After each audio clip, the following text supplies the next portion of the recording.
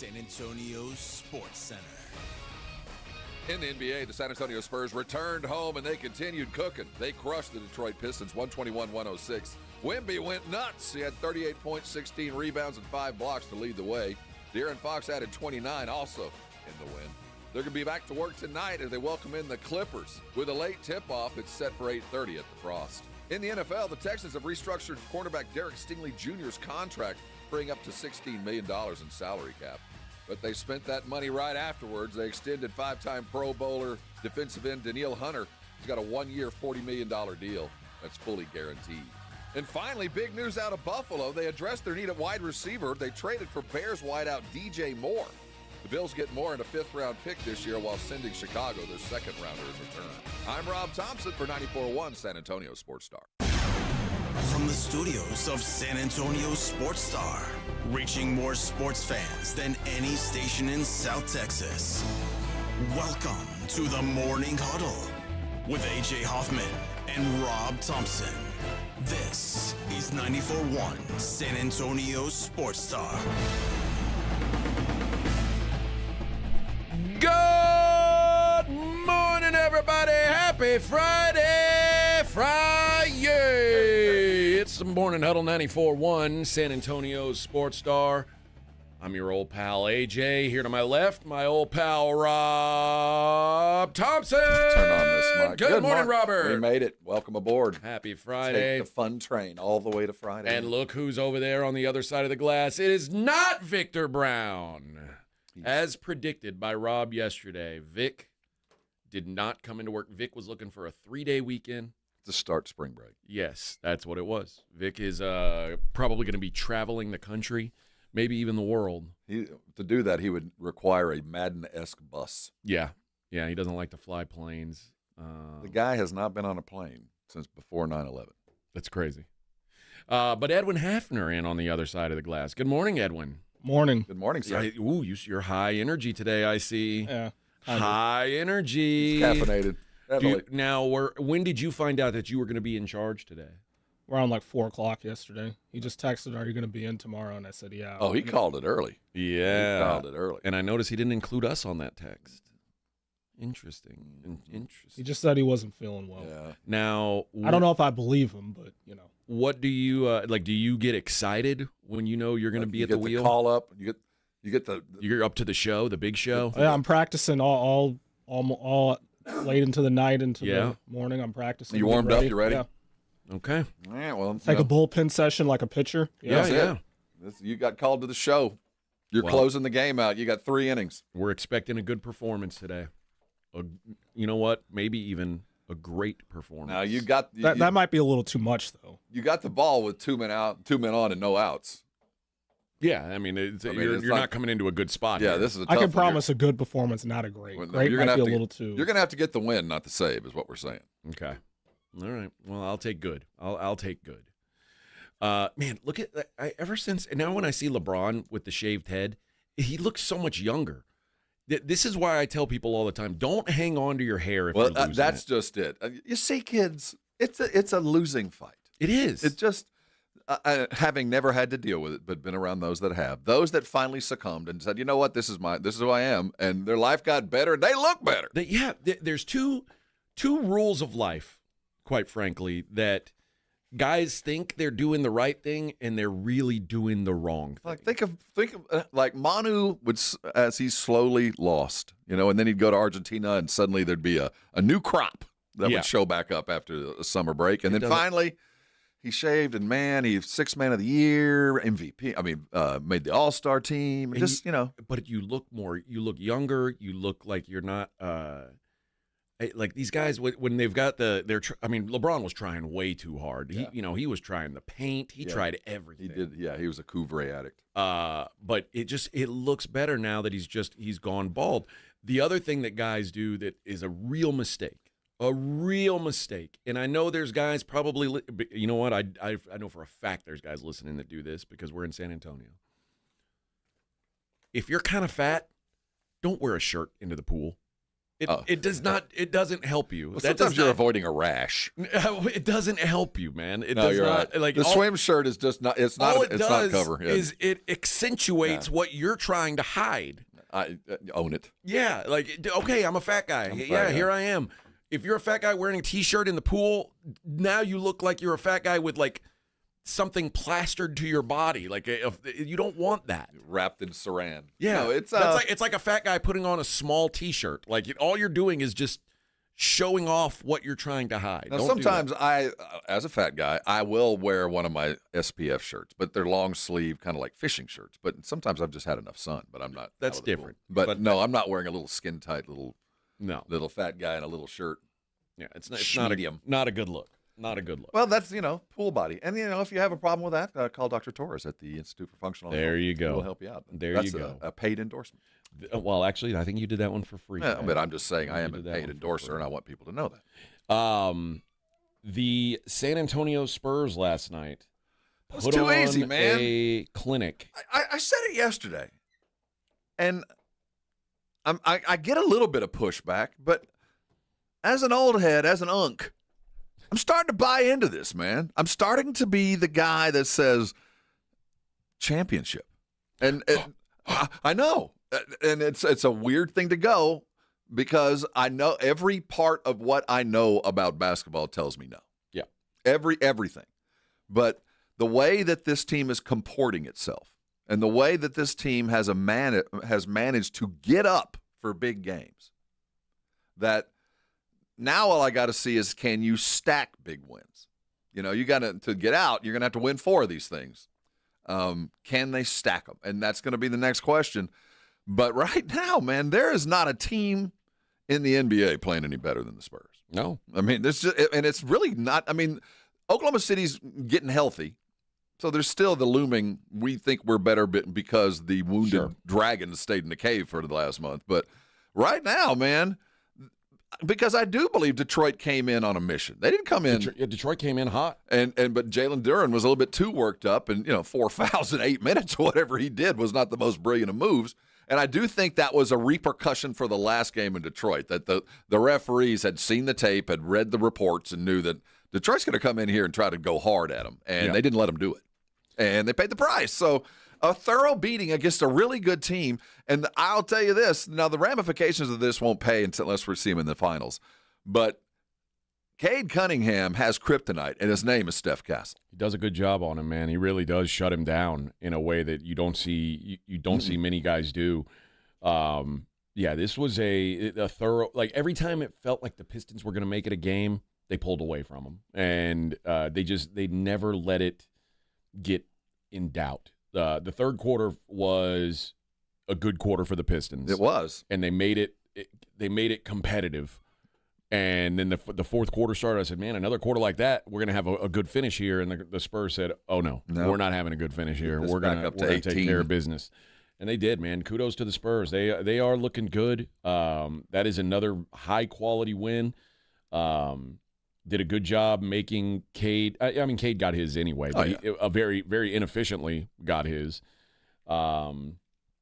It's hard to complain about what's going on with the Spurs right now. They're, like you said, the big question is, will they be able to do it in the playoffs?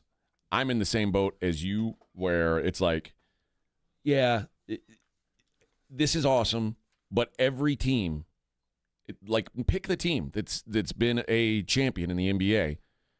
You have to stumble. You have to go through the gauntlet. Yeah, you got to cook the clay. Team that didn't get beat a couple times before, or even one time. Sometimes might just be once, but you got to go in. You got to take your lumps in the playoffs, and then often the next year you come back and do it because you get your weakest part exposed, and you can address that. There's a lot of things that come through a loss, and it's not just learning how to win. Sometimes there's things that are inherently flawed in your team that you don't realize until you get into that crucible. Do we know? I mean, I guess we could do the research on this. Has there ever been an NBA champion that didn't make the playoffs the year before? Yeah, I'm sure there has. I mean, that's a good Grok or AI question. Yeah, I mean that because I can't think of one, at least in recent history. I mean, maybe it happened back in the day when there were like 8 playoff teams or something, but It's just hard to imagine that happening. But you are right that this team, like, there's nothing about what the team looks like today that would make you averse to saying this is a championship contender. They look the part. It's the thing that is just so hard to account for.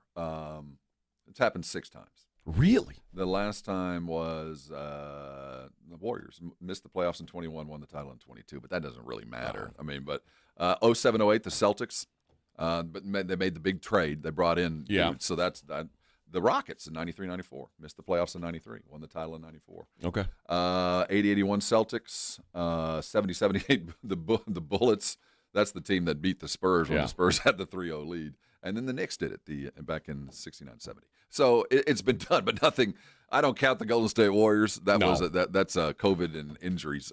But it has been done, but not in this era. And I still hold fast to my beliefs that things have to happen before.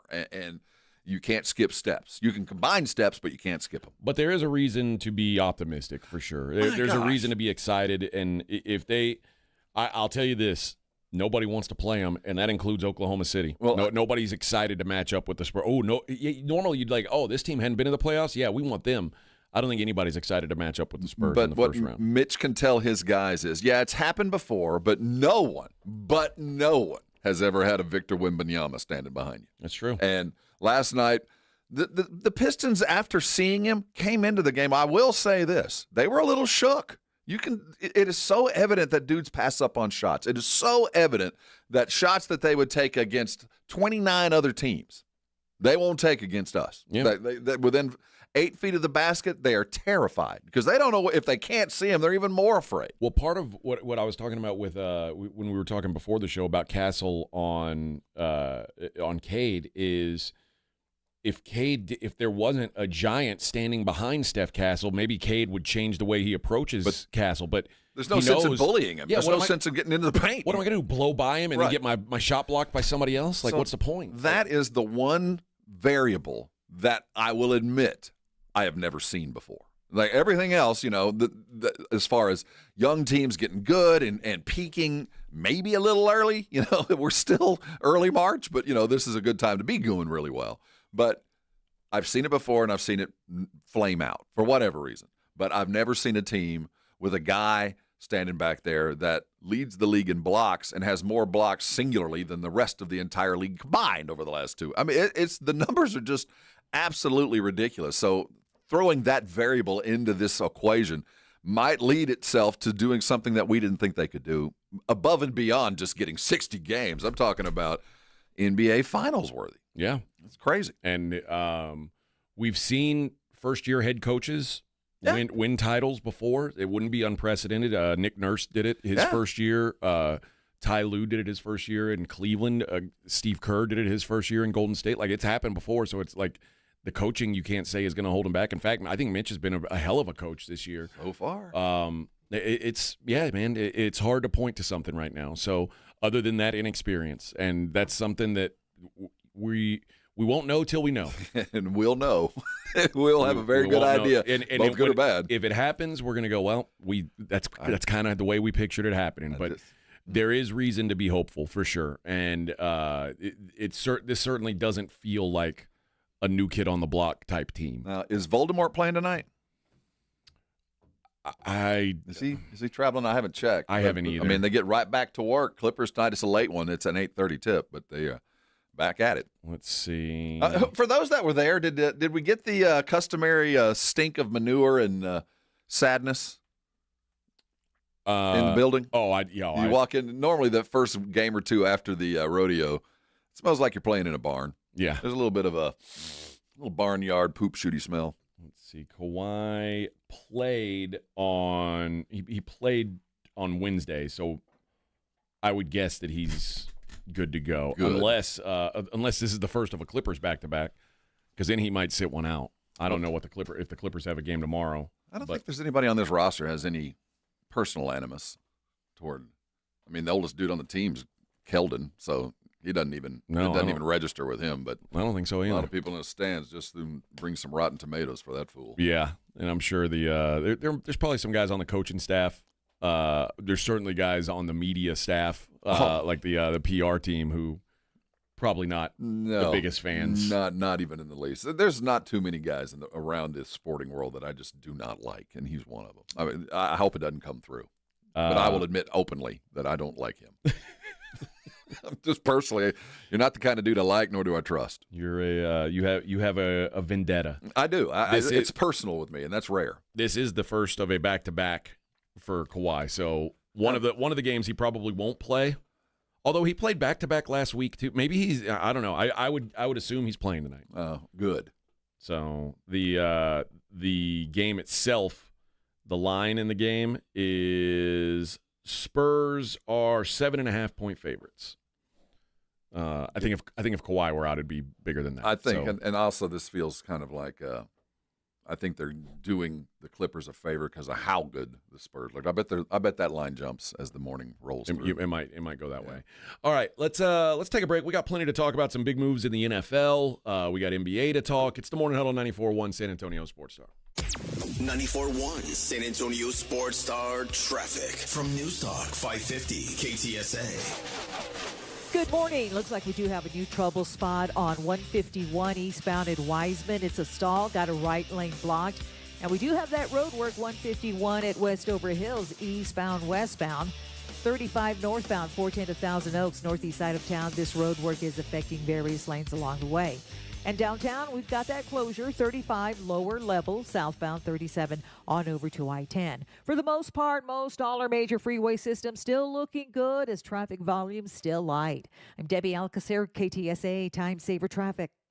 I'm worth more. You bet I'm worth more. I'm worth a little more. We completely agree. At GiveMeTheVIN.com, you are worth more, and your car's worth more. And we want to pay more for good cars at Give Me the VIN, because they are worth more, and so are you. And remember, if we don't beat a deal from Carvana or CarMax, we'll pay you $100. For top price, trust, and ease of transaction, GiveMeTheVIN.com, America's best car buyer. Sell us your car.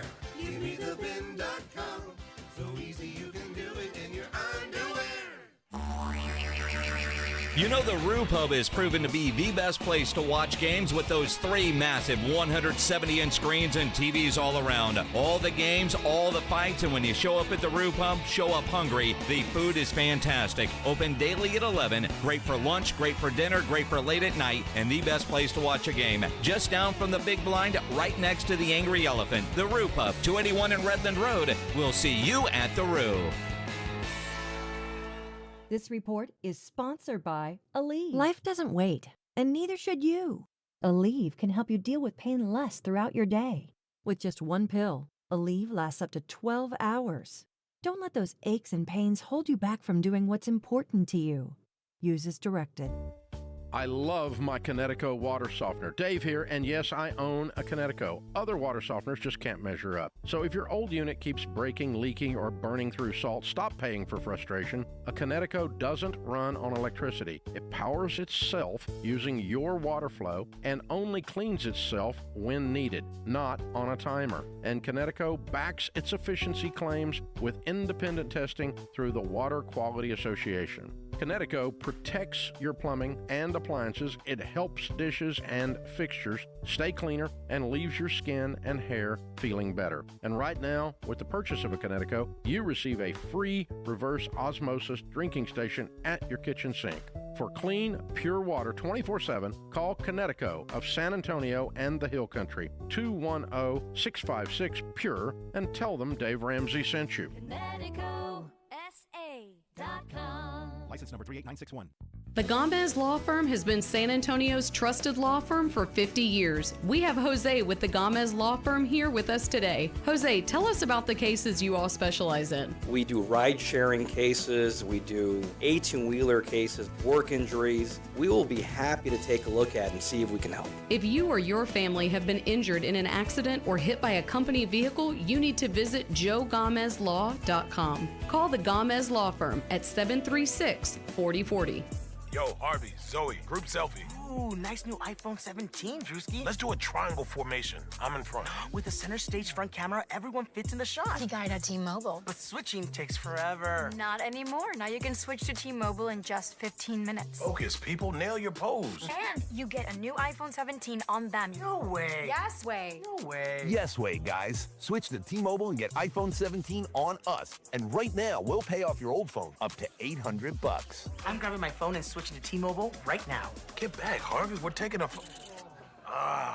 Let's go again, y'all.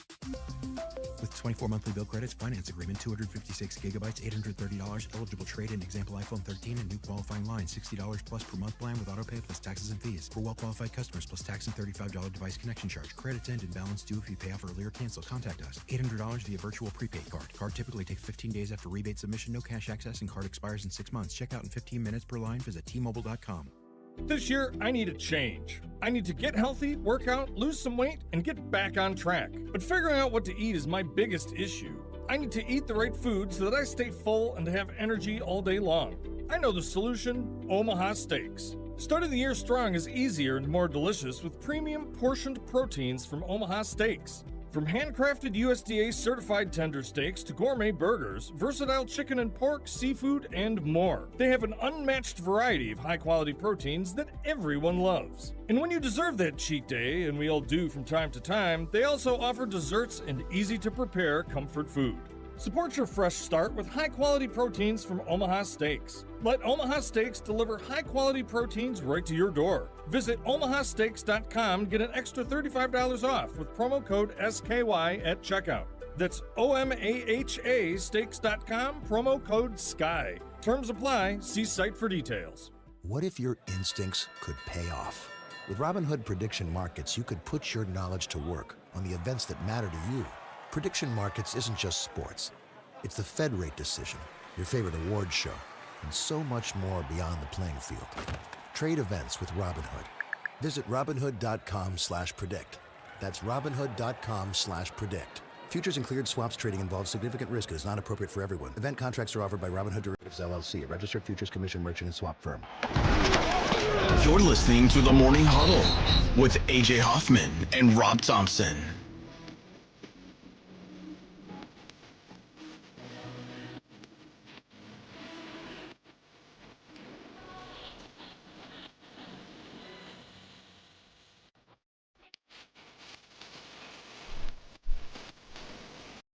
Everybody's looking forward to the weekend. Oh, it's Friday. There's a lot of people heading into spring break this week. So what are they doing, Rob? Padre bound, I would think. Partying. Yeah! Grab your flags. Yeah! Head to the beach. Looking forward to the weekend. Good morning, everybody. It's the Morning Huddle 94.1 San Antonio Sports Star. What a day. What a day to be alive, baby. Were you of the age where you got to go to Mexico for spring break? Was that too late? I went to Mexico on the weekends, when I was a kid. When everybody go to South Padre and not be afraid of being eaten by witches. Yeah, I wasn't. That wasn't a thing when I was a kid. I wasn't worried about those types of things. I was there that year that the kid was eaten by the witches. Were you? Mm-hmm. Yeah, I was not. That killed a really good time. I always felt like for spring break, if I could just stay in Matamoros, that would have been fine. Yeah, don't eat children, guys. No, it's ruined it. It's not kid-eating cultists. It's not hard. It's always not ruin a party. Yeah, man, we don't like that. Yeah, I was never worried about going to Mexico. No, I would never go to Mexico. Like, I don't go to border towns now, but when I was a kid, I'd drive over. I'm 16, driving over with my buddies. We're going across the border, drinking beers, and anybody who's gone thinking really hard about snorting cocaine and trying to get laid. Matamoros or Acuna has seen things. Yeah, I've seen things. So no, I wasn't scared. Now I'm maybe a little scared. Come back without a finger. Come back missing a finger. Yeah, might not be my thing anymore. Or held for ransom, and ain't nobody paying for me to get And out. I don't want to be eaten by a devil worshiping drug cult. Yeah, I don't want that now. That's not the good way to end. No, I'm out on that. So, no, I wasn't worried about it. No. Enjoy your spring break. Make good decisions, and if they're bad decisions, have a backup plan. Yeah. Alrighty. The NFL, the wheels keep on turning on the NFL, even though we're many days away, as Rob likes to say. But the Texans get Danielle Hunter locked in, $40 million for 1 year deal, baby. $40 million for a pass rusher? What? 1 year, baby. 1 Give year, me it all. $40 million. It's the second extension he's had with Houston. He signed a 2-year deal before, 2 years, $49 million. Why not franchise him? I know they might have another franchise tag being used, but it seems like whenever I see a 1 year deal that's above the average of 5, I'm like, well, why did you do that? I don't know. I'm not really sure. I mean, it does give you that flexibility, but there's many reasons, I'm sure. I say this out of ignorance, but it just seems like there's a way you probably could have gotten it cheaper. I think the deal is that the Texans knew that if they wanted to keep him on a year-to-year thing, you were just going to have to pay a premium, and they hey, I'm about it, man. Yeah, and he was probably okay with that too. And it's like, yeah, we can give you, you could go out and make for 2 years and probably make 30 to 35 per. Or we can just go ahead and lay a big number down here and just play this year. We'll see how it goes. And he said, okay. If he's in for it, I'm all about it. But because that's what he did last year. Last year he made like around $36 million for a 1 year extension, and he balled out. Okay, let's do it again. It's kind of counter to what I believe, but I'm all about it if he wants to play for me that way. Yeah, and I mean, he's not an old guy, but he's not young. He's 31, 32 years old. I don't know, man. It'd be hard for me to turn it down if they slid that contract That's my what I'm way. saying. I'll say, yeah, I'll play for a year for All that. right. So when that check, you're going to write that today? It's a good year's work. He was fantastic last year. Second team All-Pro. Texans obviously had a great defense. They wanted to keep it intact, and they do a good job of getting that done. Azeez Al-Shaair is likely to get an extension this offseason as well. Will Anderson, we expect to have a game-changing, probably highest-paid pass rusher in the league type extension here pretty soon. Trent Brown. Derek Stingley is going to have to get paid. So, no, I guess they did already pay. No, did they? I don't know. They gave Derek Stingley his money, I'm pretty sure. Isn't Brown supposed to? He'd probably get paid in the next 2 days. I don't know. Yeah, I mean, maybe they're throwing money around this defense to keep it together, which again makes me wonder even more. Trent Brown is re-signing 1 year, $7 million. Okay, that's a good deal. It makes you wonder even more if they're going to be able to how they're going to pay C.J. Stroud. Let's hope that they go, you know what, maybe we don't have the money. But that's not going to happen. Well, remember, Stroud and Anderson from the same draft class, number 2 and number 3 picks in that draft. And I said at the time, when it comes time to give these guys long money, they're only going to be able to keep one of them. And one's already got the deal. And they're going to keep them both. It's just going to hamstring everybody else. They got a very short window. One of them is like one of the 4 or 5 best guys in the league at his position. Well, Anderson's pretty good. The other one is C.J. Stroud. Oh. So, the other one had a good rookie year 3 years ago and has done not much since. But, hey. He's got a $7 million left tackle to take care of him now. Yes, that'll fix everything. All right, when we come back, we'll dig into this. The Buffalo Bills made a move. We've been talking about, when are the Bills going to go get a wide receiver? Well, they answered that question. They got one. We'll talk about that coming up next. Morning Huddle 94.1 San Antonio Sports Star. 94.1 San Antonio Sports Star traffic from News Talk 550 KTSA. Good morning. Looks like we do have a new trouble spot on 151 eastbound at Wiseman. It's a stall, got a right lane blocked. And we do have that road work 151 at Westover Hills, eastbound, westbound. 35 northbound, 410 to Thousand Oaks, northeast side of town. This road work is affecting various lanes along the way.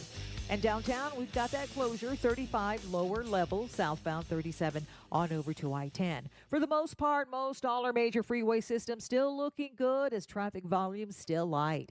I'm Debbie Alcacer, KTSA Time Saver Traffic. 94.1 San Antonio Sports Stars Spring Golf Classic is back. Monday, March 30th at the Golf Club of Texas. Get your slot now. $150 per person or $500 per foursome.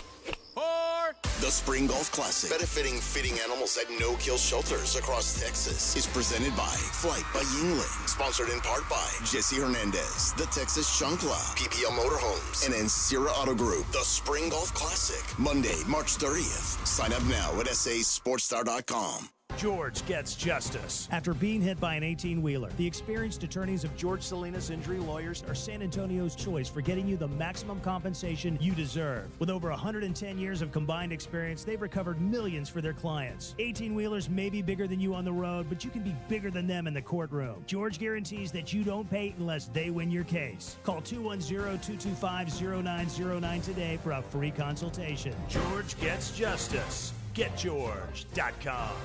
I know that hiring can be challenging. You need someone to match your role perfectly. Well, now you can meet them fast on ZipRecruiter.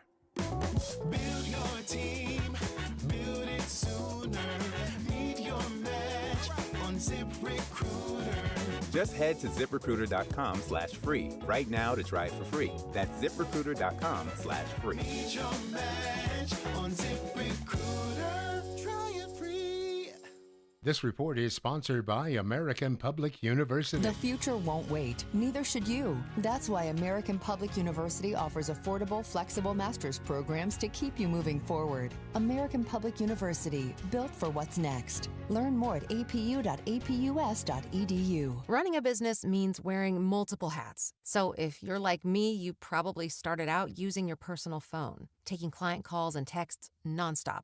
As my business grew, I needed something smarter. That's when I switched to Quo, the #1 business phone system. Quo works right on your phone or computer. No carrying 2 phones, no clunky landline, just one easy app you can try for free. Your team can share one number and handle calls and texts together like a shared inbox. Any teammate can jump into the conversation so customers get faster responses. And Quo's AI assistant summarizes your calls and responds to customers 24/7, so you never miss a lead or opportunity. All this starts at just $15 a month. That's basically 2 coffees. You can even keep your current business phone number. Find out why 90,000 businesses trust Quo. No missed calls, no missed customers. Try Quo for free at quo.com/sports. That's quo.com/sports to try Quo free. QUO.com/SPORTS.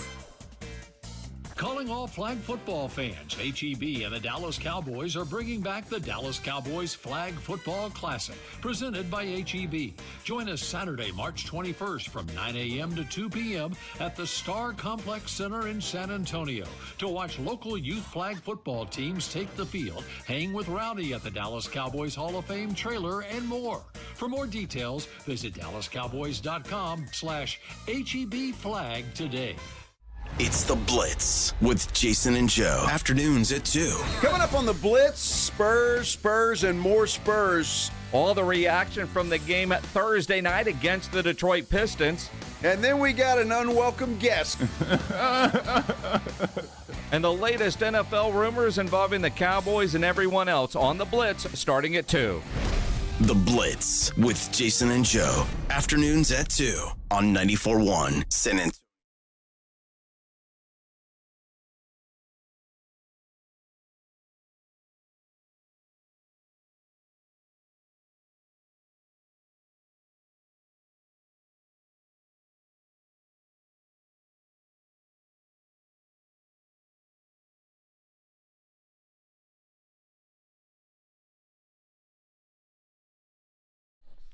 Heyo. Feel like I should be slow walking into a bar. Yeah. We'd be so cool walking into this music. It is good walk-in music. I'd have a cigarette tucked behind my ear, even though I don't smoke. I'd have some kind of open collar silk shirt. Yeah. A couple of gold necklaces. Yes. Little Yeah. Coke spoon hanging down. That'd look good, man. Oh, man. Would be so badass. Axeman and the Bobcat. That's right. Hitting the streets. All right. One day we'll do a buddy cop show when we retire from radio. Yes. That's the move. We have to drive a convertible, though. The Buffalo Bills acquired DJ Moore. Listen, DJ Moore is. Let's start with the obvious. DJ Moore is better than Tyrell Shavers. He's better than Brandon Cooks. He's better than Keon Coleman. He's better than Gabe Davis. Like, well, the jury's still out on Coleman. The jury ain't out on Coleman. Trust me. Well, he hadn't really showed up for work yet. Mecole Hardman, Curtis Samuel. This is you're nailing it. You're putting it in the perspective you have to put this move in. He's better than anything we got. Yeah, and they've tried. I mean, the Diggs thing didn't. Since they got rid of Diggs, they've tried a couple things. The pick on Coleman was no good. They tried. They kicked the tires on Amari Cooper. No, he's washed. Curtis Samuel, Josh Palmer they signed them. Neither one was. I mean, Josh Palmer was hurt when he was out there. He was okay, but not a game changer. Curtis Samuel's been basically nothing. He sends a second-round pick to get this deal done. They get a fifth-rounder back with DJ Moore, which is it's not nothing. A second-round pick is a big deal. It's a lot of capital, but they are buying pretty high on DJ Moore because DJ Moore is coming off a not so great season. Well, it wasn't. A lot of that wasn't his fault. Some of it was a varied offense that he wasn't necessary as much anymore. Well, the other thing was they had two receivers they like better than him. Well, there's some of that, but I mean, some of it was this was an offense predicated on spreading the ball and running the ball, and you had a quarterback that was better. But he's still growing into it, and he wasn't a perfect quarterback. And I think there was some opportunity that was left on the table for Moore. And I think that when you look at the film, I think Buffalo believes that. And then the second part of this is you don't got to be great to be great playing for Josh Allen. Yeah. So he's going to have far more opportunities to catch the ball in windows that he's not accustomed to. The ball's going to arrive in places that he's never had a quarterback that could deliver it in places like he can go.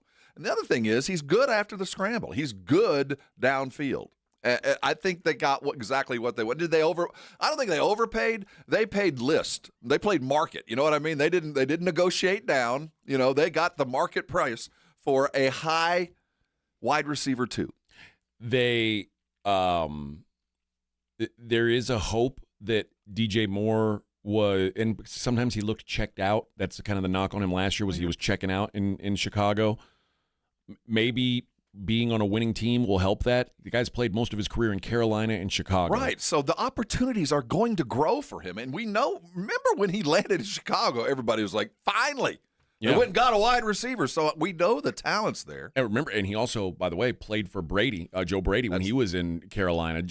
Brady likes him. That's the wild card that no one's talking about. This guy steps on the field already understanding the offense that's going to be implemented with or maintained with Josh. There is a. I mean, listen. Would I have loved to see AJ Brown? Sure. I don't think y'all are done. I think you're going to bring in somebody else. I think there'll be a draft pick. I think there'll be a free agent, a June 1st cut that might kind of show up. That might be. Now the real question will be: do two high twos equal a one? Can you find a couple of really goods to take the place of a great? And Josh has never really had a great, so I don't know if he even needs it. The Bills can also process a full salary conversion on DJ Moore, which would lower his cap hit to $6.75 million this year and create almost $18 million of cap space. Well, that suddenly makes this deal even better. Yeah. So there is some. I'm not down on it, but I will say this, and I'm sure you agree. There's still work to be done. Yeah. But you're better today than you were yesterday. Basically, the guy he is going to be replacing is going to be. They can now cut Curtis Samuel, and they'll save $6.1 million there. They're going to, for the same amount of money, they're going to get rid of Curtis Samuel and bring in DJ Moore. Now, how about, and also we have to factor into this offense something that a lot of the stud wide receivers really don't have to deal with. And that's the way that Buffalo, at least last year, I assume it's going to maintain, uses these tight ends. I mean, you got a couple of those middling wide receiver tight end types that also play a huge role in this offense that will take away some of the stuff that maybe DJ Moore was asked to do in Chicago, those little short routes, those crossing routes that no wide receiver wants, So maybe it'll free him for that second level stuff that he was good at Carolina. I mean, DJ Moore can win at all three levels. Yeah. I've seen him do it. It's just is he in the right fit? I mean, I can't. Again, I always say when Stephon Diggs wanted out of Buffalo, I say, who plays with Josh Allen and says, no, this isn't for me. I don't get it. He's a Diggs. Yeah. Can you imagine what Thanksgiving's like around that house? But I think DJ Moore is probably going to be an upgrade there, and we'll see. We'll see if it's enough. That's the big question: is what will it take? So what do you think's going to happen with this Colts wide receiver? Alec Pierce. What's going to happen? He'll end up being the highest paid wide receiver in this group. That's nuts. Yeah. That's nuts. But it's a part of it is like who else is available. I agree, but that's why I asked. Of all the guys, this guy, he's the Kirk Cousins of wide receivers. He might be. I mean, there is something to having like a big game or a big play guy. You know what I mean? Mm-hmm. Like who's like his only job is to catch touchdowns. Who was the guy that played for the Eagles a while back?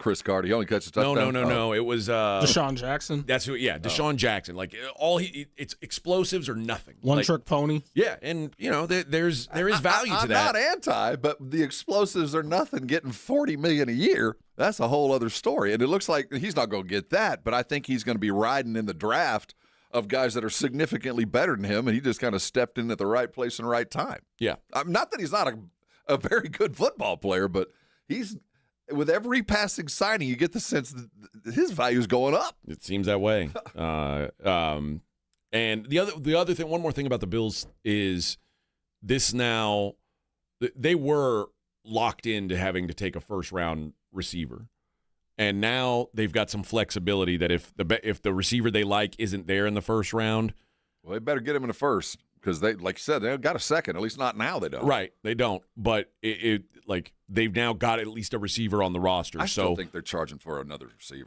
It wouldn't shock me. But if the guy they like isn't there, they don't have to reach because they've got. I mean, they could take other positions too. They need to rebuild that secondary a little bit. So nothing would be out of the question. Okay, what you brought up a good point. Now, as Bean and the general manager, that you've addressed that. You still know you're not as strong as you'd like to be given your quarterback situation.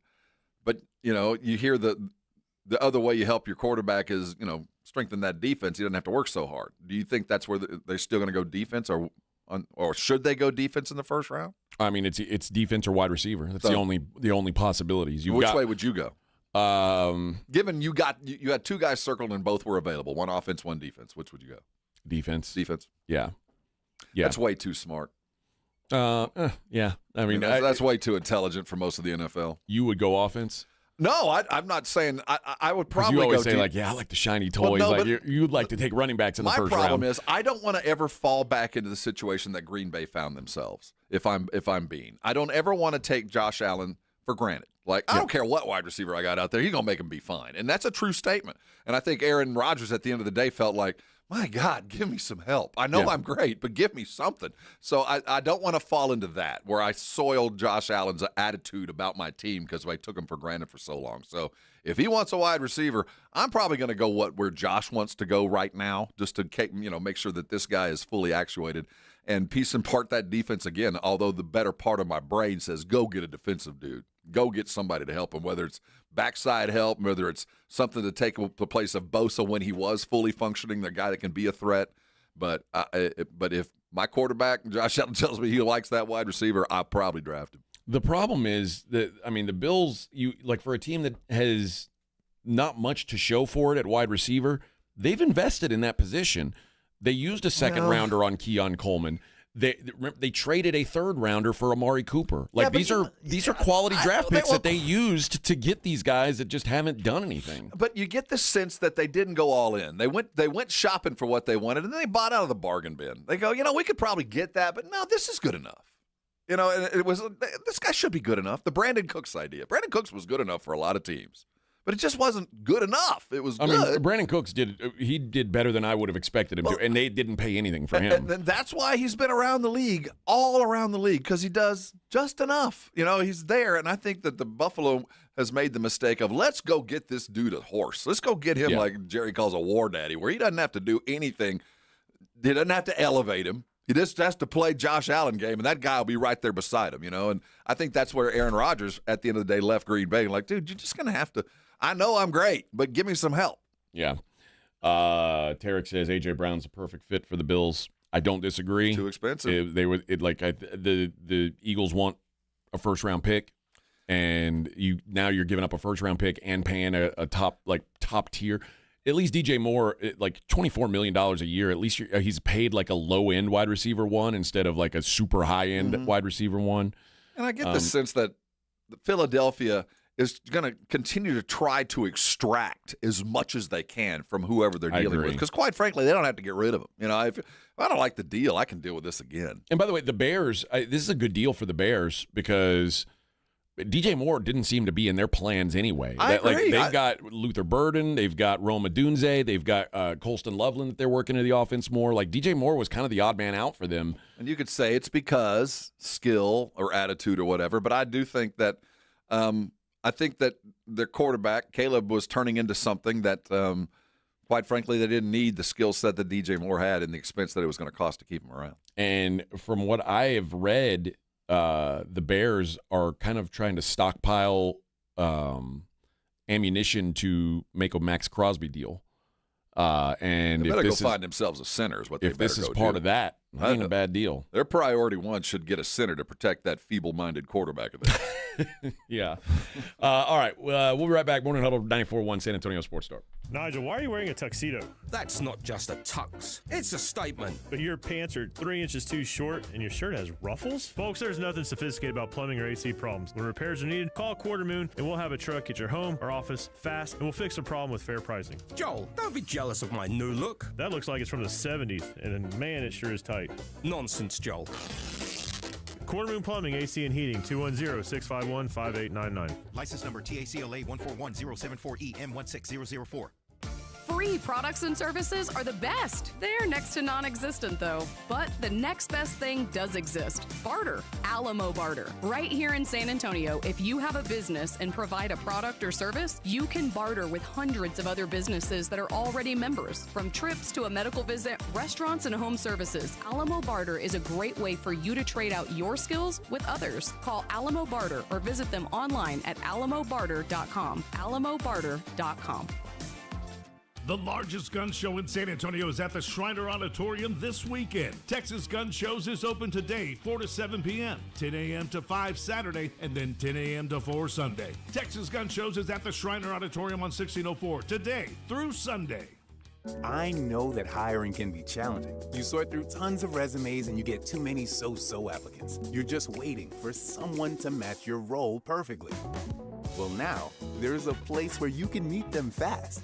ZipRecruiter. Need to hire right away. Start your search for strong candidates. The right fit awaits. Build your team, build it sooner. Meet your match on ZipRecruiter. Just head to ZipRecruiter.com/free right now to try it for free. And you're on your way to meeting your match. 4 out of 5 employers who post on ZipRecruiter get a quality candidate within the first day. So try it now. Go to ZipRecruiter.com/free. Once again, that's ZipRecruiter.com/free. Meet your match on ZipRecruiter. Try it free. It's impossible to have a bad day when you started with Chick-fil-A. Hi, I'm Miles. And this is Grant. And the little thing we love about the Chick-fil-A chicken biscuit is how the fluffy, crispy goodness wakes us up in the morning. The chicken is crispy, the biscuit is soft, it's iconic. Throw some jelly on it, you could throw some honey on it. It helps me kick off the day. The hash browns are great. And I really like the shape of them too. Little circles of crispy goodness. Yeah, those early morning chicken biscuits are just great, man. Mornings are a little bit brighter with the Chick-fil-A chicken biscuit and Simply Orange Juice. Available on the Chick-fil-A app. Real guests paid for their testimonials. Do you owe back taxes or have unfiled tax returns? The IRS won't quit until they get your money. Here's great news, fresh from those in the know. Major changes have happened at the IRS. If you owe more than $10,000, you may be eligible for a 99% reduction of what you owe. Haven't filed a return for a while? Their happy clients are talking. The IRS was going to levy my bank account, but Guardian was able to prevent that and fix all my IRS issues. Thanks again, Guardian Tax. Need relief from crushing tax debt? The IRS now has special programs. Guardian Tax knows all about them. Personal or business, this is the fresh new break you've been hoping for. We aren't the company you call when you need a hug because you're scared of the IRS. Guardian Tax is the company that wins when you need it most. Guardian Tax Service is really great to work with. They really help me out. I'd recommend them highly. Call now for a free confidential consultation. 800-499-1076. 800-499-1076. 800-499-1076. It's the Morning Huddle with A.J. Hoffman and Rob Thompson on 94.1 San Antonio's Sports Star.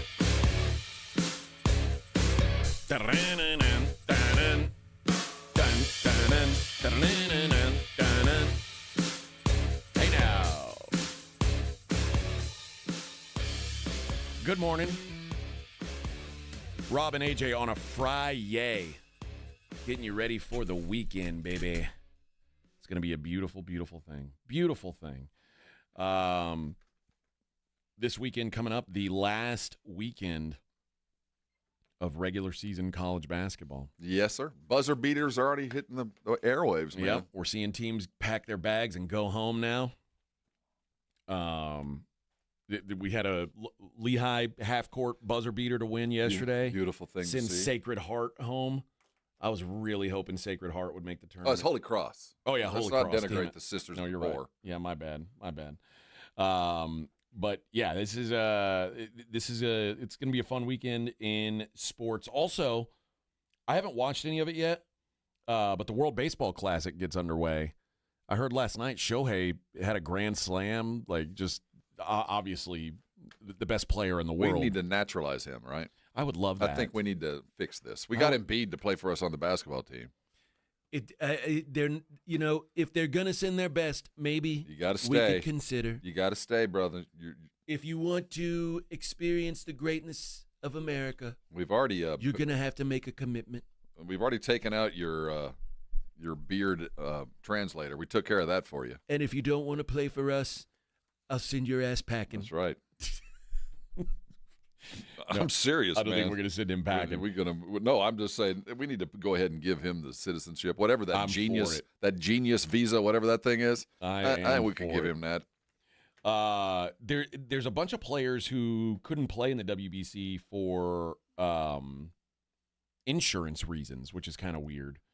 Jose Altuve, Jose Barrios, Carlos Correa, Mike Trout didn't get clearance from their insurance to be able to play in the WBC. Now we got to fix that. Yeah, that if doesn't every seem right. other league, if the NBA can manage this, I think you baseball players can play a couple of games. How about the guys who went to play hockey? Yes, I mean these guys are losing teeth, and we I think we got. That's such a baseball thing to hear. But there was the last time, which I guess 2023, 2 years ago when they played this. What was the Mets closer who got hurt celebrating when Edwin Diaz. Of course he gets hurt. My name gets hurt. Yeah, he got hurt celebrating, and then Altuve broke his hand in that thing. Got hit by a pitch and missed.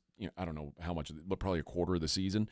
So it's happened. These guys have gotten hurt before. I wonder if it's the same insurance company not letting them play. Like a Lloyd's is like. I don't know. I don't know how it works. Our policies, we don't let anybody do anything extra.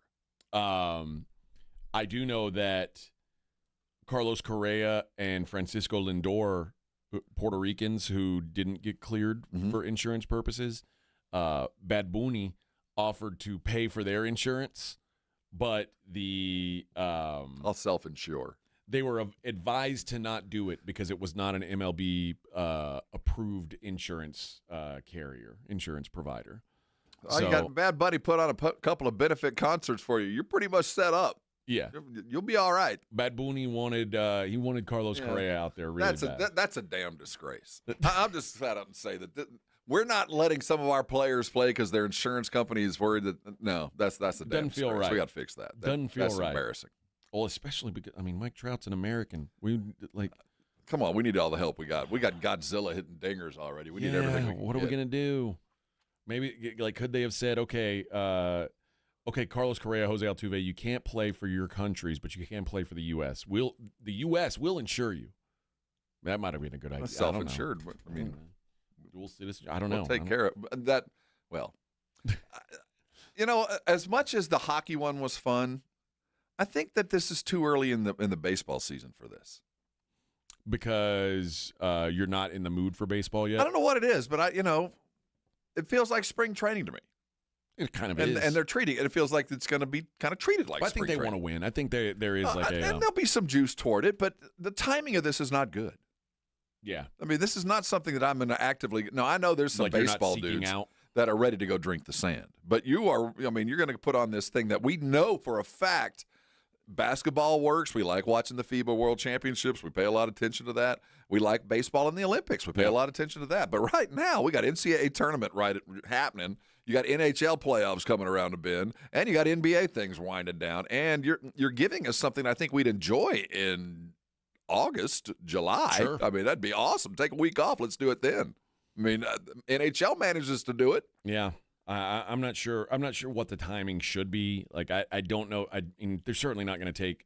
This would be a 3-week break in the middle of. Well, obviously we can't do that. Right.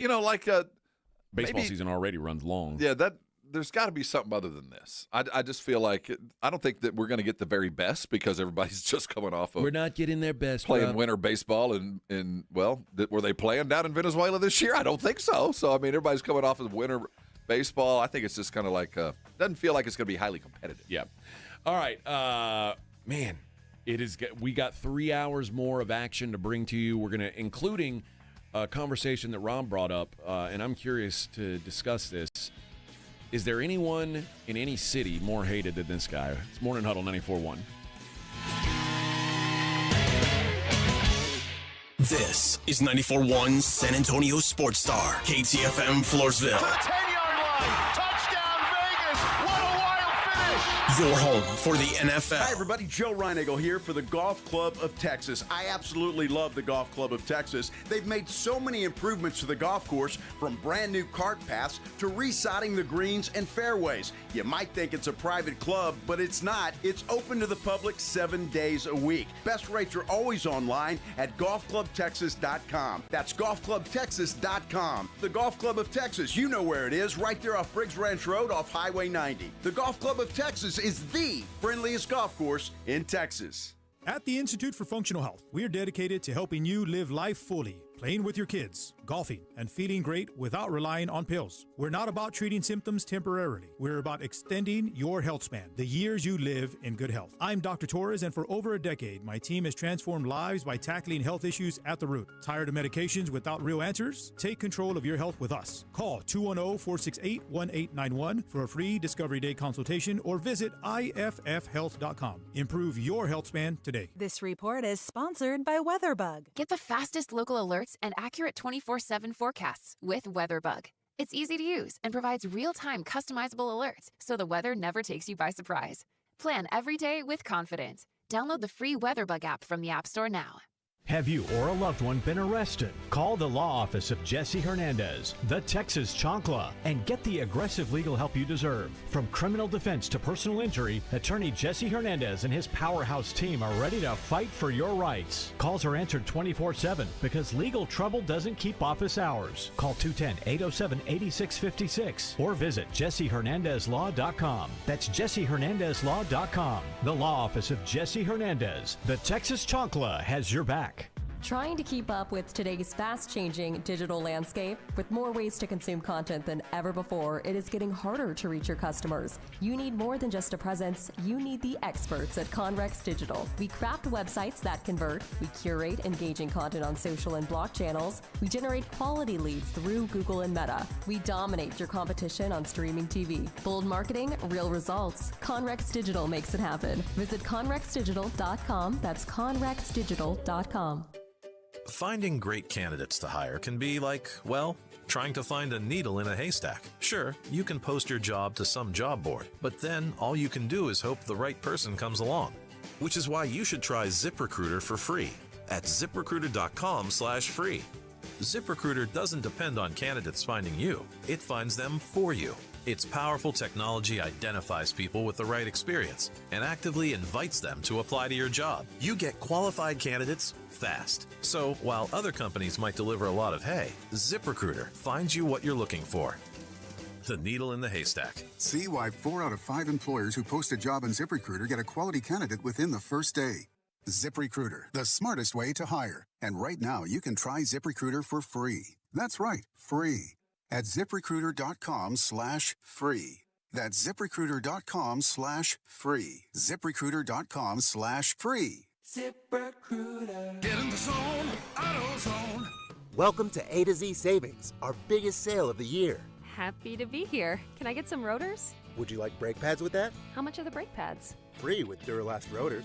Free. Really? Really? Free. I also need some oil. Would you like an oil filter with that? Yeah. How much is that? Free with the oil. Free. Really?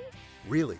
Free. It's part of A to Z Savings with hundreds of deals. From A to free.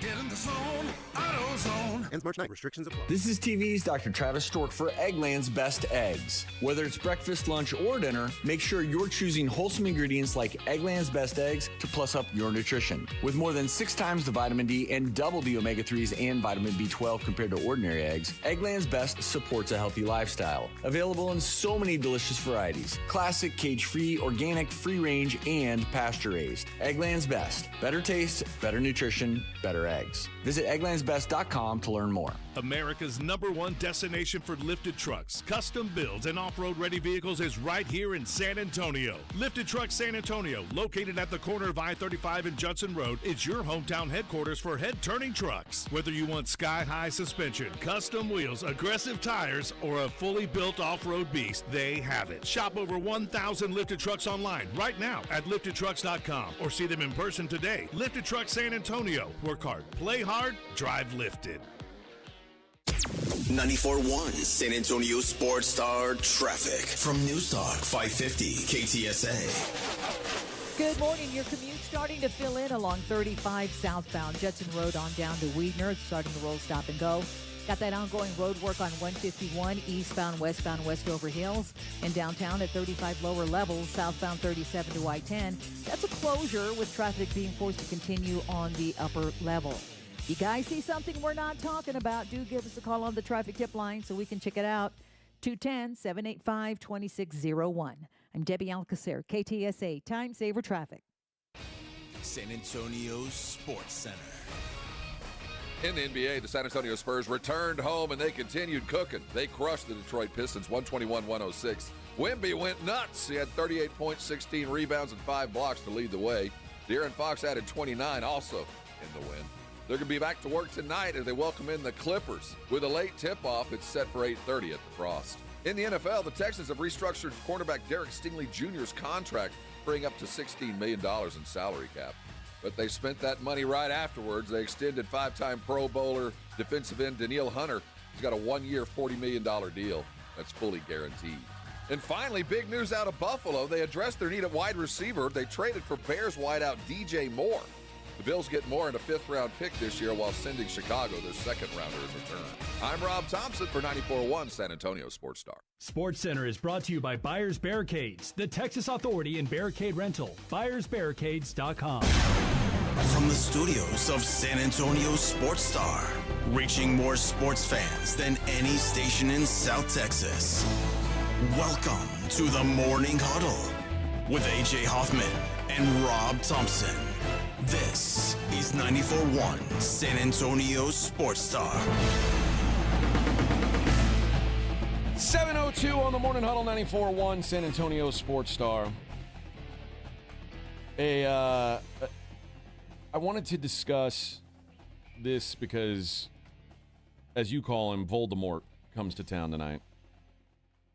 Kawhi Leonard makes another appearance here in. Who said his name? The Alamos. I don't have the feelings that you do about him. Like to me, Kawhi's just Kawhi. I don't care. So it's not as personal for me as it is for you. And you asked me an intriguing question before the show started. is there anyone in any city hated as much as Kawhi is hated here? And it's a really good question. I think there are a couple. The first one that comes to mind is Kyrie Irving in Boston. Remember Kyrie went to Boston and it was like, yeah, he kind of did them dirty. Yeah. Like, I think now, and I always put this sort of, I always say take Kawhi with a grain of salt, because imagine if Kawhi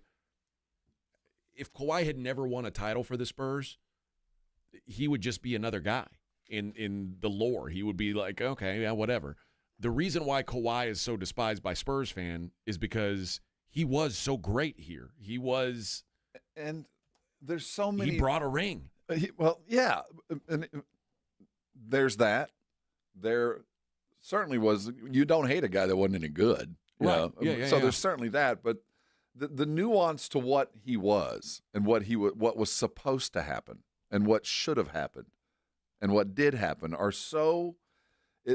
It's this personality-driven, passive-aggressive. We never knew where he stood. He stood, he used this uncle that no one ever saw as as this barrier. And the city and the team bent over backwards for this guy. Did set the table. Look, if you will just be here, there's rings to come. Things are you'll get everything you desire and more. Just vote for Pedro. That's all we ask. And he couldn't even do that. And he was deceitful, and he lied, and he ran from the team, and just everything that you can do to be a bad teammate in the sense of being on the team. Now, I don't know how the players felt about him. It seemed for the most part, except for Tony Parker, Kawhi was Kawhi, and you accepted the fact that he wasn't going to say anything. But I don't know of any city that felt more betrayed. I mean, it was just an absolute betrayal. Like, everything you want, brother, we got you. We got you a title. You got to land with Tim and Tony and Manu. We handed you the keys to the throne. You got the greatest coach in the history of the league and a guy who was uniquely built to protect you, to allow you the space and the comfort and the silence and the soft cotton love that he wanted. And we're not going to force you into the spotlight. We're not going to force you to take a second job. We'll give you everything. And you still just gave us the finger and left. And I will never get over it, ever. Yeah, and I mean, rightfully so. Like it's business, and the Spurs never had the business thing before. It had never been just business with us. It's always been more than that. Like the Spurs thought that. I think Spurs fans thought that it was such a, like, how could anybody want to leave this? Right, and this is the land of milk and honey. You got everything except for the coast, or I don't know, but it just went, and it was truly, we weren't good enough for you. At our very best, we still weren't good enough. Rings, money, safety, coaching, organization, everything, and you looked at us and said, "You're just not pretty enough for me." Yeah, and it just kicked us straight in the heart. Now, I think that you could have made an argument about LeBron James when he left Cleveland, but then he went back and won a title for him. Yeah, he rectified that. And it's I think everybody's kind of good there now.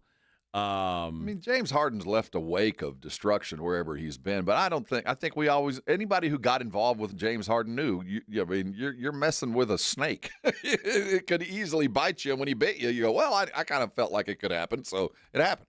What about, remember when, I remember what a big deal it was when Johnny Damon went to the Yankees. Oh. Because Johnny Damon was on the, what do they call themselves, the Dirtbags or whatever it was. Like, they were on that Red Sox team that had finally won a World Series. Broke through and did it to the Yanks, and you crossed the street. And then he shaved his beard and went and played for Red Sox fans lost their mind with that. They lost their minds about Clemens too. Like they didn't. They like. And now Clemens is probably more important, but at least Damon did bring a title. So the worst thing was we traded the dude away and he immediately wins the title. So it made it even freaking worse. But also Clemens won 2 rings for the Yankees, which a Red Sox fan is more worried about what rings they've got than anybody else. So I think those two would be equal. But there wasn't. Those guys still were kind of big personalities that you kind of that's not that out of character. Remember, Kawhi said like 8 words his first 6 years here. We just felt like he was, one of the guys. He was going to carry on. And then the moment we heard anything, it was always just doesn't sound right, man. I don't think this guy likes us. Yeah. This guy's faking an injury. I remember when I was a kid, when Dion went from the Falcons to the 49ers, Falcons fans were fuming. And then he immediately won a Super Bowl, and that didn't help things. But I think also a lot of it is like if Kawhi had gone on and had no success anywhere else, it'd be a lot better. You'd be like, yeah, that's what you get. Oh no, you're right. But for him to go and win a ring in Toronto, it's like, son of a bitch. Right. This is exactly our biggest fear come to life. Not only did you go, we really did. I mean, we got a couple of guys that we kind of liked. I mean, nobody's going to be mad at DeMar and Jakob Poeltl. I mean, we did get something back, but it was nothing in comparison. I mean, nothing to what we gave up. And to watch that success and to watch him just passive-aggressive his way out of town, lie about injuries and run out of the back of buildings when the Spurs were trying to – I mean, just all the stuff. You're like, what? This is a 12-year-old girl. You're nothing what we thought you were. Not even close. Now, to be fair, remember the Spurs, in a way, I think, kind of brought that onto themselves because of their the black curtain that all of it. Yes, they try to keep everything behind, and it's hard for a player to get his frustrations public when the organization doesn't let you get them public. So when you've got to take back channel ways to make it public, it's easy to go, oh, well, look, nobody does it like that. Well, no other team does what the Spurs do and keep their players cordoned off from society. And that's why we thought he would love it here, because he never wanted to talk to the press. I mean, that part was already in place. I mean, we got here, and how many times have you seen Kawhi interviewed in your life? Oh, I mean, I can count on one hand. Seriously. Yeah. And that was already part of the mechanism with the Spurs. We didn't have to see the Spurs alter their PR plan because of Kawhi. He landed in a place that, again, felt ideal. Brother, what do you want? Money? Here's your money. You want safety and security? Here it is. You want to play next to 3 Hall of Famers? Here it is. And eat this. Yeah. And I don't think that San Antonio, until the day he dies, will ever get over it. I mean, because again, with us, and I use us in the San Antonio way, it's always been more than just business. Yeah. The guy, especially around the time I left Houston, the guy that was the most hated there is Mike Fiers, the rat. He is a rat. The guy who basically spilled the beans on the trash can banging scandal.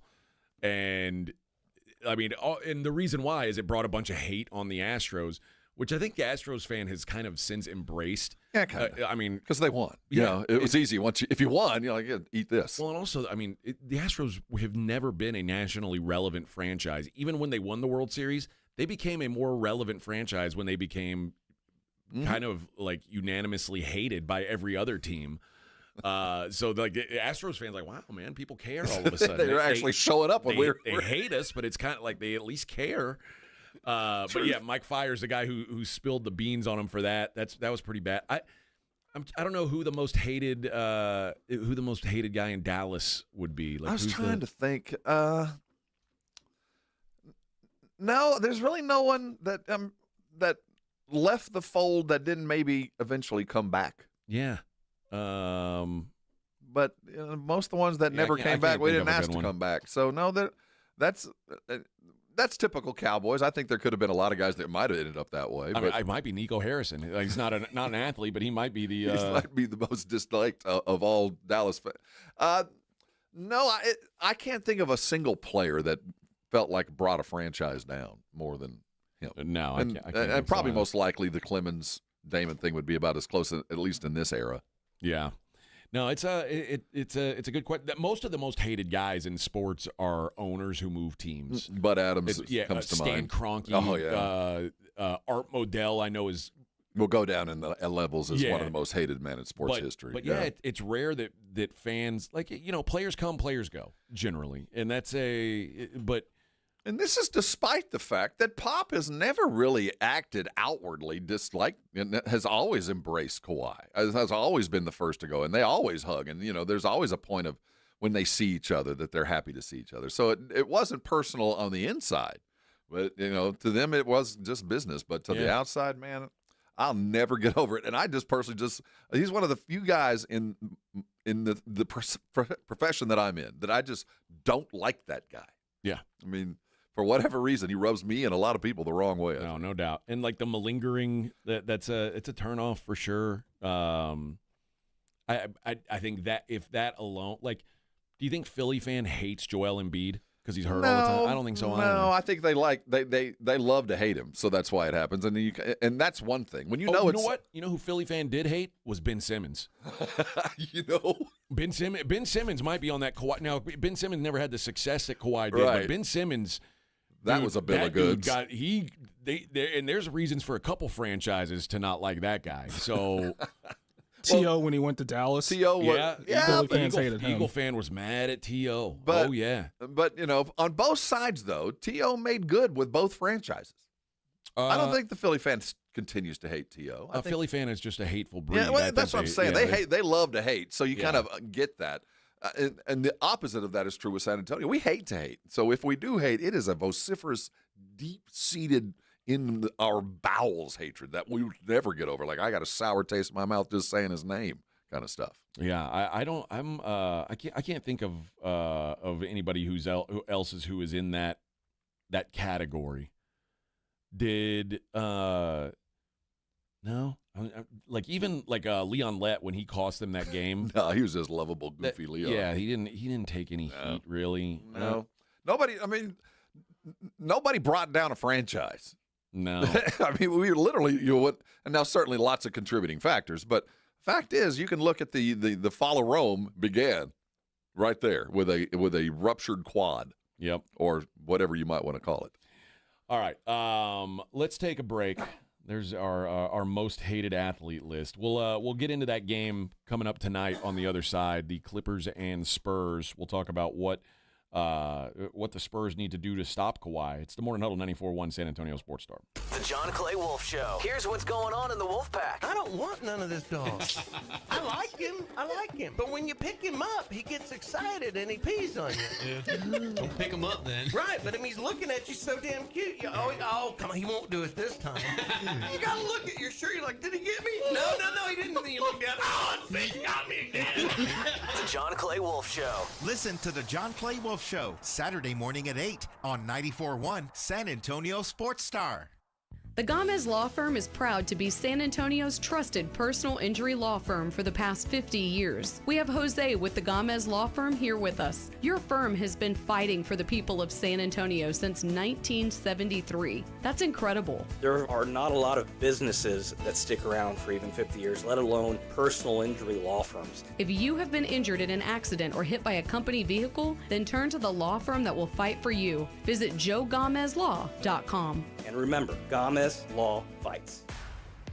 Hey, this is Rob Thompson here with my good friends from Prize Picks. I've got a little hint for you. I want you to go download Prize Picks right now. And if you remember the code Alamo, you're going to get $50 in lineups after you play your first $5 lineup. Remember, that's code Alamo, and you'll get $50 in lineups. That's just from me to you. Now, let's talk about why you want to go get on Prize Picks, because right now is the best time to play Prize Picks, because the season's meat is there. We know what the teams are doing. We know who's going to get more or less. Now go capitalize. As college ends up, as the NBA pros head toward the playoffs, you know that Wemby's trending up. You know that Steph Castle's trending up. You know that certain guys are trending down. Now's the time to go play. So when you're playing basketball and you are winning, remember what Prize Picks does for you? If they start out fast, you can go ahead and cash out before the game's even over. That's why I love Prize Picks. Also, you got good picks? Share them on social media. They're going to help you do that. Prize Picks is fantastic because being right is good. Being right more is better. But man, it feels so good to be right. Spring has sprung, and so has Ulta's 21 plus days of beauty event, now through March 26th. Over 250 beauty steals at 50% off, making it easy to refresh your routine. That means 50% off daily beauty steals from brands like Charlotte Tilbury, Sol de Janeiro, and Amika. Score weekly beauty steals on faves like Live Tinted and Polite Society. Plus, say hello to new arrivals from Rare Beauty and Natasha Denona. Don't wait. Shop in-store, online, or try pickup today. While supplies last. Conditions apply. Ulta Beauty. The possibilities are beautiful. So my friends over at Pure Talk have been sending me customer feedback from consumeraffairs.com, where thousands of people rate and review the top wireless providers. Here, for instance, is a nice note from James in Raleigh, North Carolina, who writes, quote, "After hearing Mike Rowe's ad, we made the switch to Pure Talk, and we couldn't be happier. We went from spending $1,200 a year with T-Mobile to $420 with Pure Talk. Thanks, Mike. Switch today!" Exclamation point. Pure Talk is saving James $820 a year. And because he literally wrote the words "switch today" in capital letters with an exclamation point, I'm going to go ahead and dedicate this commercial to him. So folks, take it from James in Raleigh, North Carolina. Pure Talk can give you unlimited talk, text, and plenty of data for just $25 a month on the same 5G service the big guys are overcharging you for. Just dial pound 250, say Mike Rowe. You'll also save 50% off your first month. That's pound 250 to save an additional 50%. Thanks, James. Furnished by Intellibrands. Have you ever felt leg pain, restlessness, cramps, tingling, swelling, numbness, itchiness, or coldness? Then you need the new patented Legsercise Pro, the natural circulation booster that uses continuous automatic leg movement to soothe pain and promote healthy circulation the natural, drug-free way. Using Legsercise made walking painless again. Legsercise Pro's patented walking simulator propulsion technology moves your feet back and forth along its concave track, creating constant movement and flex at both the knee and ankle joints. It's like having a physical therapist right in your own home. I have much less swelling and no more tingling. Call right now and order your very own Legsercise Pro, the new proven automatic leg mover that soothes pain and naturally promotes healthy circulation. Call 800-555-1212. That's 800-555-1212. 800-555-1212 now. These statements and products have not been evaluated by the Food and Drug Administration. These products are not intended to diagnose, treat, cure, or prevent any disease or condition. 94.1 San Antonio Sports Stars Spring Golf Classic is back. Round up your foursome, your work crew, your weekend golf buddies, even the ladies, and get ready for a fun, laid-back day at the Golf Club of Texas. Monday, March 30th. Lock in a team for just $500 for a foursome, or jump in solo for $150 per player and spend the day talking trash, crushing drives, and laughing your way around the course. This isn't a stuffy golf club tournament. It's golf the way it should be. The Spring Golf Classic benefits feeding animals at no-kill shelters across Texas, so you're having a great time for a great cause. Presented by Flight by Yingling and sponsored by Jesse Hernandez, the Texas Chunk Club, BPL Motorhomes, and Ancira Auto Group. And when the last putt drops, the day is just getting started. Join us for the after party at the 90 Proof Bar at Lucky Ranch Road and Highway 90. Cold drinks, great food, and all the post-round storytelling you can handle. So pick your team, claim your spot, and tee up with San Antonio's Sports Star. Sign up your foursome now at sasportstar.com. You're locked on the Morning Huddle with AJ Hoffman and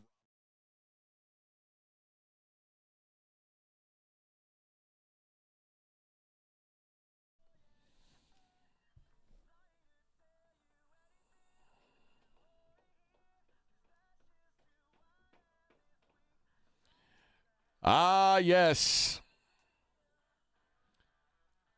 Just a notch in your bedpost, but you're just a line in a song. Edwin came in and mentioned Brett Favre, but I would say, Brett Favre was moved out by the Packers. They said, we don't want you anymore. He went to the Jets first, and then he goes to the Vikings, and I get that's their big rival, but the Packers were done with him. Like, he was thrown out with the trash. So you can't get mad. Like, if you throw out an old sweater, you throw it in the trash But can. you're not allowed to date my best friend or my worst enemy. Well, yeah, that's one thing. Don't do that. All I'm saying is if you throw a sweater in the dumpster and then you see a homeless guy wearing it, like, You can't be mad that the hobo picked up the sweater and like, whoever it is, you threw it away. You don't. It's not yours anymore. You don't I saw care it about firsthand. That's why. They were very angry about it. I was visiting up in Milwaukee, and I saw it firsthand how upset they were. They were very angry about it, no doubt. I do remember also when Lincoln Riley left Oklahoma. Like he was like, no, I've got no. I like everybody thought he was going to LSU, and he's like, no, I'm not leaving Oklahoma. I'm not. And then like a couple hours later, he was at USC. Like, yeah, sorry guys, on the beach. Oh, Lane Kiffin when he went to USC. Now Lane screwed over Tennessee pretty good. He can't. He's not going to be welcome back into Starkville anytime soon. No. Oxford. Oxford, yeah. There's no welcome signs for him at Oxford. So I think he might have attained some Voldemort vibe from down in one small part of Mississippi. So, yeah, I wouldn't go back if I was him. The other one that, and he's not as key of a player, but remember when Carlos Boozer had agreed verbally to like do a new deal with the Cavs? Like they said, okay, yeah, we'll let you out of this contract and we'll figure out a better deal for you so you can stay long term. And then he took off and signed with the Jazz. Like when they basically kind of freed him so they could renegotiate, funny. And he like bailed on him and signed with. I remember that being a big deal. I remember Celtic fan was pretty pissed at Ray Allen when he joined the Heat. When he joined the Big Three, that was not a happy time to be a Celtic fan. But there wasn't that allegiance. Yeah, there's some guys that I think Boston fan might remember Ray Allen, but he also helped him. I mean, there's also some benefit there. Yeah, and we forget that about Kawhi. I don't care that because of you we got a ring, but also because of you we didn't get a ring. You missed some free throws that would have won a game, brother. But we don't bring that up because you helped us win another one. Well, it's like LSU fan hating Nick Saban. You can hate him only so much. I mean, you hate him because he went to Alabama, but also he won you a ring. Yeah, he got us a ring. But I don't count that. He gets no credit from me for the ring. None. Kawhi? None. Oh, that's when crazy. Well, I'm just saying, when you ask San Antonio fan, do you give him any credit for that ring? And you go, well, the year before, the dude missed a couple free throws and we wouldn't have had that heartbreak. But no, he was part of the run. I'll give him that, but I don't give him any love for it. Well, and I know we should. I don't know that you can't when he was the Finals MVP. Yeah, well, I choose not to remember that. Yeah, that's how no credit. That's how hatred is born. I ignore the good stuff. You brought up during the break the Aggie coach, the baseball coach that left to Texas. And that's the thing. Like you leave to your to a rival like that. Schloss better not come unaccompanied into College Station. He might not make it out. Has there been any like big football players who transferred from A&M to Texas or Texas to A&M? Well, there was the Kyler Murray. Okay. I mean, the Kyle Allen, where we lost them both, but it was our fault, not theirs. Yeah, I was going to say, I mean, they kind of botched that deal. No, nothing of huge. That's just one of those things that just doesn't happen. The ramifications of jumping from A&M to Texas are so deep and long-standing that I'm sure there have been occasions. I have no doubt in my mind. But normally it's the choosing them out of high school where you're like, you son of a bitch. Yeah. You told us, and we gave you the Camaro. With the Eric Dickerson. Well, you're driving that Camaro, man. So there's been that, but the Highland transfer from one to the other, the atmospheres are so totally different. You're either one or the other. You can't try to be both. You know? I know Texas fan was mad at Adrian Peterson for a long time. I still, that began when he chose, and I'm on Texas' side of this, and I still believe this. This was something that my brother brought up about 25 years ago, and I still think it holds merit. If you decide to leave the state of Texas after your high school career and you go on and go pro, you owe us the cost of your high school education. Just write the check. Now, if you'd have stayed at Texas or A&M or any other Texas school, we're good. But you leave the state, you got to pay us for your high school education. The big rumor was always that the reason why he went to Texas is because that was the game. He was on the sideline when OU beat him like 70 to nothing. I forget what the final score was. A beat down, and he flipped his commitment after that. But I got to interview him several years ago. I heard it was Max saying you don't get a starting job just because you're coming. He was coming in for Cedric Benson's senior year.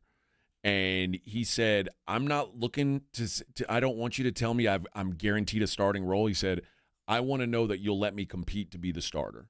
And he said, Cedric's the starter no matter what. He's our starting running back. And Adrian Peterson said, all right, well. That's one of the few times that honesty bit him in the ass. Yeah. He could have lied. And that's usually what your coaches would do. Oh, yeah, you'll have a chance to compete. But yeah, he told him no. You won't be able to start as a freshman. It's just not. It's not on the table. Well, he just has to write a check for about $250,000, and we'll be good. He's from Palestine. He doesn't know that much. All right, $10 and we'll call it a deal. Palestine. Palestine education might not be worth some of the other school districts, but you owe us something, brother. Yeah, that was a one that was a sore spot for Texas fan. The game tonight with the Clippers, the Clippers they've won 3 games in a row. It's a tough matchup for the Spurs. It is, and Kawhi since he's been back is playing pretty well. He's led the team in scoring the last 3 games. He is. Since the break, he looks kind of like the old Kawhi. He had a game against Orlando a couple weeks ago where he put up almost 40. Mm-hmm. He's had a couple of those games this year where it's like, whoa, that's pretty vintage. And I think also not having James Harden on the floor with him is freeing. Yeah, it really is. He's like, yeah, now you guys are giving the ball to me, which you should have been doing the whole time. Yeah, I'm curious. I guess the assumption is that it's going to be Steph Castle being thrown at him.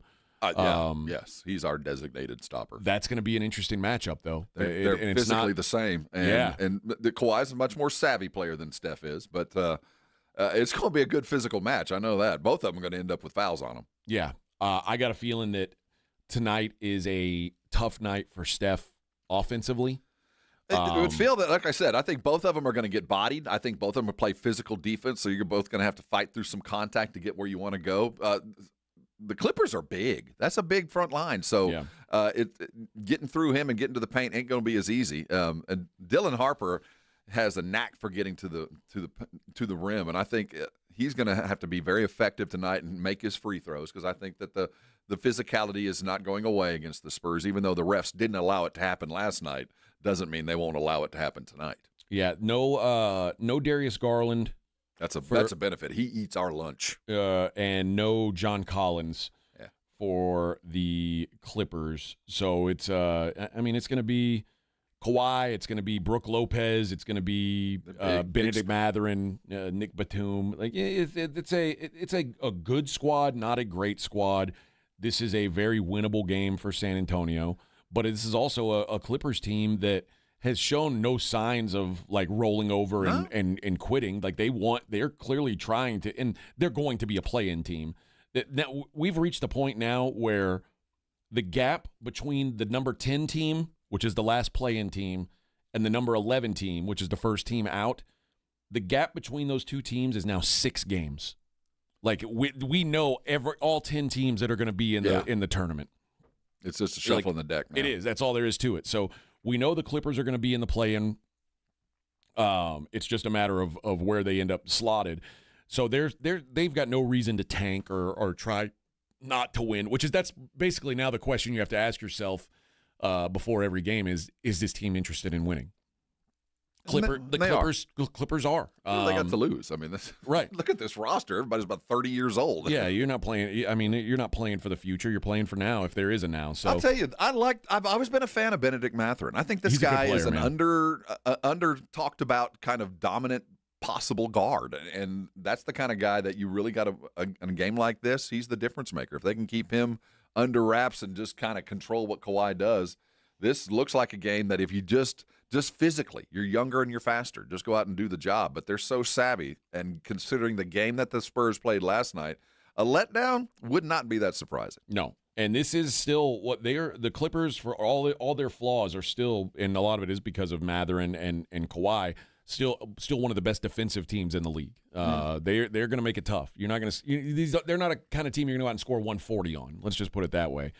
Like some of these other high-end teams. The Clippers are going to hold you down a little bit. So I love watching Derrick Jones play, too. That guy can jump right out of the gym. Yep. So it's an intriguing matchup. Again, though, it's hard to go into these things not assuming the Spurs win this game. And that's where we've gotten now, where every game feels like, well, Spurs should win. They're better. Last night, first of all, Isaiah Stewart, Beef Stew, might be the best nickname in all of basketball. That is a good name. But what I watched last night was the Spurs are learning to get around the physicality, to get through it and not even emphasize it. And last night, the way that they didn't allow Wemby to get bullied like they did up in Detroit. They just weren't going to let Jalen Duren do what they did. But there's still a lot of physicality that were brought on. And there was one play, no call. There was nothing that went either way. It was just kind of a sidebar play. Stewart's in the paint. Steph Castle's coming in to get an offensive rebound, and Stewart just literally grabs him by the jersey and holds him. And you could see immediately the way Castle broke the grip and kept playing and didn't bitch to the ref that he'd gotten fouled. That was a big step forward. And one of those things that you can tell that this young team is realizing ain't nobody coming to save you. You're going to have to save yourself. And stand up when necessary, and don't be afraid to pick up that foul, but don't let the other players think they can do that. And after the game in Detroit where they kind of let him do it and they still won, the backbone that I saw the young players play with last night, now certainly home court helps that, but I do think this physicality that they've been dealt with is being recognized by the refs, at least at home, and it's because they're playing through it and not looking to the refs for help. Yeah. If that makes some sense. Yeah. Now, Wemby needs to get through it. Now, he's going to have to still stop that. I still see him flailing his arms and looking at a ref too much. But Steph Castle has stopped that and started deciding, you know what, I'm going to be a man about this, and I'll settle my own business. Yeah. Well, this is it's a night where he's going to be asked to do it. And it's gonna be every night because his job will always be the best offensive guy in the backcourt. Yep. He's your now perimeter stopper. And he eats it. He likes it. Yeah. I think it motivates his offensive game. He comes at those guys offensively because he knows it wears them down on the other side. So let me ask you this then. Kawhi's point, rebound, assist tonight set at 37.5. I think he'll get it. I think he will too. I think he's going to have to. And as much as we hate him, he knows that. But I mean, but also, I mean, since Harden and Zubac left, like he is their offense. Yeah, and he's that good. They've won 3 games in a row. They're playing well. Like I think he does have a good day. I still think the Spurs win. It shouldn't be that hard to win. You just can't let the Clippers at any point think they can win because they'll beat you at that point because they're savvy enough to do it. Without Collins on the floor, Kawhi has averaged 46.2 points, rebounds, assists per game. Grief. Yeah. So I mean, think about all their since they moved on from Harden, they're with Collins out, Garland out, like his usage is going to be through the roof. That point, rebound, assist tonight might be something you want to look at. And the Spurs have been very good defensively. And quite frankly, they might blow out the Clippers, but I just think that I think Kawhi is going to get his. Well, I think tonight. the pace is going to be fast because the Spurs have picked up the pace over the last couple of weeks. What are they, 5th in pace in the NBA right now? So the thing about that is Kawhi's going to have lots of opportunities. The one thing, and against the Spurs, the one area where the Spurs have not been good defensively is dealing with the pick and roll ball handler, and that's. A lot of Kawhi's scoring comes from that role. So, like we saw some of the guys who have done this recently, like when they played Brandon Miller a little while ago. I mean, I don't want to put Brandon Miller in Kawhi territory, but Brandon Miller, Michael Porter Jr. Exactly. Those guys who had big games against the Spurs. Mobile bigs and stuff. Yeah, I think those are the guys who can have a good day against the Spurs. So I think Kawhi gets his tonight. I think the Spurs handle business, though. And keep it rolling into a week where they after a day off, they'll have 4 games next week. So it's every other day. So it's Sunday, Tuesday, Thursday, Saturday next week. All at home? All at home. Good. And all against solid competition. There's no gimmies coming up. It's Houston Sunday, Boston Tuesday, Denver Thursday, Charlotte Saturday. I'll tell you what, that when we talked at the beginning of the show, they've proven that they can win big games. Now you got to stack these wins. And this is a playoff schedule. It's a big game every other day. Yeah, and it's going to feel like a playoff series. Stack these because things. Every game, and now it's not going to be The one thing I always say about the playoffs, especially that I think a home, I think it's for the coaches, it's such an adjustment is, and the reason why coaching matters in the playoffs is you've got to make the little adjustments against the same team every night, and who's going to win that battle of wits. You know what I mean? And I guess the same goes for the guys on the floor, but it feels more in the hands of the coaches when you got to do 7 games in a row, especially when you've got young players. Yeah. So it's not quite playoff-like going up against the same team this many times in a row, but you're going up against playoff caliber teams in this stretch, and I'm curious to see how the Spurs come out because, quite frankly, the road trip until the very end. I mean, you were playing a bunch of scrub teams like the Knicks and the Pistons. Those were and the Sixers. Those were good teams, but for the most part, you played the Mavericks and the Warriors without Steph. It's like, and the freaking Thunder when they show up with nobody in tow. Yeah, and then even when we're on the road against the really good teams, we're still a novelty.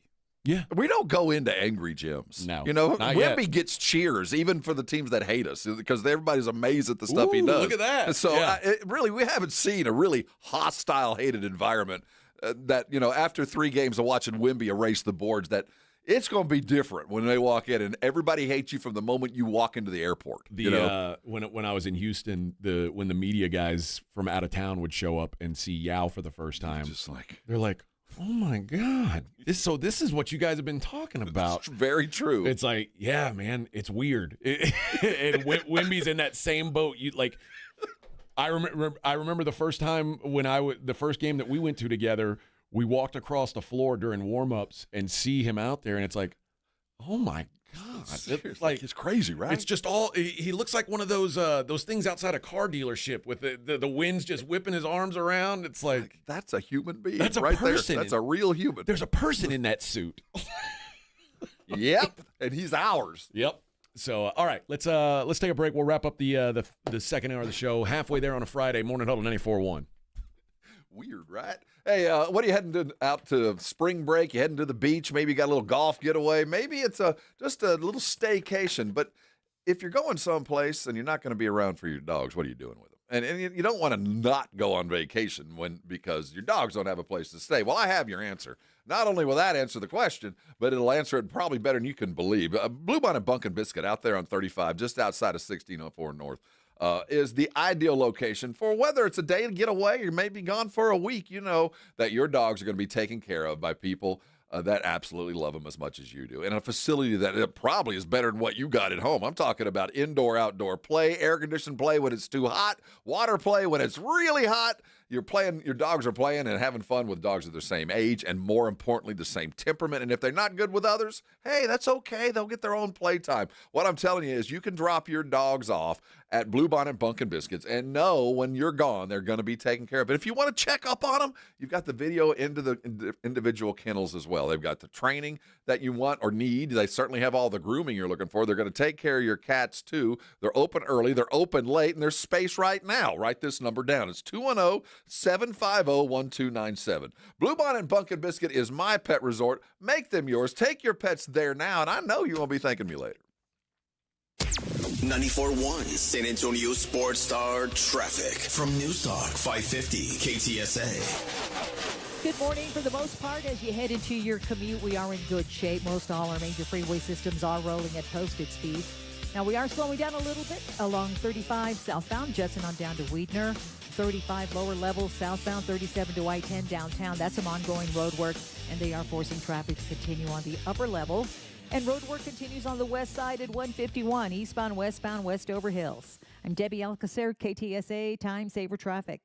This report is sponsored by WeatherBug. Get the fastest local alerts and accurate 24/7 forecasts with WeatherBug. It's easy to use and provides real-time customizable alerts so the weather never takes you by surprise. Plan every day with confidence. Download the free WeatherBug app from the App Store now. Hi, everybody. It's Joe Reinagel. You know, now is a great time of year to get your roof inspected and ready for our crazy spring weather. Be it hot, cold, rain, or hail. Who knows what Mother Nature has in store for us this year? Call Stevens Roofing at 210-785-0994. You know, your roof protects your home and your family. A quality roof overhead means comfort, confidence, and certainly peace of mind. Now is the time to get your roof ready for spring. Call Stevens Roofing at 210-785-0994 or go to stevensroofing.net. Running a business means wearing multiple hats. So if you're like me, you probably started out using your personal phone, taking client calls and texts nonstop.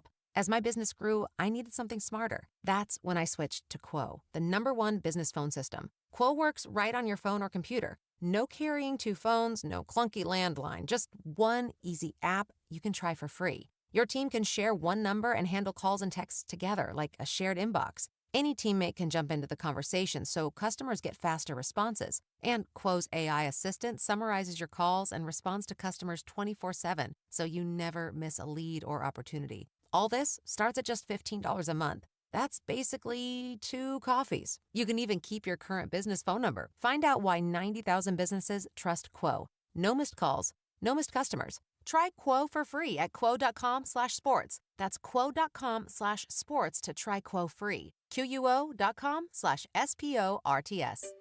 Finding great candidates to hire can be like, well, trying to find a needle in a haystack. Sure, you can post your job to some job board, but then all you can do is hope the right person comes along. Which is why you should try ZipRecruiter for free at ZipRecruiter.com/free. ZipRecruiter doesn't depend on candidates finding you. It finds them for you. Its powerful technology identifies people with the right experience and actively invites them to apply to your job. You get qualified candidates fast. So while other companies might deliver a lot of hay, ZipRecruiter finds you what you're looking for. The needle in the haystack. See why 4 out of 5 employers who post a job on ZipRecruiter get a quality candidate within the first day. ZipRecruiter, the smartest way to hire. And right now, you can try ZipRecruiter for free. That's right, free. At ZipRecruiter.com/free. That's ZipRecruiter.com/free. ZipRecruiter.com/free. ZipRecruiter. You know that Big Bargain detergent jug is 80% water, right? It doesn't clean as well. 80% water? I thought I was getting a better deal because it's so big. If you want a better clean, Tide Pods are only 12% water. The rest is pure, concentrated cleaning ingredients. Oh, let me make an announcement. Attention shoppers, if you want a real deal, try Tide Pods. Stop paying for watered-down detergents. Pay for clean. If it's gotta be clean, it's gotta be Tide Pods. Water content based on the leading bargain liquid detergent. Did you hear? Allstate car insurance now costs even less. So when you bundle with home, you can save even more. Check Allstate first to bundle and save with a new lower auto rate. You're in good hands with Allstate. Not available in every state. Only applicable for new auto insurance business. Rates will vary by several factors, including how you purchase the policy. Potential savings may vary. Allstate North American Insurance Company and Affiliates, Northbrook, Illinois. It's The Blitz with Jason and Joe. Afternoons at 2. Coming up on the Blitz, Spurs, and more Spurs. All the reaction from the game at Thursday night against the Detroit Pistons. And then we got an unwelcome guest. And the latest NFL rumors involving the Cowboys and everyone else on the Blitz starting at 2. The Blitz with Jason and Joe. Afternoons at 2 on 94.1 San Antonio Sports Star. Hi, this is Joe Reinagel. You're listening to the home of the Texas Rangers, 94.1 San Antonio Sports Star.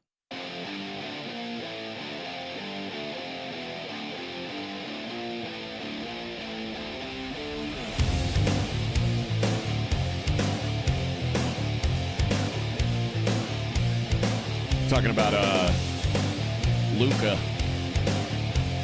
who, besides dealing with injury all year, now dealing with some personal issues as well. It looks like he and his wife, who they've been together since they were 13 years old, looks like they are headed towards a split. She kicked him off all her Instagram posts. Posted like 10 years of history, and he's not in any of the pictures. Baby. told you. I'm sorry. Jeez. Yeah, I don't know. I don't know exactly what happened. There's rumors out there, but it does sound like they are headed that way, which is going to cost a lot of money. Man. Yeah. When you're with the same girl since you're 13, you usually don't throw out the prenup. It's $100 million? Probably. Yeah, that's my guess. Good for them. Yeah. Well, not good for them. Good for her, I guess. Good for the lawyers. Good for somebody. Somebody going to get a fat cigar. Somebody's, yes. Ooh. Good for somebody. We have been talking the Spurs, Clippers, and then we were talking during the break about what team you would most and least want to match up against in a first-round playoff series. And right now, for the Spurs, it looks like the viable options would be a play-in team, which would be either Phoenix, Golden State, the Clippers, or the Blazers. These all offer particular problems. Yeah. You're certainly not afraid of a play-in team. Or, you have to have your justifiable respect. But I think the one you'd least want to see is Golden State. Golden State, just because Steph will be healthy, and if Steph gets hot in a series, good luck. You're also asking Mitch to match wits with Steve Kerr, a multiple-time champion, and this is a team that's just loaded with championship pedigree. So 4 games ain't that hard, right? I think. Honestly, to me, I'd love to draw Phoenix or Portland. Well, Phoenix was scary to start the season. They had our number. They beat us a couple times, yeah. But they ain't what they were, and we figured it out. So, but you got a guy like Devin Booker who's also capable of going on a little bit of run. But no, they're not anywhere near the fear factor, the possibility that Golden State offers. The team that scares me is going to be full of vets, whoever that is. The team that won a bunch of basketball games, not because they had to overextend, just because they were smarter than a bunch of other teams. And those are the teams that beat you in the playoffs. And there's one other team that could fall into that range, and that's the Lakers. So the Lakers, Warriors, Clippers are those sort of veteran teams who have been there and done it. Their best guys all have rings. Portland is kind of like you, just a little behind in the process. Right. And you know that if you just show up and play your game, you can beat Portland. Portland will come and they will scrap. You have better players everywhere than they do. And if they out-hustle you, they'll beat you.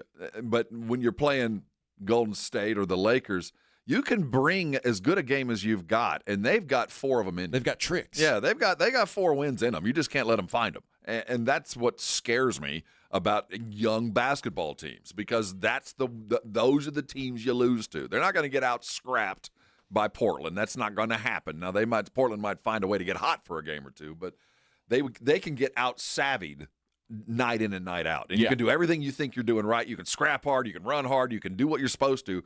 But if guys just know how to win better than you do, they normally beat you. And I don't think my concern for the Spurs isn't that they're not going to I don't think the Spurs are going to walk into any playoff series and be like, oh, we've got this. No, that's true. So I don't think effort or focus is going to be an issue, which means against a team that you're way more talented than, like Portland. To me, that's like the ideal scenario is, because Portland will get you if you're not locked in. Right.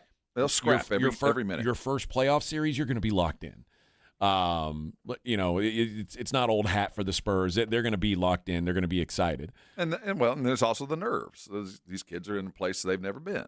Yeah. Now, if you are locked in against a team like the Lakers or the Warriors, like I said, there's just some experience factors that those little things of turning the tide without calling a timeout. Those little things of stopping a run with an appropriate foul.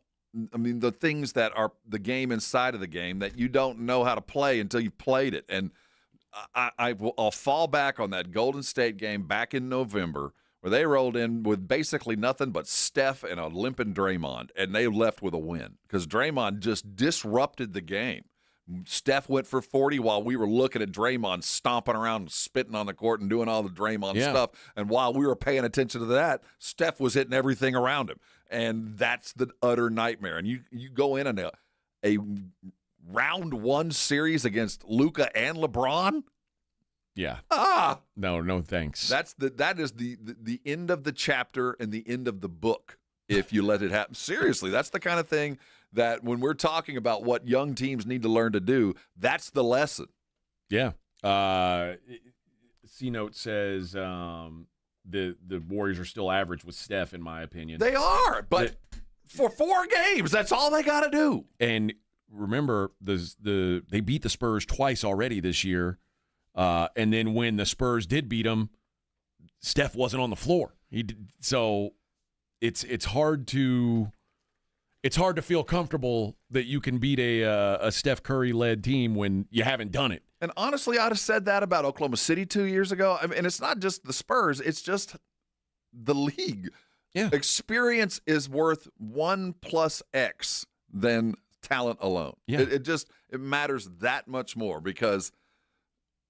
I mean, we fall back on the old X. In the playoffs, it's just faster and it's harder and it's lesser and it's more. It's all the things that you don't know how to prepare for, and it takes a year, more than one series to truly come out of it and go, okay, now I know what to expect. Yeah, and whatever you think, like when you go up against a team full of Curry and Draymond and Horford and Porzingis, guys who have been in these battles before, and you haven't.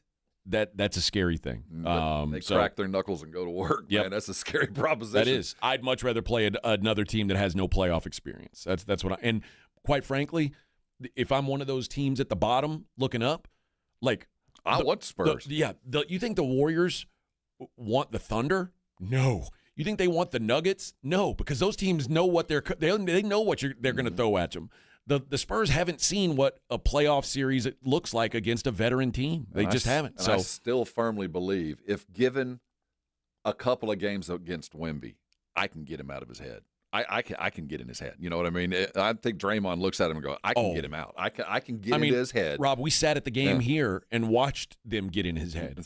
And that's going to have to be proven that Wemby can get above and beyond that. Until I see it, I'm gonna doubt. Yep, and I think that's the way. I'm hoping the Spurs don't have to deal with that problem. I'm hoping the Spurs get a good draw in the first round. And but it is funny because typically I haven't paid much attention to the play-in brackets.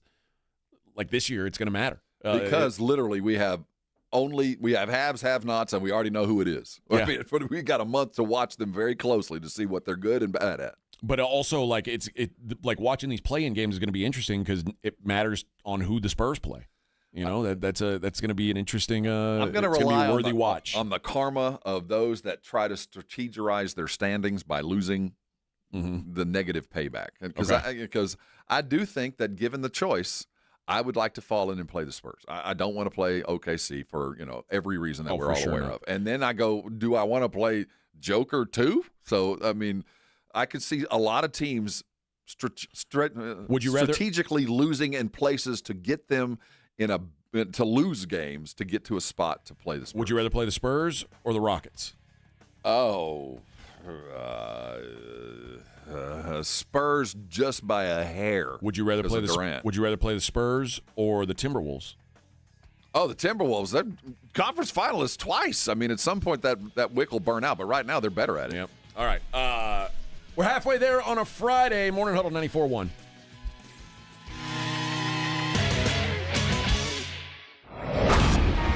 The Morning Huddle with A.J. Hoffman and Rob Thompson.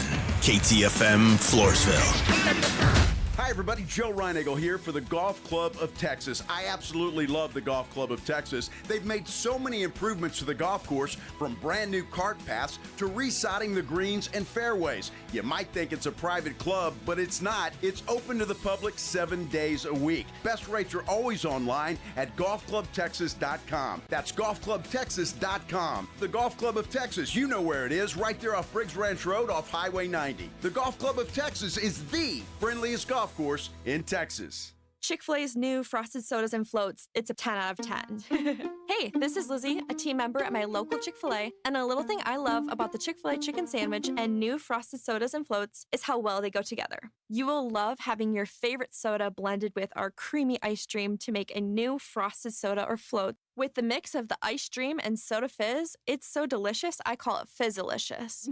Order a Chick-fil-A chicken sandwich and a new frosted soda and float at your local Chick-fil-A restaurant. Real team member paid for their testimonial. This report is sponsored by Taco Bell. Taco Bell's new Luxe Value Menu has 10 lavish indulgences, all $3 or less. It's easy to get carried away. Like when you try the new mini taco salad, you might ask, do I need a salad fork? The fork in the bag's fine. Luxe Value Menu at participating locations while supplies last. Price and participation vary. Tax extra. Big games, weekend trips, last-minute plans. That's why Bluebonnet Bunkin' Biscuits is opening their doors to new furry family members this month. With over 6,000 feet of indoor play space, 5 outdoor play yards, and fully trained staff supervising your pup's every move, your dog stays happy, safe, and active while you're away. Add grooming, training, and special one-on-one time to make every day, every stay unforgettable. Call 210-750-1298 today. Bluebonnet Bunkin' Biscuits. Jackson Hewitt knows taxes are complicated, and with multiple jobs and tax forms, they're like Sonata complicated. Our no surprise pricing keeps things simple. Jackson Hewitt does your taxes for only $149 or less. And since we know all the new tax codes, you could get thousands back. So what are you waiting for? Hurry. File with Jackson Hewitt today for only $149 or less, guaranteed. Limited time offer for new clients on federal returns. Participating locations only. Terms at jacksonhewitt.com/149. Yo, Harvey, Zoe, group selfie. Ooh, nice new iPhone 17, Drewski. Let's do a triangle formation. I'm in front. With a center stage front camera, everyone fits in the shot. He got it at T-Mobile. But switching takes forever. Not anymore. Now you can switch to T-Mobile in just 15 minutes. Focus, people. Nail your pose. And you get a new iPhone 17 on them. No way. Yes way. No way. Yes way, guys. Switch to T-Mobile and get iPhone 17 on us. And right now, we'll pay off your old phone up to $800. I'm grabbing my phone and switching to T-Mobile right now. Get back, Harvey. We're taking a... let's go again, y'all. With 24 monthly bill credits, finance agreement, 256 gigabytes, $830, eligible trade-in, example iPhone 13, and new qualifying line, $60 plus per month plan with autopay plus taxes and fees. For well-qualified customers, plus tax and $35 device connection charge. Credits end and balance due if you pay off early or cancel. Contact us. $800 via virtual prepaid card. Card typically takes 15 days after rebate submission, no cash access, and card expires in 6 months. Check out in 15 minutes per line. Visit T-Mobile.com. Kohl's believes new decor counts as spring cleaning. Not that you're trying to avoid spring cleaning, but if you were, fresh decor from Kohl's is a great place to start. New towels, basically the same thing as scrubbing the bathroom. And new bedding, it's like dusting, but cozier. Plus, get 20% off across the store at Kohl's. Isn't shopping so much better than sweeping? Select styles, 20% offer ends March 8th. Some exclusions apply. See store or Kohls.com for details. Get in the zone, AutoZone. Welcome to A to Z Savings, our biggest sale of the year. Happy to be here. Can I get some rotors? Would you like brake pads with that? How much are the brake pads? Free with Duralast rotors. Free. Really? Really? Free. I also need some oil. Would you like an oil filter with that? Yeah. How much is that? Free with the oil. Free. Really? Really. Free. It's part of A to Z Savings with hundreds of deals. From A to free. Get in the zone, AutoZone. Ends March 9th. Restrictions apply. 94.1 San Antonio Sports Star Traffic from News Talk 550 KTSA. Good morning. We are starting to fill in a little bit along 410 southbound 35 to Perrin Beidel. Northbound 410 Ray Ellison up to Medina Base Road. That's also rolling a bit slowly. Still have that ongoing road work at 151 eastbound, westbound, Westover Hills. And downtown, that closure on 35 lower level, southbound 37 to I-10. They are forcing traffic to continue on the upper level. But for the most part, most all our major freeway systems right now, everybody looking good, rolling at posted speeds. I'm Debbie Alcacer, KTSA, Time Saver Traffic. San Antonio Sports Center. In the NBA, the San Antonio Spurs returned home and they continued cooking. They crushed the Detroit Pistons 121-106. Wemby went nuts. He had 38 points, 16 rebounds, and 5 blocks to lead the way. De'Aaron Fox added 29 also in the win. They're going to be back to work tonight as they welcome in the Clippers. With a late tip-off, it's set for 8:30 at the Frost. In the NFL, the Texans have restructured cornerback Derek Stingley Jr.'s contract, freeing up to $16 million in salary cap. But they spent that money right afterwards. They extended 5-time Pro Bowler defensive end Danielle Hunter. He's got a 1-year, $40 million deal that's fully guaranteed. And finally, big news out of Buffalo. They addressed their need at wide receiver. They traded for Bears wideout DJ Moore. The Bills get Moore in a 5th-round pick this year while sending Chicago their 2nd-rounder in return. I'm Rob Thompson for 94.1 San Antonio Sports Star. From the studios of San Antonio Sports Star, reaching more sports fans than any station in South Texas. Welcome to the Morning Huddle with A.J. Hoffman and Rob Thompson.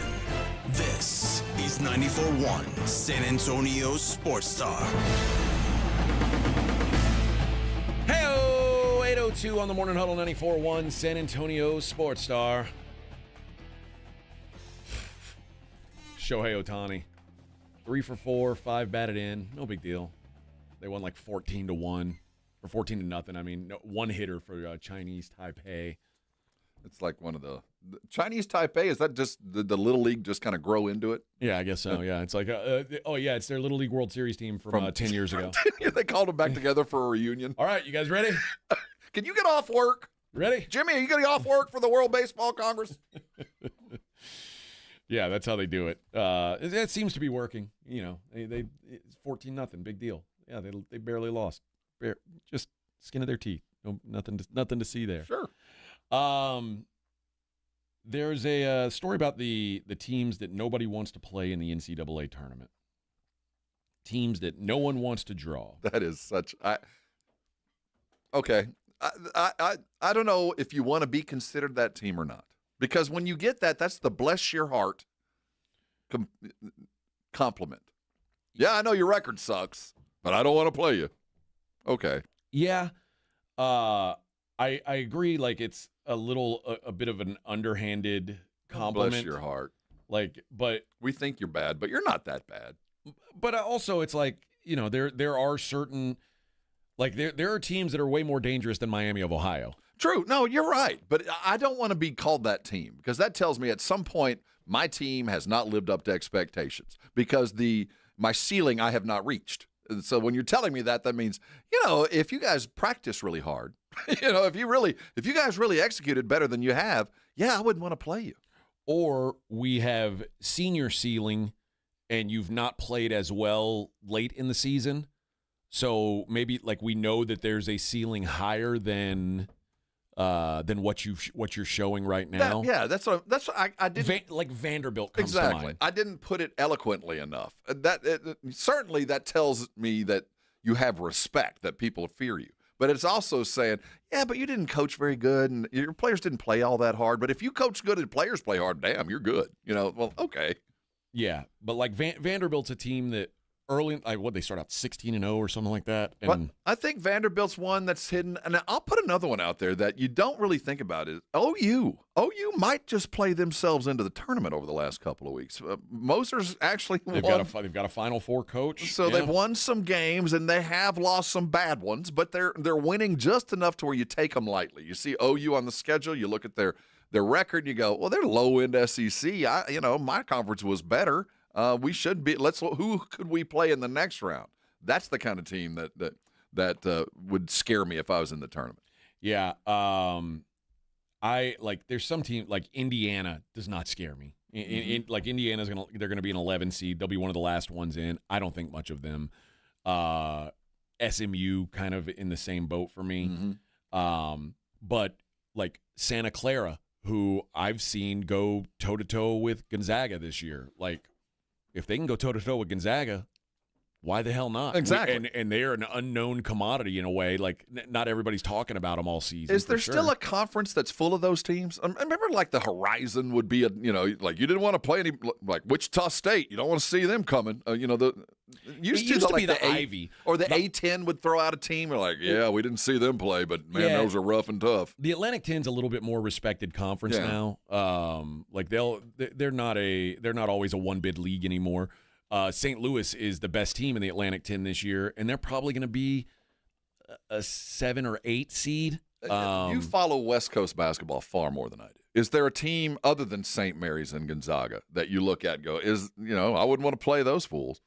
Santa Clara is one of them. Mm-hmm. I would say New Mexico is a little scary. Now, New Mexico's a lot of their success is home court driven, so that it doesn't matter in the tournament.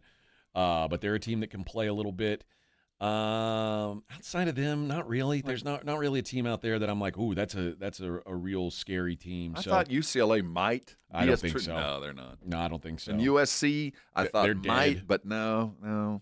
Yeah, they're dead. I don't know that there's anybody on the West Coast. It's like that's San really... Diego State laying low, plays great defense and can stop everybody but can't score. And if they get the right night, they can beat anyone. No. Yeah, I didn't think so. The team that is most likely to win the WAC is Cal Baptist, and they're pretty solid. Like they're kind of a little. They remind me a little of Grand Canyon a couple years ago. Like just kind of a team that could maybe sneak Full up of on you because 4 or 5 year old guys, yeah, 5 year players that know what they're doing. They do a lot of recruiting in Australia.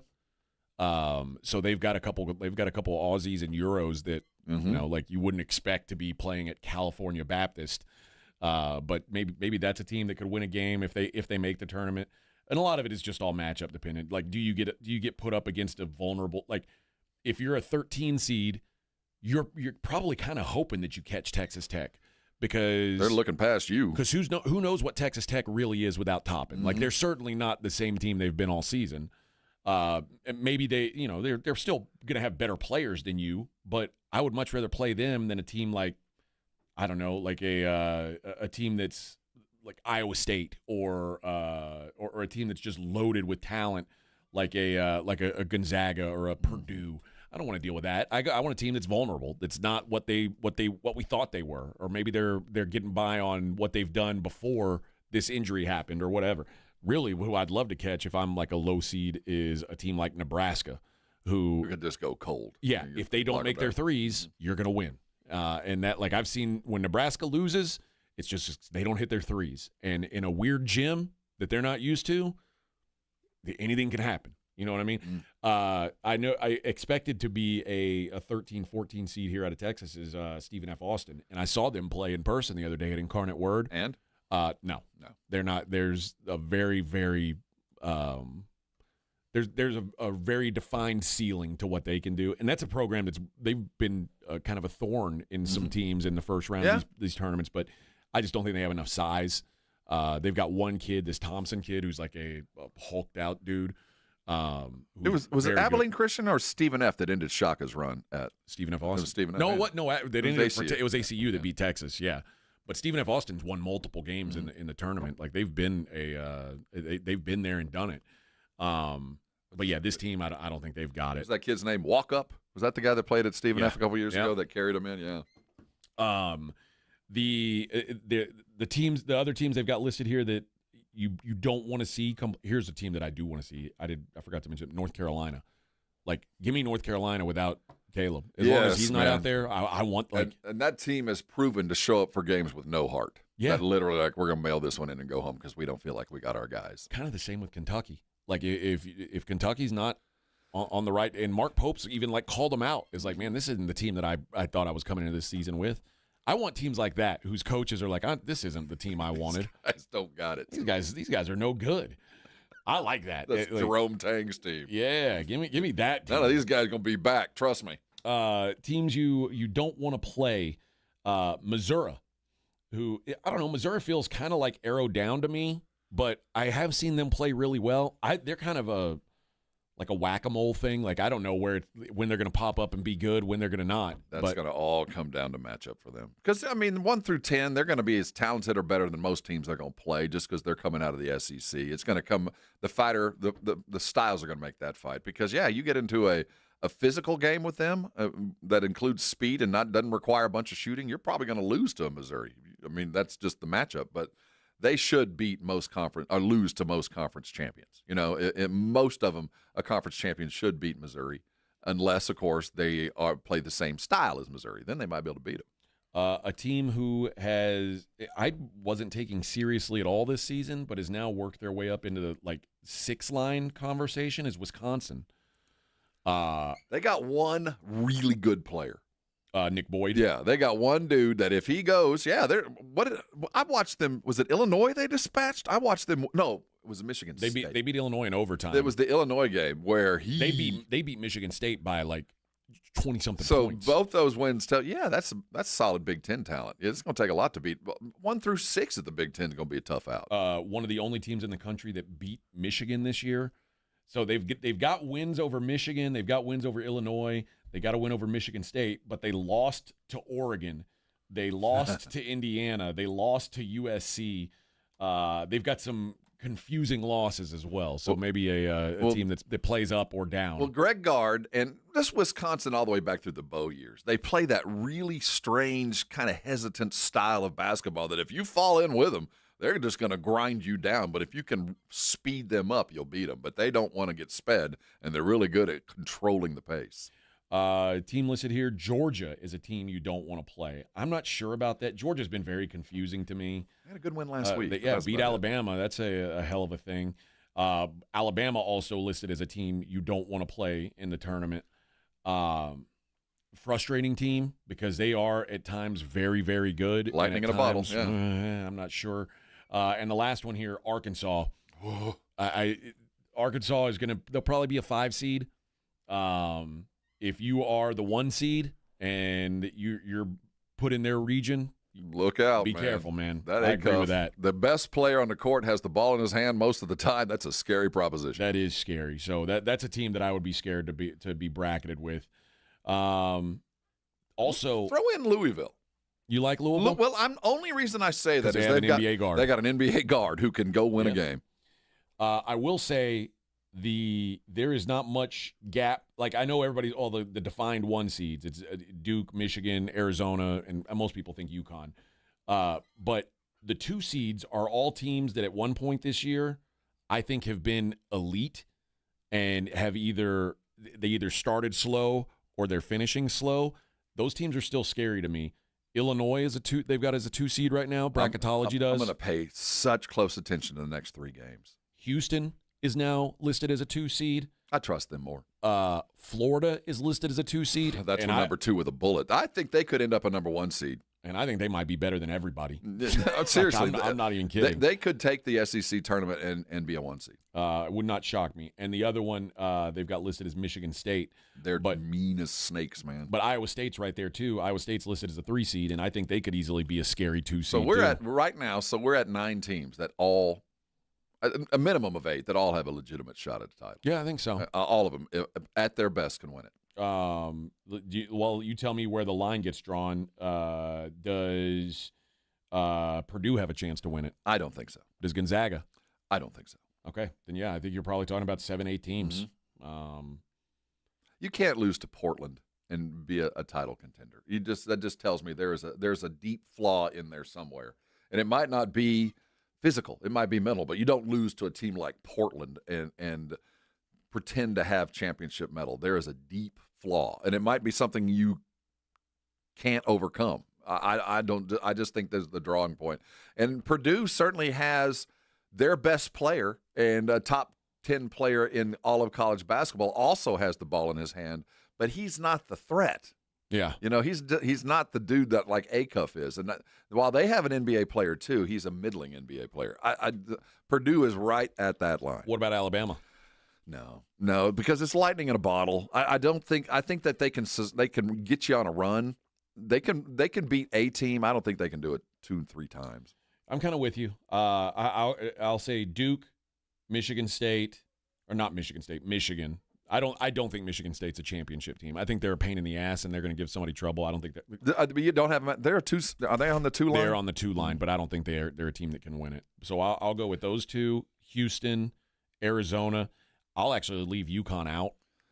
I'm gonna have to watch them. They're the team that you just defined as they have improved as the year has gone on, and they are so steady. And how long has Caravan been on that team? Forever. I mean, this is his 8th year, so at some point he'll finally run out of eligibility. But yeah, that's the line to me right there. UConn is the line. Illinois and Florida, and then Iowa State. I'll throw in that group. And I put UConn right there with Iowa State, right there. Yeah. So it's there. If I were to if you said pick a dark horse that's outside like a top 4 seed. Oh, man, I think Arkansas might be it. Like Arkansas as a 5 seed might be the scariest one outside the 4 line. Well, if you're not going to include Michigan State Or in that Tennessee. first league, Tennessee has the skill, but if you don't put if I was you, I have Michigan State as a contender. And Yeah. because you don't, I would put for you a dark horse because I do think they've got 7 guys, and if those 7 guys stay in the game, hit their shots, they can beat just about anybody. Yeah. So I put them in, and that's a distant. I mean, I don't think they're way down the list as the possibles, but I think that line right in there, 9-10 teams. But the fruit of this is the NBA draft. There's so much talent out there. Every team's got a show pony. Every team we just talked about's got a NBA first-round draft pick on their team. When is the last time we went into a tournament and Kansas, Kentucky, North Carolina, Villanova, we weren't taking seriously? It's a good thing. It's crazy that those aren't on the list. The good news is there's enough others so we don't miss them. And sadly, North Carolina, you've been on the almost and not there list for almost too long now. They're slipping. And we had this long discussion about stadium. This is a program that is, I'm not saying it's possible, but I watched Nebraska football just evaporate, just disappear It's funny over how it time. happens, man. And you keep thinking, well, next year they'll get their guy. Next year they'll get their guy. And before you know it, it's been 5 years. And you're no longer what you were. And you're putting on championship shirts from 20 years ago. And North Carolina, there's a reason why this stadium matters because they are getting left behind. Well, they're like Villanova to me is a good example of this. Well, that's coach. If you don't hire the right coach, it can go wrong in a hurry.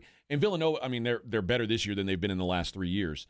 But they had the wrong coach for 3 years. Kyle Neptune was in over his head. Should have never been the head coach of Villanova.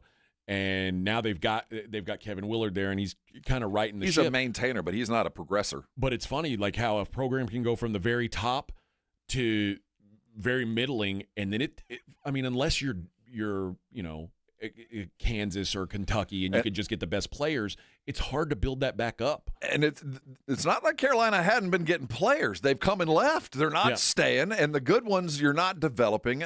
I'll tell you, North Carolina, it's hard to imagine a world where North Carolina is not considered that consistent blue blood thing. But at what point do they cross that line into they were and no longer are?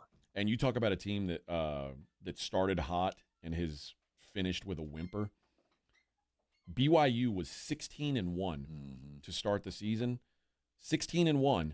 They are now 20-10, and they can't even blame injuries. They've got what I mean? Well, they one major injury. Well, that other possible Richie Saunders is a big injury, but I mean, you still got a Player of the Year candidate, and you have gone 4-9 in your last 13 games. That's pathetic. So BYU's another team. That's a team I'm looking to find. If I'm praying if I'm a 10 seed or an 11 seed that I draw that BYU. Yeah, give me them. Sure, maybe DeBanza has a bad day. Or I just let him get everything and nobody else. If he has a bad day, we win. Or he could have a great day if nobody else has a decent day, which is probably the more likely scenario. Yeah, that is the more likely scenario. So, it is a more wide open than normal because I mean I do think there's a defined top 3. I think Duke, Arizona, and Michigan deserve to be talked about in a different class than everybody else. But if I filled out a bracket today, I think I'd have Florida winning it. There'd be in my Final Four. I will say another dark horse, and it sounds crazy to even bring it up, but if Darren Peterson just decides to be an NBA player for 5 games, he can single-handedly carry a team. It could be Danny and the Miracles kind of stuff. He is legitimately that good when fully functioning. I'm not saying they can win it all, but I certainly wouldn't want to see Kansas as a 6th seed. Oh, man, no. They just lost a game against Arizona State with him on the road. You're right. But I also know they are broken. But I've seen him get 25 points in 20 minutes. I've seen him do it this year. And a guy, if you're playing against a team like Peterson and he goes off for 25 and 20, you're going to get beat. They're going to beat you. Yeah, I have a hard time picturing them having that kind of a run in them. No, but that's the scary thing about this year because the blue bloods are not in the conversation, and the blue bloods still have some blue blood in them. Yep. And then Houston, someone asked about him on the who's that? Somebody asked about Houston on the it was Chicken Dinner. What do you think about the Cougs? They go as Juzang goes, and I don't count them out. I mean, that's a scary team. If Kingston Flemings is the kind of guy who can carry him, I expect him. I think the problem with Houston over the last month has been Juzang's been ice cold. Uzan. Yeah. They will go as he goes. If he hits the defense is going to travel. They're going to get every rebound. We know that's going to happen no matter what happens. But if they can find the outside shooting, they're just so much better. And they are so good on defense. Yeah, that's a given. We know they are going to grind you down. Some shots, man. They are going to have to hit some shots. And they're not they're still a really good offensive rebounding team, but they're not what they were a year ago or the year before, where they were far and away the best. Mm-hmm. Every shot they missed, they had a chance to get again.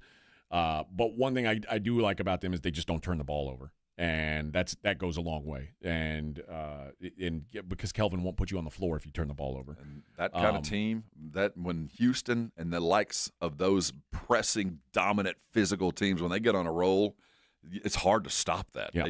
They just get every ball. And we still haven't seen the best of Sanak. I don't think.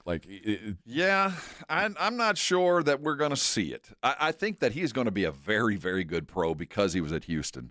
But it's going to take a couple years to get it out of him. Yeah, I think he is. I think his blade is sharpened, but his skill set isn't there yet. 18-year-old 7-footers usually aren't what they're going to be, or 19-year-old 7-footers. But he's a difference maker. He'll make a difference. But this will again go to guard play.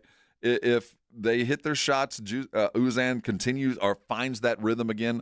I have zero concern about Kingston Flemings. His game is get to the rim, and that's the kind of thing that is successful. Do you have an NBA guard? Yes. Yes. And he is legitimately getting better every game. But not only do they have an NBA guard, their other guard is Emmanuel Sharp, a guy who's been, it feels like he's been at Houston for 20 years. So I give them more than a punch Tugler. shot. You've got some good young guys mixed with some good vets. Yeah, I like this team.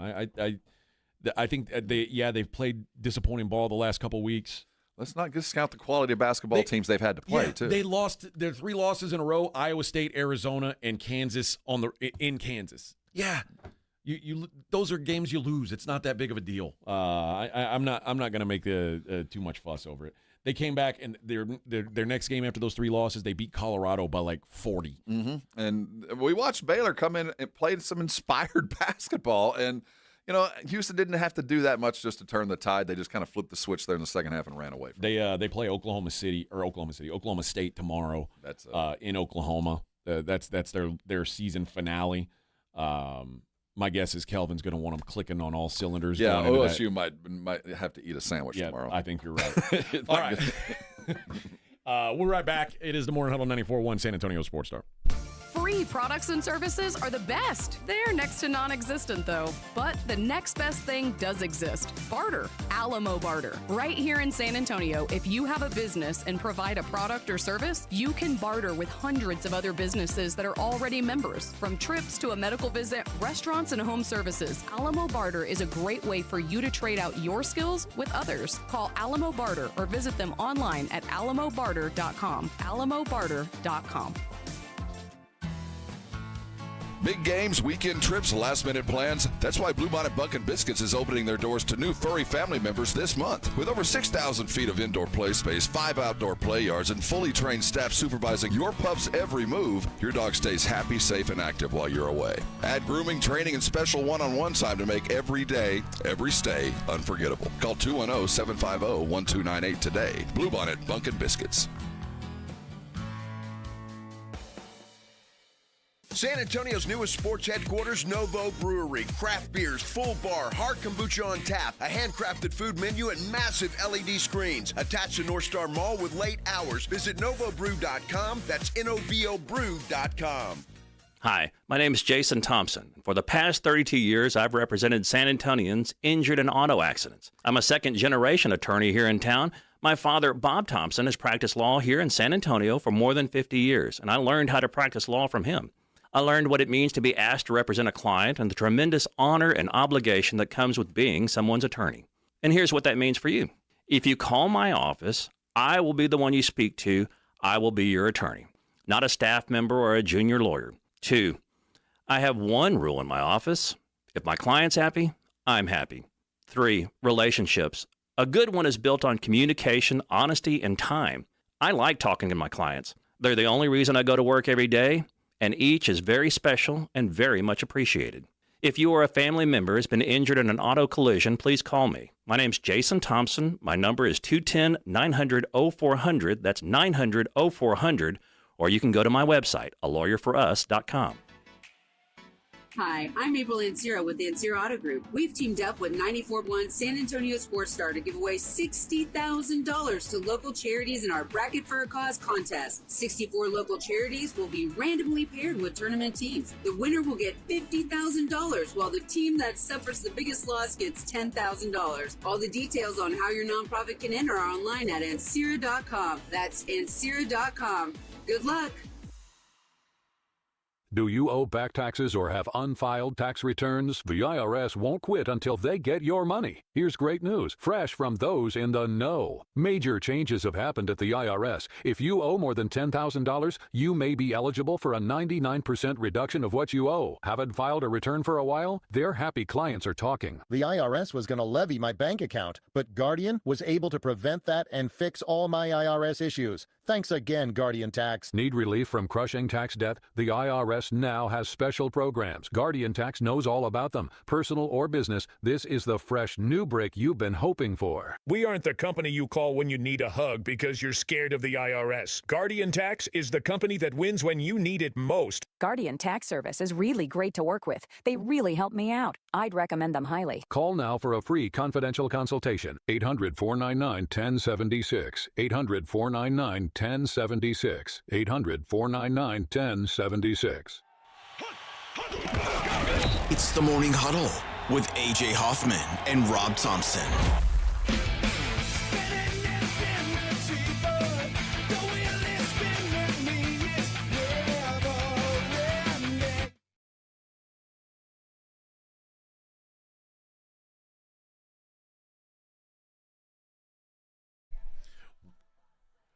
Hey-o! You're a pretender. What if I said I'll never surrender, Edwin? Surrender what? Doesn't matter. Anything. It doesn't matter, but you're a pretender. Got to chase it. Yeah. Speaking of college hoops, there was a couple close ones last night. Michigan survived a scare. 71-68 win over Iowa. And even Michigan State, Sparty was dealing with a close one against Rutgers. Rutgers stinks. That was 91-87. Were they in Jersey, or was that a homer? It was in East Lansing. That's about right, though. But again, we talked about it. That's a sandwich spot game for both those teams. They have got each other on deck. Probably a little look ahead for them there. Michigan was a really good spot to bet Iowa, just because it was sandwiched between. It was a road game sandwiched between Illinois and Michigan State. Why would Michigan care about that? And they've already wrapped up the Big Ten title. Right. Why would they care about that game? I didn't see any of the game. I just saw the score scroll through and thought, yee. It was tight the whole way. Both those games were tight the whole way. The only top 25 action tonight. St. John's is at Seton Hall. St. John's a 4.5-point favorite on the road. Seton Hall's actually fighting. They're trying to be a tournament team. They're the only. So it's UConn, St. John's, Nova. The only team in the Big East that's above 500 besides those three is Seton Hall, and they're 10-9 in Big East play. I've seen just a little bit of them this year, and that is Seton Hall or Johnny's. No, I think the Johnnies fall into the category of teams I don't want to play because God knows which team's going to show up. Yeah. But Seton Hall is so scrappy. I mean, it's a typical Seton Hall basketball team. They're all inner city kids. There ain't going to be a jump shot fall all night, but you're not going to get a loose ball. I can tell you that. I wouldn't want to play them, but I think that just further shows where the Big East is right now. Since January 6th, the St. John's is 15-1. Their only loss was that game at UConn where they scored 40 points in the whole game. But in that stretch, they also beat UConn. They beat Seton Hall at home 65-60. I might back Seton Hall tonight, catching almost 2 possessions. Holloway's a fiery coach. He's a big game coach. Yeah, I think so too. I don't think he's going to roll over. And he feels like his team has a chance to make the tournament. Tough guys. The other top 25 team in action with a chance to wrap up an unbeaten regular season. Miami of Ohio, still a bubble 30-0, number 19 in the country. Still on Joey Bucket's first out. I don't think so. I think they're safely in the field now. It sucks. But Miami of Ohio is heading to Ohio. Now, is their conference doing that step ladder? If you're half-assed good, we're going to put you all the way to the semis? Because that seems to be the trend for the mids. We're going to make sure if we're one big league, we're going to send our best, damn it. Let's see, the MAC bracket. What does it look like? I've seen 3 different conferences that have gone to this step ladder. If you were top 2 or 3 in the conference, you are immediately moved to the semifinals. You don't even worry about Monday, Tuesday, Wednesday, or the first 3 days of your tournament. It is a traditional 8-team. See, I bet if they get knocked off, they will change that to next year. They'll get back to the if you're good, you earn your place a spot on the day before title game. The problem is the MAC, like at 1, 2, 3, 4, 5, 6, 7, 8, 9, 10, 11, 12. They've got 13 teams. Yeah, it's weird that they only take 8. Like, I mean, I guess you don't want teams playing extra games anyway. If like that doesn't help you, but yeah, if you took 13, you could find a way to finagle your best teams getting close to the end. But I don't think the MAC ever thought they were going to be in a position to have this. It's probably from here on out. I do think that while if I'm one of the other teams that didn't have the shot to the semis, it makes perfect sense for a conference to ensure that at the very least we're sending our best team, and we don't want those guys to get knocked out in the tournament for these one bidders. And as much as Miami of Ohio has been a great story this year, you just get the sense that most of the rest of the country is looking for a way to keep them out than put them in. They're going to be in, but this is the deal. And tonight they are 5.5-point road favorites at Ohio. These are some of the wins in conference play for Miami of Ohio. They beat Akron at home by 3. They beat Buffalo at home by 3 in overtime. They beat Kent State by 6 in overtime. They beat UMass by 2. They beat Buffalo on the road by 2. They beat Western Michigan by 2. And then their most recent game, they beat Toledo by 2. They've played with fire all year. This isn't like normally you think a team's undefeated, they've just been running roughshod on you. No, they've been by the skin of their teeth. This isn't like an NBA talent team. This is just a team that's playing a really awful schedule. Don't judge me by my score separation. Judge me by my wins and losses. Yeah. Don't ask me how I did it. Just ask me if I did it. 30-0 with a chance to go 31-0 tonight. They played Ohio back February 13th at home. They beat them 90-74. So they'll have a chance to sweep that and sweep the season. 31-0. They've got a chance to go with that win tonight before they head into MAC tournament. I was looking to see the conferences that have gone step ladder: Sun Belt, American, West Coast, Ohio Valley, Southland, and Eastern. Gonzaga and St. Mary's are almost in the finals already. Yeah, they've got to win one game and then they're in. You earned it, and that appeases the coaches, because coaches want the regular season to matter, and at least you get the best of both worlds. Yeah, and you want everybody to have a chance, but if you didn't play well at the beginning of the season, why should you have a better chance than the team that balled all year? Because I'll tell you, if Miami wasn't to make it, like for whatever reason they got knocked out, that conference, it would be so hard for anybody to recruit. No matter how good we are, we ain't getting in. God, I can't imagine. The games of note this weekend that are going to matter. You know what? I'm going to try to get back on clock right now. We'll talk a little more college basketball on the other side. You see what I did there, Edwin? I got us back on clock. Morning Huddle 94.1.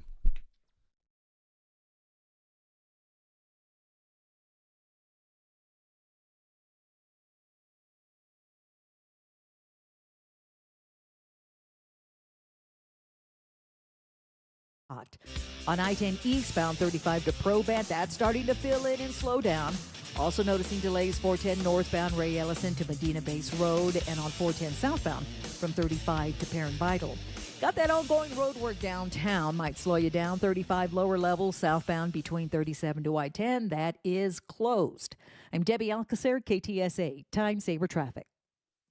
94.1 San Antonio Sports Stars Spring Golf Classic is back. Monday, March 30th at the Golf Club of Texas. Get your slot now. $150 per person or $500 per foursome. The Spring Golf Classic, benefiting fitting animals at no-kill shelters across Texas, is presented by Flight by Yingling, sponsored in part by Jesse Hernandez, the Texas Chancla, PPL Motorhomes, and Encira Auto Group. The Spring Golf Classic, Monday, March 30th. Sign up now at sasportstar.com.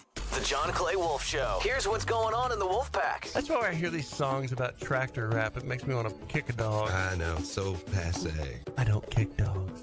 I'm being sarcastic. John Clay Chappelle. Don't cancel me. Bam! Walk outside my house and kick that dog. Wham! The John Clay Wolf Show. Listen to the John Clay Wolf Show, Saturday morning at 8 on 94.1 San Antonio Sports Star. This report is sponsored by AutoZone. Get in the zone. Starting stronger starts at AutoZone, where they've got battery solutions in the form of free battery testing, free battery charging, and replacement. Batteries that fit your needs. That's what makes them America's #1 battery destination. Get in the zone. AutoZone. Running a business means wearing multiple hats. So if you're like me, you probably started out using your personal phone, taking client calls and texts nonstop. As my business grew, I needed something smarter. That's when I switched to Quo, the #1 business phone system. Quo works right on your phone or computer. No carrying 2 phones, no clunky landline, just one easy app you can try for free. Your team can share one number and handle calls and texts together like a shared inbox. Any teammate can jump into the conversation, so customers get faster responses. And Quo's AI assistant summarizes your calls and responds to customers 24/7, so you never miss a lead or opportunity. All this starts at just $15 a month. That's basically 2 coffees. You can even keep your current business phone number. Find out why 90,000 businesses trust Quo. No missed calls, no missed customers. Try Quo for free at quo.com/sports. That's quo.com/sports to try Quo free. QUO.com/SPORTS. Confidence is knowing you're ready to handle whatever comes your way.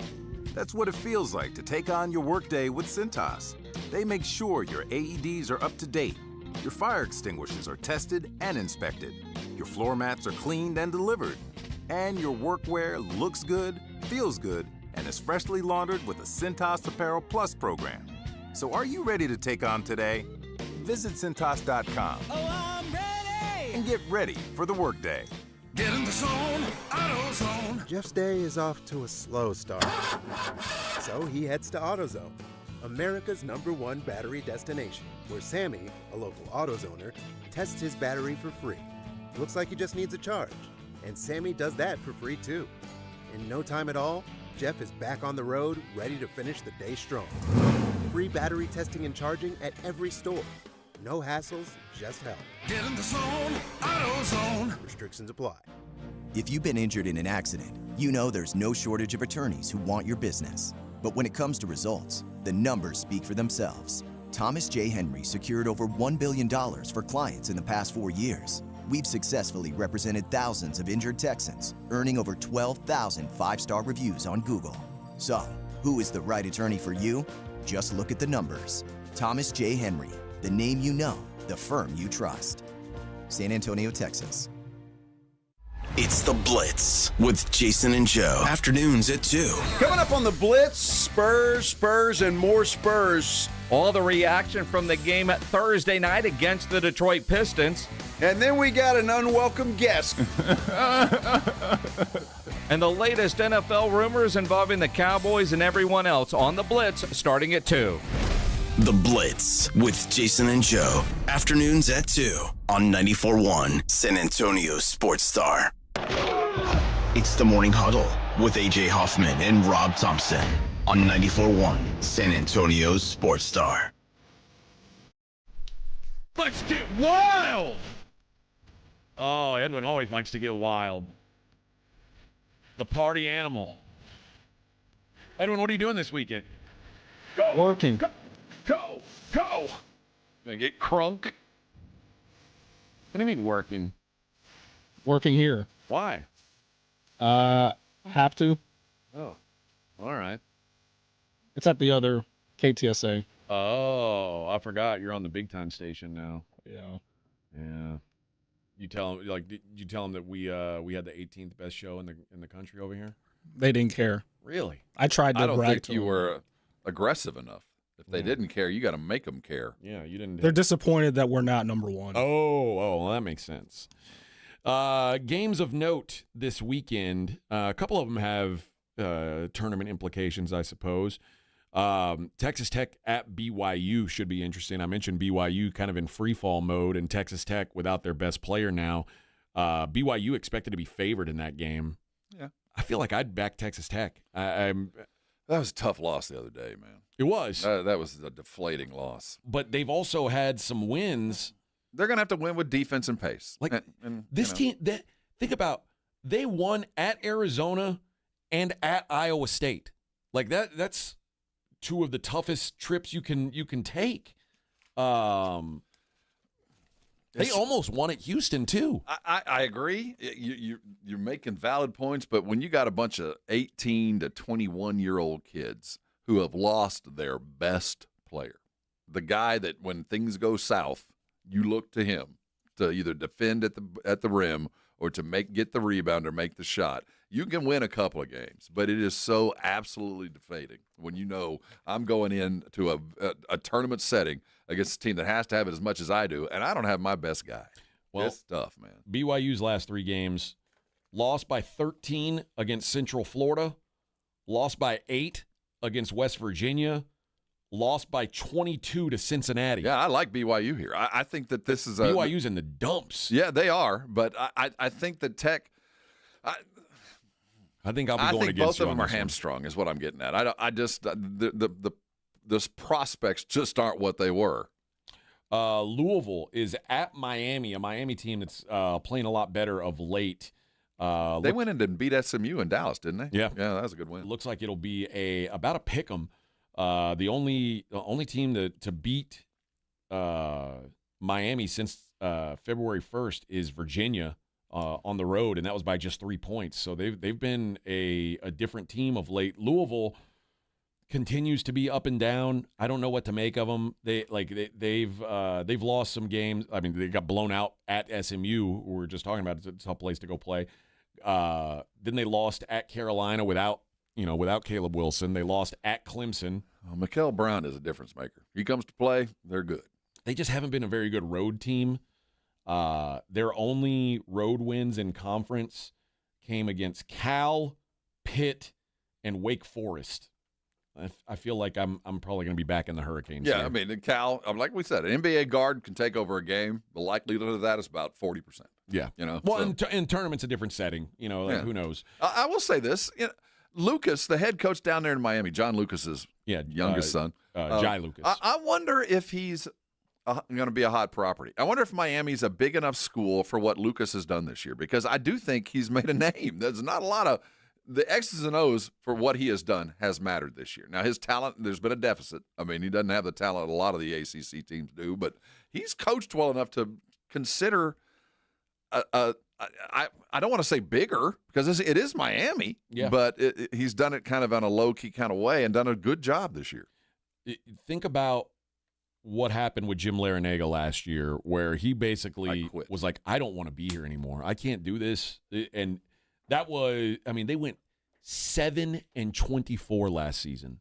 I mean, and this was a team that was they had 2 NBA prospects, not far removed from being in a Final Four, and they were dead, and he's taken that program in 1 year and turned them around. And Miami's a high-end ACC school, but I kind of feel like he's due for something else. I don't know. Maybe I think he'll be he's not gonna. I don't think he's going to jump after 1 year. No, but does it feel like that this is kind of a stepping stone for him? Or it might be. It kind of does. It might be. Yeah, and for considering it's his first head coaching job, well done. He's done a very, very good job. I'm color me impressed with what Jai Lucas has been able to do at the U.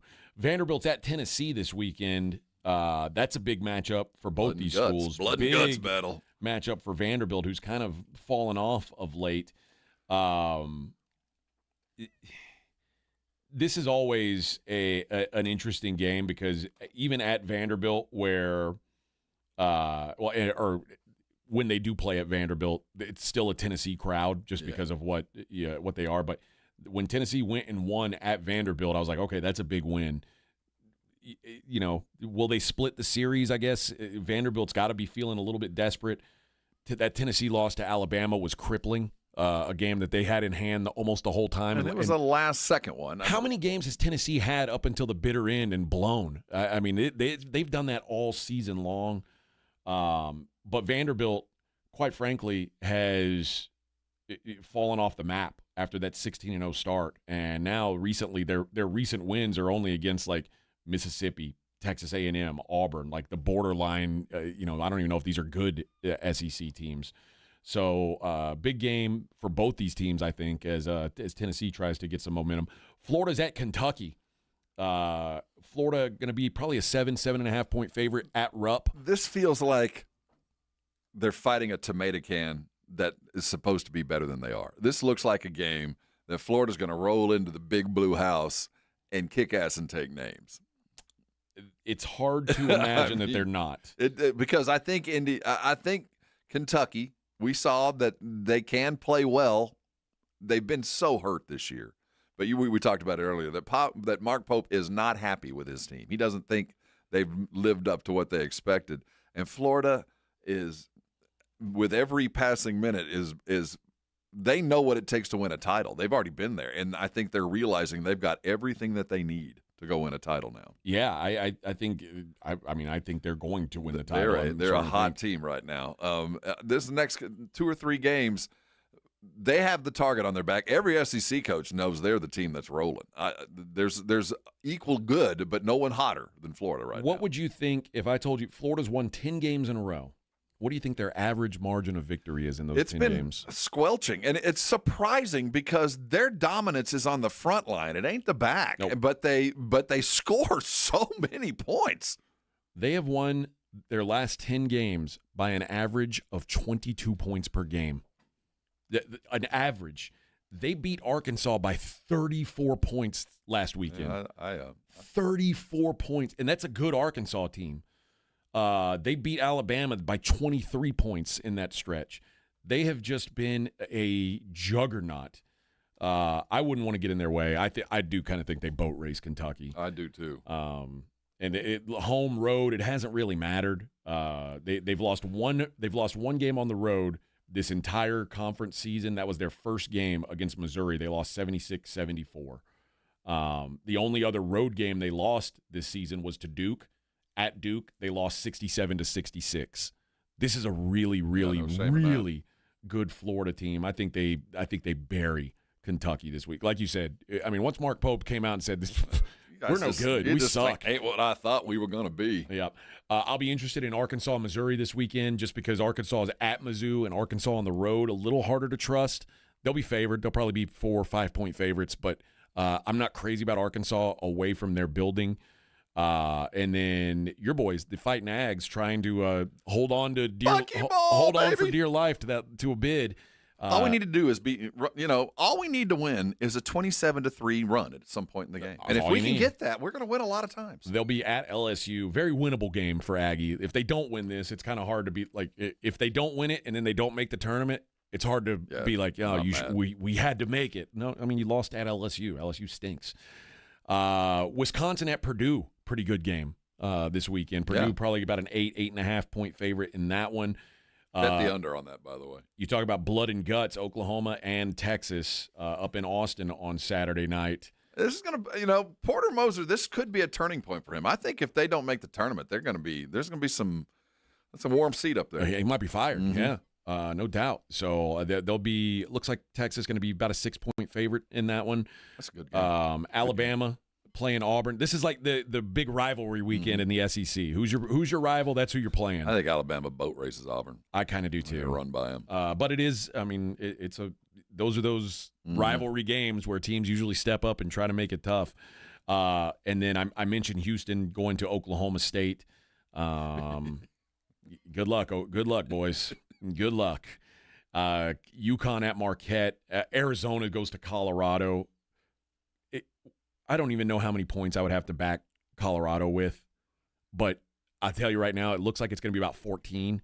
I would need way more than that. They better hope there's a snowstorm. And when I tell you North Carolina at Duke, the game that, ESPN had circled for that 6:30 slot on the last Saturday before the conference tournaments kickoff, what do you think the point spread will be at North home, Carolina at Duke? 24, 25? Probably going to be 17 and a half. You think 17 and a half? 17 and a half points. Yeah. How sad is that? It says something about Duke. Absolutely it does, but it's more a reflection. Again, we talked about it. North Carolina, you're at a tipping point here. You're bringing in good talent. You ain't bringing in great. They're not staying. They're leaving. You're getting hammered by your local rivals, the ones that live right across the street. It's a bad time to be a North Carolina basketball fan. But also, the only loss that Duke has had since Christmas was that 71-68 at North Carolina. Unfortunately, that dude has a broken wrist. Yes. And it wasn't North Carolina, it was that dude. Yeah. And that 71-68 was they never led by more than 3 points in that entire game. They came back from the dead and beat Duke. Huge win. Caleb was phenomenal in that game. 23 points, and he will not be available for this one. So he's not coming around the corner, my friends. Yeah. Cameron Boozer had 24 in that game, 24 and 11 boards. He actually had a pretty good game too, and he will be there, by the way. So, yeah, some decent games on the schedule for this weekend. Good weekend. To wrap up regular season play. And then I'd be remiss if I didn't mention UTSA finishes up their season this weekend on the road at Rice. Well, go wave goodbye because none of those dudes are coming back. That whole roster's hitting the streets, man. Yeah, I got a feeling this may be the last ride, not just for the players, but for Austin Claunch, too. And it might be of his own accord.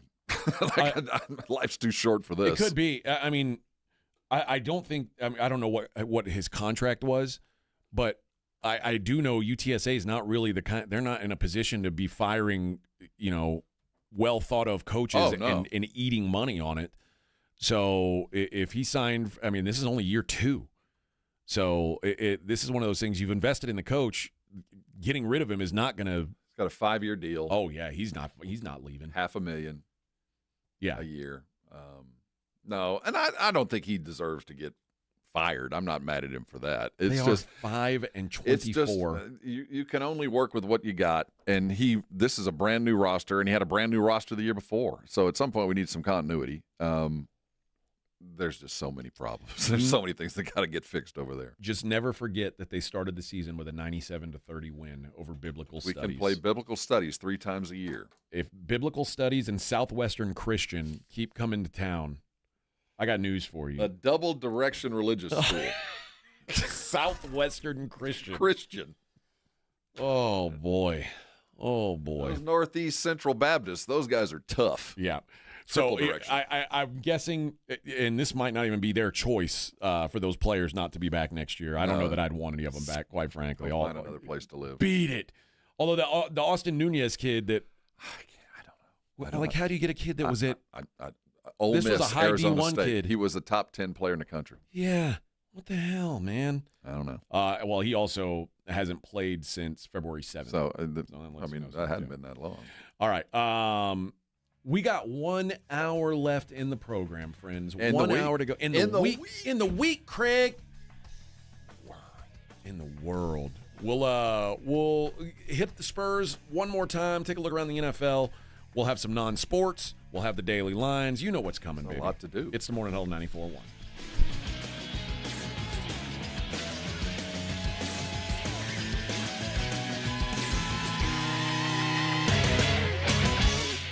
This is 94.1 San Antonio Sports Star. 6 for 6, and the Aggies have the lead. Your home for Aggies football. KTFM Floresville.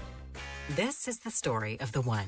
As a procurement manager for a hospital system, she keeps every facility in her network stocked and ready. That's why she counts on Grainger to be her single source for thousands of products, from disinfectants to lighting, air filters, and more. And with fast, dependable delivery, Grainger helps her keep every facility stocked, safe, and running smoothly. Call 1-800-GRAINGER, click Grainger.com, or just stop by. Grainger, for the ones who get it done. Jackson Hewitt knows taxes are complicated, and with multiple jobs and tax forms, they're like sonata complicated.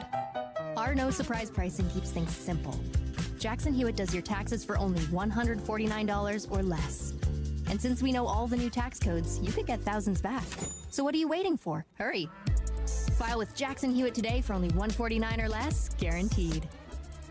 Limited time offer for new clients on federal returns. Participating locations only. Terms at jacksonhewitt.com/149. This report is sponsored by WeatherBug. Get the fastest local alerts and accurate 24/7 forecasts with WeatherBug. It's easy to use and provides real-time customizable alerts so the weather never takes you by surprise. Plan every day with confidence. Download the free WeatherBug app from the App Store now.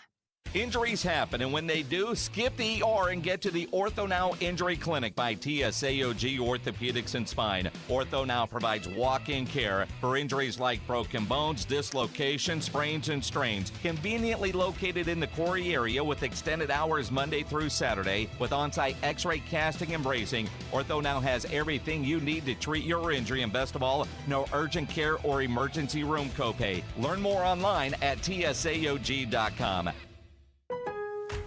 Want consistent color for every job? Milo's Pro Rewards members get a 20% paint discount on future purchases after paint annual qualifying spend reaches $3,000. Plus, order eligible in-stock paint and paint supplies by 2 p.m. for free same-day delivery by 8 p.m.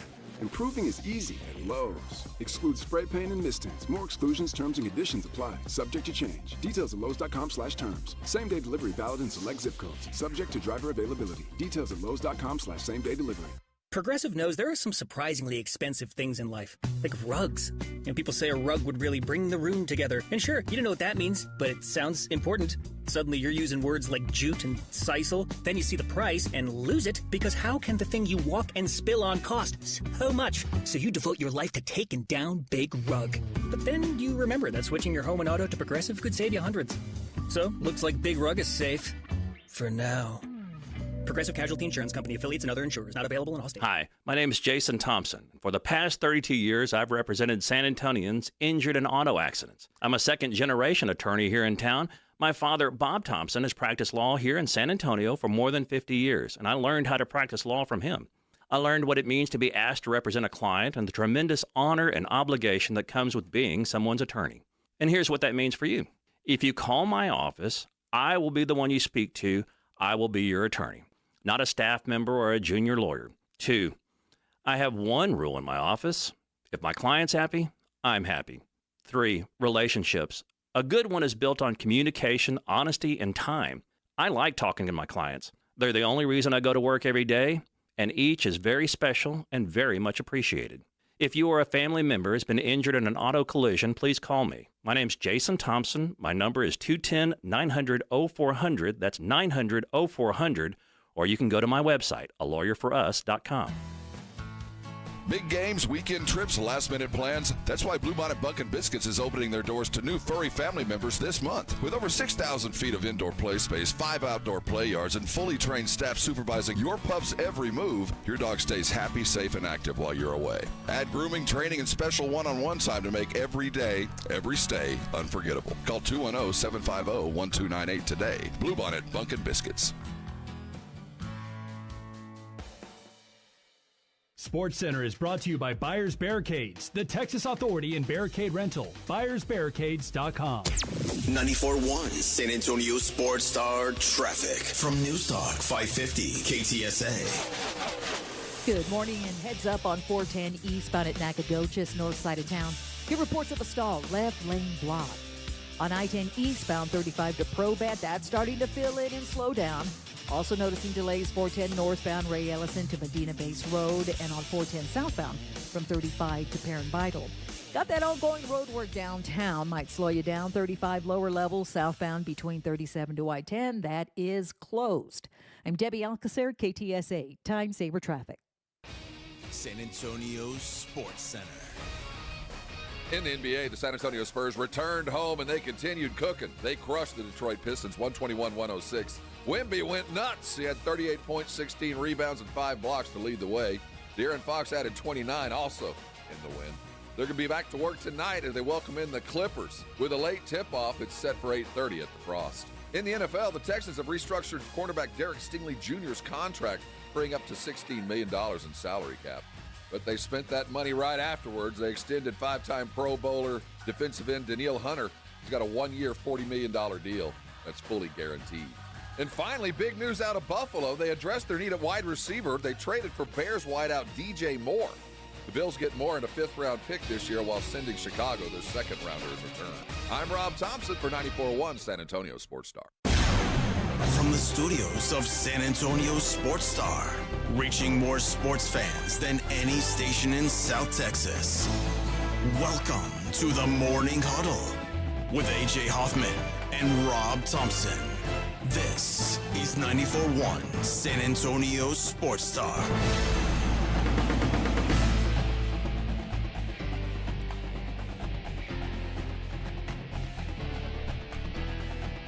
Hello, friends. It is the final hour of the Morning Huddle this week. We've brought joy and happiness for 19 hours of radio this week. 19 hours.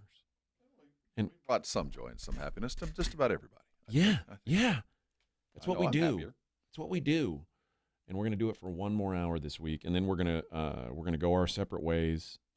Rob and I are going to hardest friends. Yeah, and you know what? Maybe we'll resume our relationship next week.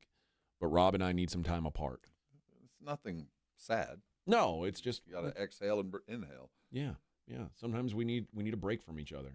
You know, it's not that we're divorcing. We're just breaking up for going on for the weekend. Yeah, that's all. No big deal. You're even leaving town. Yeah, I'm leaving town for the weekend. Need to be away from you for a little bit. Go on, get on out of here. Get. No, I'll be back. I'm only leaving for one night. I'll be back in town tomorrow for the fights. Oh, we got a big weekend on the fights. We do have a big weekend of fights. We'll get into that in the daily lines as well. I did want to play some sound for you from the Spurs game last night. Mitch Johnson talking about the Pistons game. Get ready to hear him gargling gravel. Very pleased with the just level of contact we played with. They initiate so much and even dictate. To be able to match that and try to impose your will back while still playing your brand of basketball is very difficult, and I thought we did a really good job of that. Lemon and honey, Mitch. That would work, and preferably in hot water. And bourbon, maybe. Yeah. They asked Mitch if the game felt like more than a regular season game, and I know you and I, going into it, certainly felt like we acted like it. They didn't. Yeah, we'll see what Mitch has to say here. You know, I don't think it feels bigger. I think every game's a big game. I think there's just some things now being 60 some odd games into it that it's hard for me to, or the coaching staff, to continue to preach urgency and competitiveness. And I think sometimes it may just, I may show with not trying, but I'm definitely trying to at least support them and follow them in what we're asking and demanding of them. Didn't really answer the question, no. But I think they would be lying if they didn't tell you they felt like last night was a big game. And consistently, Mitch has gotten his guys ready for big games. Every one of them. Now, we haven't won all of them, but I don't think there's been a single game that we circled and said, this is a measuring stick game, that we didn't show up and play like it was a measuring stick game. I don't think we got run out of the gym once. But if you don't think they took it seriously, every starter played over 30 minutes last night. And that's playoff numbers. That meant they felt like this was a big game. Mm-hmm. And in a game that they won by double digits, every starter played over 30 minutes. And played well, and we're dialed in. And one of the things that I appreciated, the starters, they played great. When we were in Detroit last week, in that first quarter where we started out fast and Detroit caught us, and we had a tough first and second quarter. Mitch brought in Carter Bryant because he felt like his size and his mobility would play in that highly physical environment that they were up in Detroit. And Carter lasted about 3 minutes. Yeah. And Mitch had to sit him down. The moment was too big. Well, last night he put Bryant back in about the same time, And Bryant's performance was so much better, so much more relaxed. He let the game come to him. He didn't do anything dumb. And to me, that was the most important thing about last night, because obviously, and rightfully so, I think they look at this playoffs, they're not going to be the team that they want to be and need to be to get to where that now we're expecting them. Without Carter Bryant playing a pretty healthy role, I'm not going to say significant, but we're going to need to see a guy like him, the mobility that he brings, the defense that he offers, and just the athleticism of getting up and down the court on what is a very fast-paced team. He's going to be a necessary piece, and he got put back into the Lions' den against the team that basically put him off the court and played well. Now, certainly it helps to be at home, but that to me was one of the more important things that happened last night. Yeah, and he didn't. I mean, he did almost nothing on offense, but he was a good contributor on the defensive side. And it's funny because you're right, he did play well on the defensive side. I wonder if he would have even been allowed on the floor again had Harrison Barnes been available. Oh, I don't think so. He was so bad that first game that I was like, I said, man, they're going to have to put Carter Bryant in there because they don't have Harrison Barnes now. Like so. And they did, and you know what? He lived up to the moment. It helped. So. Now, they put Devin. Devin was basically playing Harrison Barnes' position last night. He was the guy that was assigned the corner 3 spot, the strong side 3. And there was a couple of times where Devin was in the wrong spot. He should have been in a corner, and he wasn't. I was more thinking of what they asked Harrison to do on defense. Exactly. And he was doing Harrison's job on defense. And offensively, Devin was playing that Harrison job, and they weren't on the court at the same time very often. But what I was most impressed with is they went back to the well, and the moment wasn't too big for Bryant, even knowing how embarrassing it was that last time, because he got pulled, and then he didn't even play the next game. You know, he was a DNP CD the next game because he was in the coach's doghouse. He got a chance to get off and go play. Now, home field helps, but that was the kind of performance that will take a team from a 2-series winner to a 3-series player, because that 10th, 11th guy suddenly matters. One guy I was surprised to not see much of last night, Luke Cornett. Wasn't needed. Once Duren hit the ground and was sitting on the bench, it wasn't necessary. I guess so. It was just weird. It was weird. Yeah. He didn't play 10 minutes. I know that. We went real small most of the night. Yeah. And a lot of that, the reason why they were able to is because, and obviously Wemby had a great game. Outside of Wemby, the best guy on the floor was De'Aaron Fox. And De'Aaron Fox, who struggled in that first game, we thought he'd be better in this one. Here's what Mitch had to say about Fox. It's been a balance he's done all year. He's capable of doing either all the time. And I think we have a lot of guys that are looking to be aggressive early on. And so I think he's done a great job of feeling his way through that. I also think there are certain games where we will need him to do things like tonight. I mean this in a compliment. We have some very dynamic players that are still figuring out what weapons to use, when to use, and how to utilize them. And I think he's the one guy in our team who's done it at an all-star level and knows exactly how he's going to operate in each situation. Doesn't mean one result will happen this way or that way, but there is a calming effect when you have a player, especially with the basketball in his hands, that knows exactly what he's going to do regardless of any circumstance or situation. And then the last clip I'm going to play here from Mitch is on something we talked about, and it's the defense that Steph Castle played on Cade Cunningham. Both you and I were very impressed with Steph last night. Here's what Mitch had to say about Steph on the defensive end. Yeah, he's strung together now a handful of these throughout the season where he's been just connected to the guy that he's guarding. And he's doing a great job of being physical without fouling, showing his hands and moving his feet and living on guys' shoulders and sides, because you're not going to be able to keep people in front of this league, but to be able to be connected to them, he's doing that at a high level. I love when coaches fall into coach speak. Yeah. Connected, moving your hand, moving your feet, playing defense with their hands, keeping your shoulders available. Stay in front of them. Saying, doing the coach speak. Then I got a couple clips that I want to play from Victor Wembanyama. The first one I'll play is about him and De'Aaron Fox. They asked Wemby if he feels like their chemistry is growing as the season has gone on, and when they're on the floor together now, it is starting to look that way. So here's what Wemby had to say. No, it's so good. It's so good. He looks for me. Look for him. I would like to look for him more, but he's just amazing to get a team going. You know what I mean? To get us started on the run. He can really punish opponents. I mean, scoring if he's got a little bit of space and momentum, half court, full court, doesn't matter. He's going to the rim, and he's going to either get 2 or 3 people jumping, or he can finish on a layup. So he's a guy who really punishes defenses. I don't think people, and because Wemby is getting so much love this year, and look right now, is the Wemby we saw last night the best player in the NBA? That was the Chiron on ESPN right now, and deservedly so. He's getting a lot of love, deservedly so.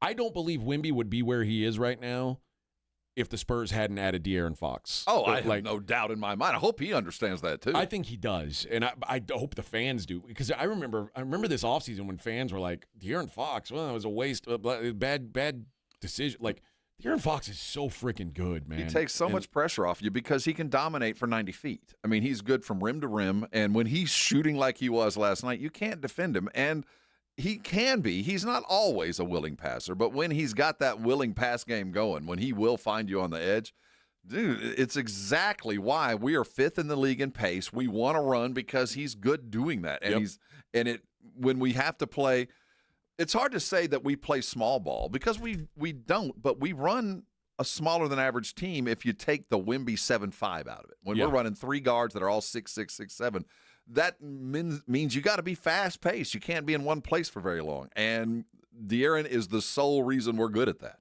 Yep. I think his contributions have been kind of underappreciated just because he's being a little overshadowed by Wemby. What was the number James came in? We're undefeated if he's got – I know it's a big number, but when he's got 28 or better, I think the Spurs haven't lost, which, a lot of times. Not surprising, yeah. But it does matter. But I think maybe even most importantly, and we haven't had to deal with it much this season, not as much as the past 2, but when Wemby's gone, like the time that Wemby was out, it was just, okay, now it's a De'Aaron Fox team. Mm-hmm. And if De'Aaron Fox is out, okay, now it's a Wemby team. When they're both on the floor, it's like, I mean, you see what we're getting.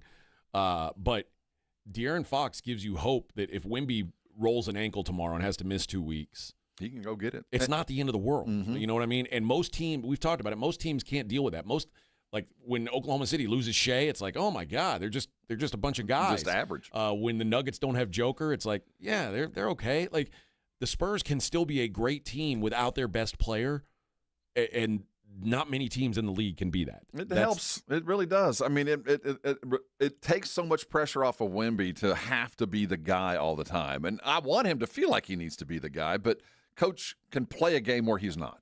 And it's also because Fox doesn't he takes a lot of pressure off Steph Castle on the offensive side, which lets Castle work harder on defense, where he's become elite. Exactly. Just go be where you need to be. Dude, it's been a really good fit. It's been a better fit than I thought it would be. It has been, and let's keep it going. It also has allowed space for Dylan Harper to develop probably faster than he would have because he hasn't had to deal with a lot of the bad stuff. He's always had help when he's out there. It's just he doesn't have to be a starter. Exactly. This is a good thing, man. Finally, it wouldn't be a Wemby post-game presser, especially against the Pistons, if he didn't talk about the physicality of the game. So here's Wemby talking about physicality last night. For me, it's all about the angles. If you don't go to the basket, they will get away from the physicality, right? They will get away with fouls or things that could be fouls. But I had to fix my angles. I think there was a few times last game against them where I was not going towards the basket, so they got away with things, and I didn't let them do that today. So yeah, they have to adapt. It's the team who fouls most in the league for a reason. So you can tell that there has been a lot of film discussion between him, his coach, and they probably have had referees, NBA referees, come and sit and talk to him and go, this is why you didn't get the call. And some of it is what he just said. The game is of angles. And if you're not actively pursuing a positive movement or play toward the rim, you're not going to get that call. So even though Wemby's getting fouled, if he's going away from the basket or doesn't have the intent that referees are looking for, you're not going to get it. And you can tell it's starting to register with him. If all things fail, head toward the rim. Don't go further away. That's playing right into their hands, and the refs aren't going to give you any respect. Use the angle, attack. And last night, there was a play in the second quarter where he split the double team. He stepped toward the rim where used to he was going to pass it out and went right past beef stew. And at that moment, you could see the two Detroit dudes look at each other like, well, that's all we can do, man. I fouled him, and he scored. I mean, at that moment, you could tell Victor felt a whole lot more comfortable knowing not only can I go to the rim, but Jalen Duren's sitting and watching because I just hung 4 fouls on him in 8 minutes.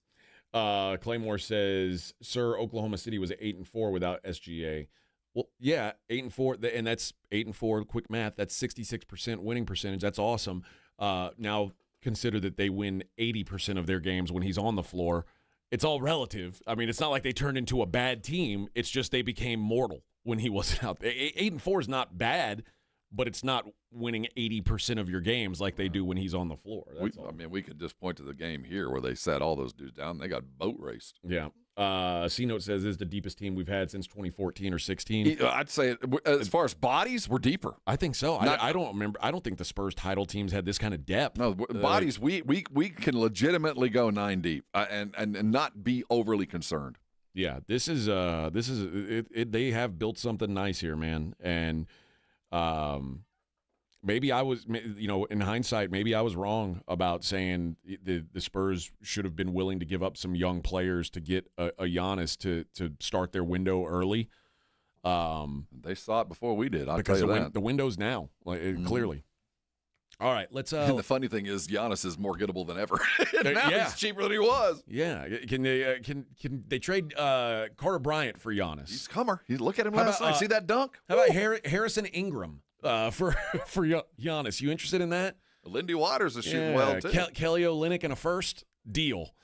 All right, let's take a break. We'll come back. We'll see what's going on in the world outside of sports. 94.1 San Antonio Sports Star. 94.1 San Antonio Sports Star traffic from News Talk 550 KTSA.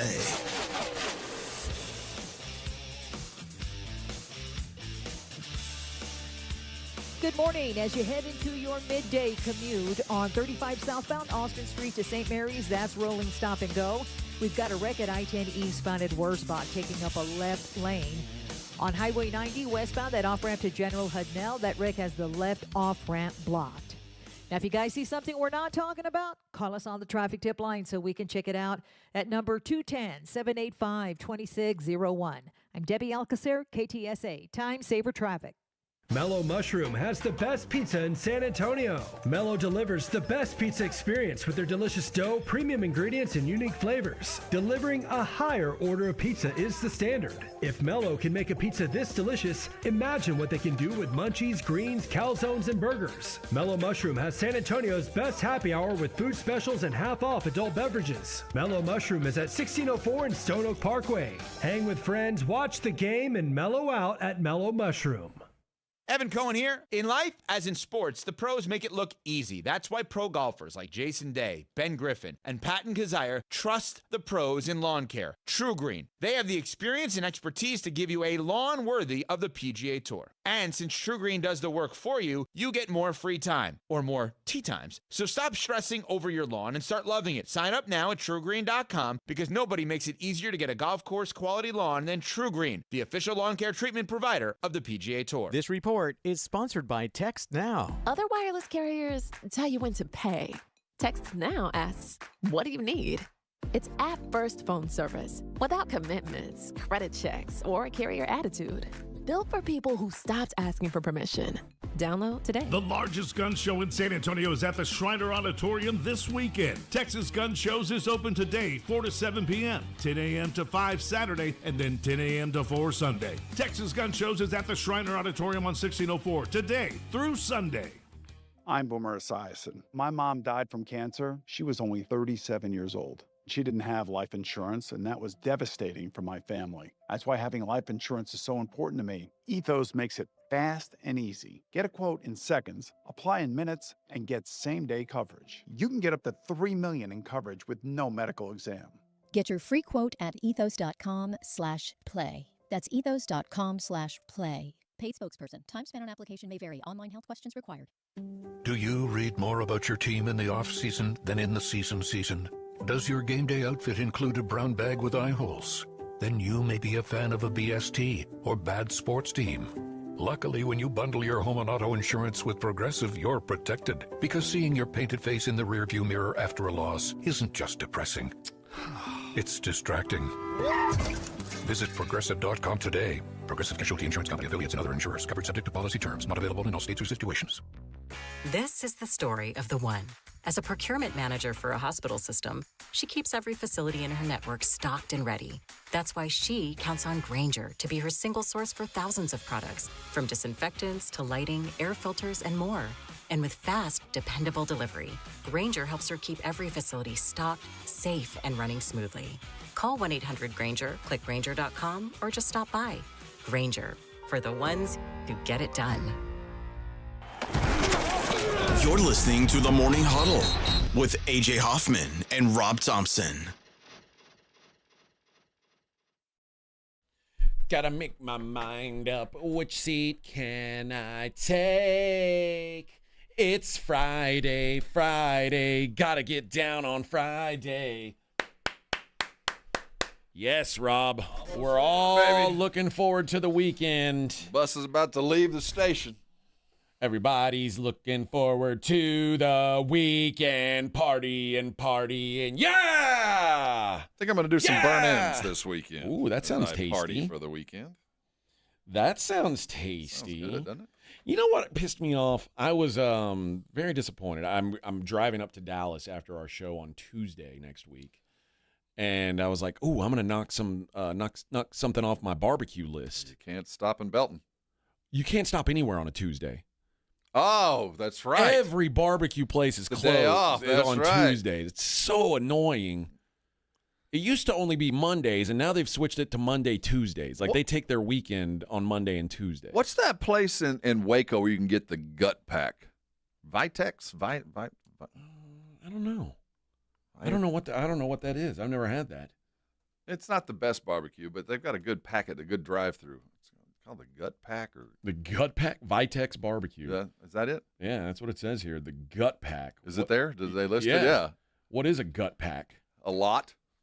Let's see. Gut Pack in Waco, Texas. Minix turned me on to it. I've stopped and done it a couple times. It's not. It's a Frito pie. Yeah. With what appears to be beans, brisket. It's a mess, but it's good. Yeah. Okay. All right. It's right off the highway. It's not far off. That honestly, the problem with that is it's got jalapenos, cheese. Yeah, it looks good. The problem is, that looks like I'm gonna have to make some restroom stops. Oh, it's aptly That's not named. good road tripping food. Luckily, there's a Buc-ee's an hour north. Okay. The Gut Pack. Yeah, I've never had that in Waco, Texas. Maybe that's my spot. There might be a new stop. You never know. A loaded Frito pie features Fritos with chopped brisket, sausage, beans, cheese, pickles, onions, jalapenos, and barbecue sauce, served in a styrofoam container. Created in 1983, a staple of Waco and Baylor University tailgating. Never had it. Okay. Maybe I need to I mean, like I said, it ain't the best barbecue, but the combination is worthy of the stop. And let's see. You can available in different sizes, including a small and a large, sometimes featured in the Gut Pack Run competition. Oh, a Gut Pack Run, like where you run a mile and you eat a gut pack and then run another mile? Oh, it's like renting barbecue. Yeah, that ain't gonna be a good thing. Yeah, I might try that. They're probably open on Tuesdays, huh? Well, this stuff, basically the Gut Pack is everything that's on the cutting board after the last order was served. Like what's left on the board, they just scrape it into a bowl and pour some chili on top. Tuesday to Thursday, 10:30 to 3 p.m. There you go. Okay, I might have to try that. Might have to try it. I've never even been to Vitex Market. All right. Now is our time where we like to see what's happening in the world outside of sports. A lot of people think sports are the only thing that happens in the world, but it's not. I was going to go political on something that has made me laugh for 2 days. All the memes with what's her name, Noam getting fired have been hilarious. Yeah, they've been well made. Whatever side you're on. Well, yeah, whichever side you're on, you can appreciate that probably. Did you see? Did you see what's going on with Britney Spears? Now, do we know why she was arrested yet? We know there's an arrest record. I know she's been released. Of DUI. A suspicion. Yeah. She says she's going to take the right steps and comply with the law after inexcusable arrest. I'll be honest, I'm surprised that she's even allowed to drive, like, quite frankly. This poor girl is off her rocker, off her meds, and allowed to do so. And then you got someone who is massively bipolar with a lot of money. Yeah. That's scary. This was an unfortunate incident that's completely unexcusable. That's Brittany's rep saying that. She's going to take the right steps and comply with the law. Hopefully this can be the first step in a long overdue change that needs to occur in Brittany's life. Hopefully she can get the help and support she needs during this difficult time. Her boys are going to be spending time with her. Her loved ones are going to come up with an overdue needed plan to set her up for success, for well-being. You mean her loved ones that were like stealing money from her whole life? Those loved ones? Well, you're going to have to get her on meds, man. Yeah. At the end of the day. So you do that.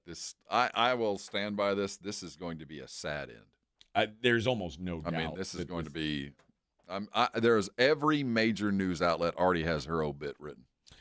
Well, what do you think's going on with Christina Aguilera? Those two were. I hadn't thought about her in a long time. They were musical. How is Miss Aguilera? Patriots. Well, she posted yesterday and just said loading, like she's planning on making new music, I think is the hint. Some people thought though maybe there was a boxing ring, maybe she's going to be doing some fighting. Let's hope. I don't think that's going to be the case. She looks all right. She's obviously been You think she's had some work done on her? A little bit. Are you talking about her face or her a little boobs? bit. I see some upward mobility in a lot of things. Okay. She's got upcoming plans that include a performance at the Coca-Cola Sips and Sounds Music Festival in Austin on March 13th. She's also going to be a part of a broader run of shows that stop in Mexico City and Abu Dhabi. And a lot of people excited. She may be working on a new album. This will mark her first major English-speaking album in years. I guess she's done some Spanish-speaking albums in the last couple years, which I obviously haven't heard. I wouldn't know it was her. But yes, the picture that I saw, this is a little alarming to me. Yeah, there's some upward mobility. Your lips shouldn't be pointed upward like that. That looks like that's been enhanced. Sometimes girls got to be real careful. Anytime I hear about girls, good-looking girls especially, doing Botox on their faces, I'm always nervous because it can go like there's some gals who like think they've got to go. It's like go big or go home.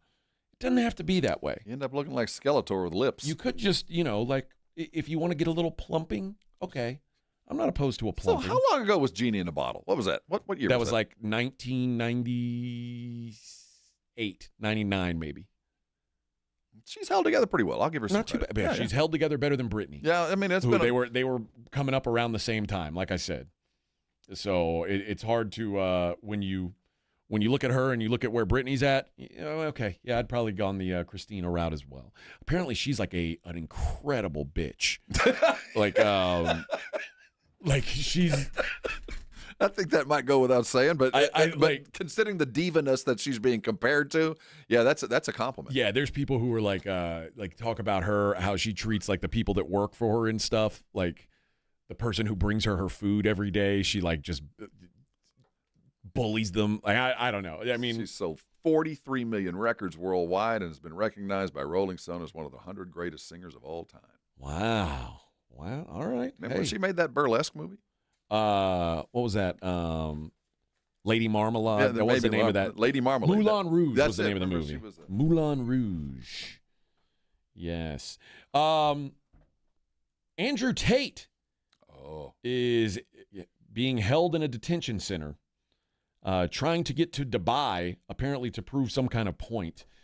Tate has made it his mission to enter Dubai, which is currently experiencing strikes amid the U.S.-Israel war with Iran. I don't know why. I want him in Dubai. Let him in. Let him in. Put a big target on his head. And while many people are trying to get out of the Middle East, Tate is instead trying to go the other way and now has found himself detained. In a video, he posted footage from a random bus in Saudi. Then things took a turn as a subsequent post revealed that his mission to Dubai has been halted and that he was unable to leave this detention center because he failed to get off a bus during a security check. It is unclear in which country the alleged detention center is located. He says, I'm in some terrorist detention center for a terrorist check. Welcome to the Middle East. I guess tensions are high for some reason. I'm like, do you know who I am? Is that what he's... Yes. Kind of a big deal. Yeah. You're going there to seek attention, not help, someone argued. He said, I love migrant detention centers now. Someone said, what an embarrassment. So, first of all, I don't know who's going to the Middle East right now. I don't know who needs to hear this. Not a great place to be these days. But if you want to go, go. Yeah, go. Let him in. Or if you want to go, sign up and get paid to go over there. What exactly, I mean, other than being a well-regarded misogynist, what exactly is he? He is a kickboxer, but mostly he's now known as a well-regarded misogynist on the internet. Doesn't he have some kind of money-making something? I don't know. He's like been the involved king in of the alpha male, right? He's the that's what his thing. Yeah, he's been involved in some sort of scam, like money scamming thing. This is an odd story. A Wisconsin man killed his parents, and he's got life in prison now. A teenager, and his name is Nikita Kasap. He's 18. Killed his parents and stole their money. And when they finally asked why he did this, it was to fund his plan to kill the president, Donald Trump.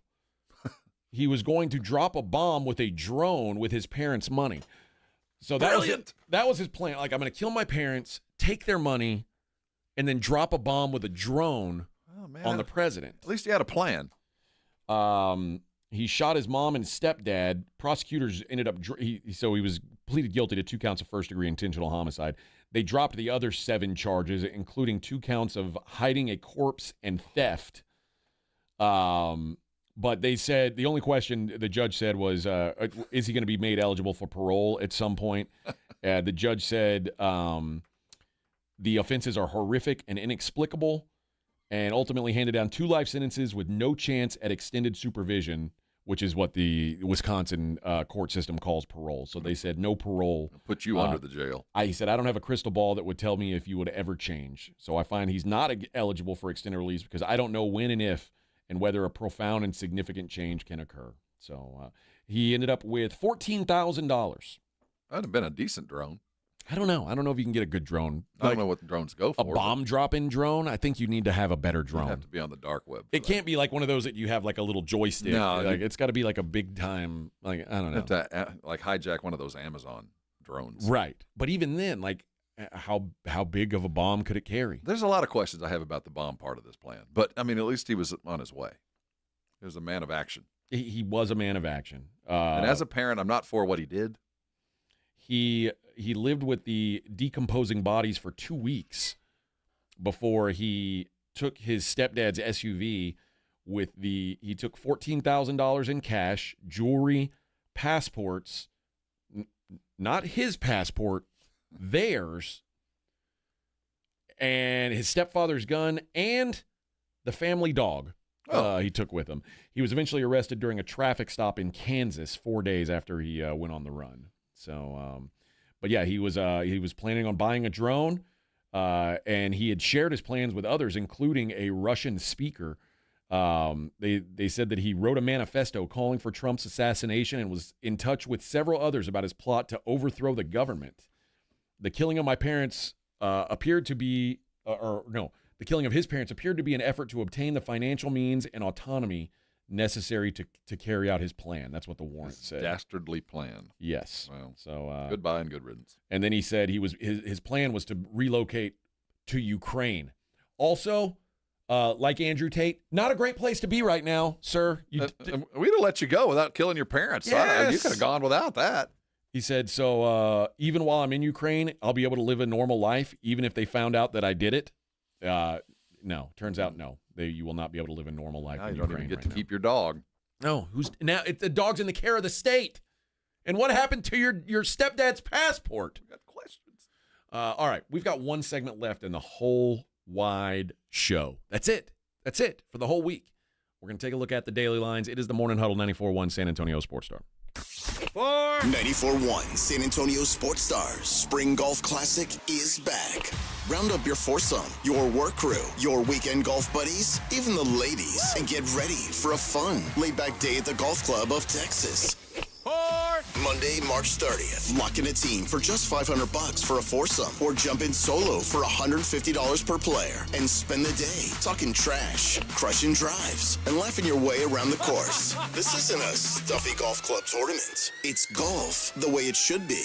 The Spring Golf Classic benefits feeding animals at no-kills shelters across Texas, so you're having a great time for a great cause. Presented by Flight by Yingling and sponsored by Jesse Hernandez, the Texas Chunk Club, PPL Motorhomes, and Ancira Auto Group. And when the last putt drops, the day is just getting started. Join us for the after party at the 90 Proof Bar at Lucky Ranch Road and Highway 90. Cold drinks, great food, and all the post-round storytelling you can handle. So pick your team, claim your spot, and tee up with San Antonio's Sports Star. Sign up your foursome now at sasportstar.com. You know the Roo Pub has proven to be the best place to watch games with those 3 massive 170-inch screens and TVs all around. All the games, all the fights, and when you show up at the Roo Pub, show up hungry. The food is fantastic. Open daily at 11. Great for lunch, great for dinner, great for late at night, and the best place to watch a game. Just down from the big blind, right next to the Angry Elephant. The Roo Pub, 281 in Redland Road. We'll see you at the Roo. San Antonio's newest sports headquarters, Novo Brewery. Juicy, thick-cut ribeye, picanha prime sirloin, Brazilian empanadas, stacked burgers, and more. This is Bring Your Appetite food. Novo is attached to North Star Mall with late hours. Visit NovoBrew.com. Injuries happen, and when they do, skip the ER and get to the Ortho Now Injury Clinic by TSAOG Orthopedics and Spine. Ortho Now provides walk-in care for injuries like broken bones, dislocations, sprains, and strains. Conveniently located in the Quarry area with extended hours Monday through Saturday with on-site x-ray casting and bracing, Ortho Now has everything you need to treat your injury, and best of all, no urgent care or emergency room copay. Learn more online at TSAOG.com. Running a business means wearing multiple hats. So if you're like me, you probably started out using your personal phone, taking client calls and texts nonstop. As my business grew, I needed something smarter. That's when I switched to Quo, the #1 business phone system. Quo works right on your phone or computer. No carrying 2 phones, no clunky landline, just one easy app you can try for free. Your team can share one number and handle calls and texts together like a shared inbox. Any teammate can jump into the conversation, so customers get faster responses. And Quo's AI assistant summarizes your calls and responds to customers 24/7, so you never miss a lead or opportunity. All this starts at just $15 a month. That's basically 2 coffees. You can even keep your current business phone number. Find out why 90,000 businesses trust Quo. No missed calls, no missed customers. Try Quo for free at quo.com/sports. That's quo.com/sports to try Quo free. QUO.com/SPORTS. Cashback is not available on gas in New Jersey and Wisconsin.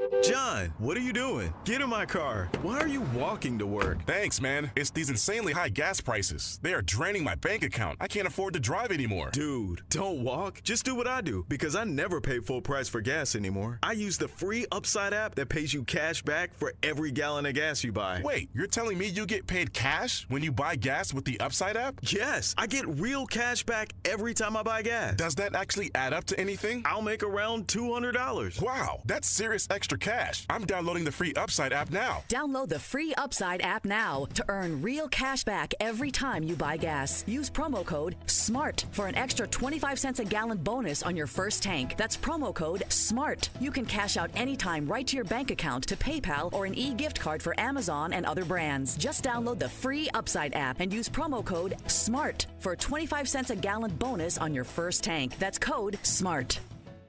You know that Big Bargain detergent jug is 80% water, right? It doesn't clean as well. 80% water? I thought I was getting a better deal because it's so big. If you want a better clean, Tide Pods are only 12% water. The rest is pure, concentrated cleaning ingredients. Oh, let me make an announcement. Attention shoppers, if you want a real deal, try Tide Pods. Stop paying for watered-down detergents. Pay for clean. If it's gotta be clean, it's gotta be Tide Pods. Water content based on the leading bargain liquid detergent. America's #1 destination for lifted trucks, custom builds, and off-road ready vehicles is right here in San Antonio. Lifted Trucks San Antonio, located at the corner of I-35 and Judson Road, is your hometown headquarters for head-turning trucks. Whether you want sky-high suspension, custom wheels, aggressive tires, or a fully built off-road beast, they have it. Shop over 1,000 Lifted Trucks online right now at liftedtrucks.com or see them in person today. Lifted Trucks San Antonio. Work hard, play hard, drive lifted. This is Jason.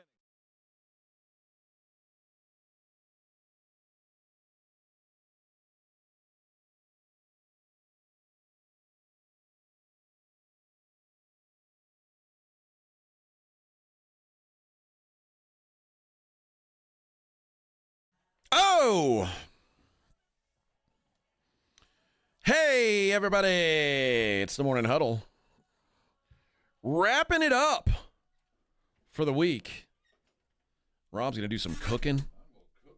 Got my boy coming into town, bringing the dog. I'm going to cook some burn-ins. Oh, you're excited for some dog. You're more excited about your dog than the son, I think. Well, I've seen my scene more recently than the dog.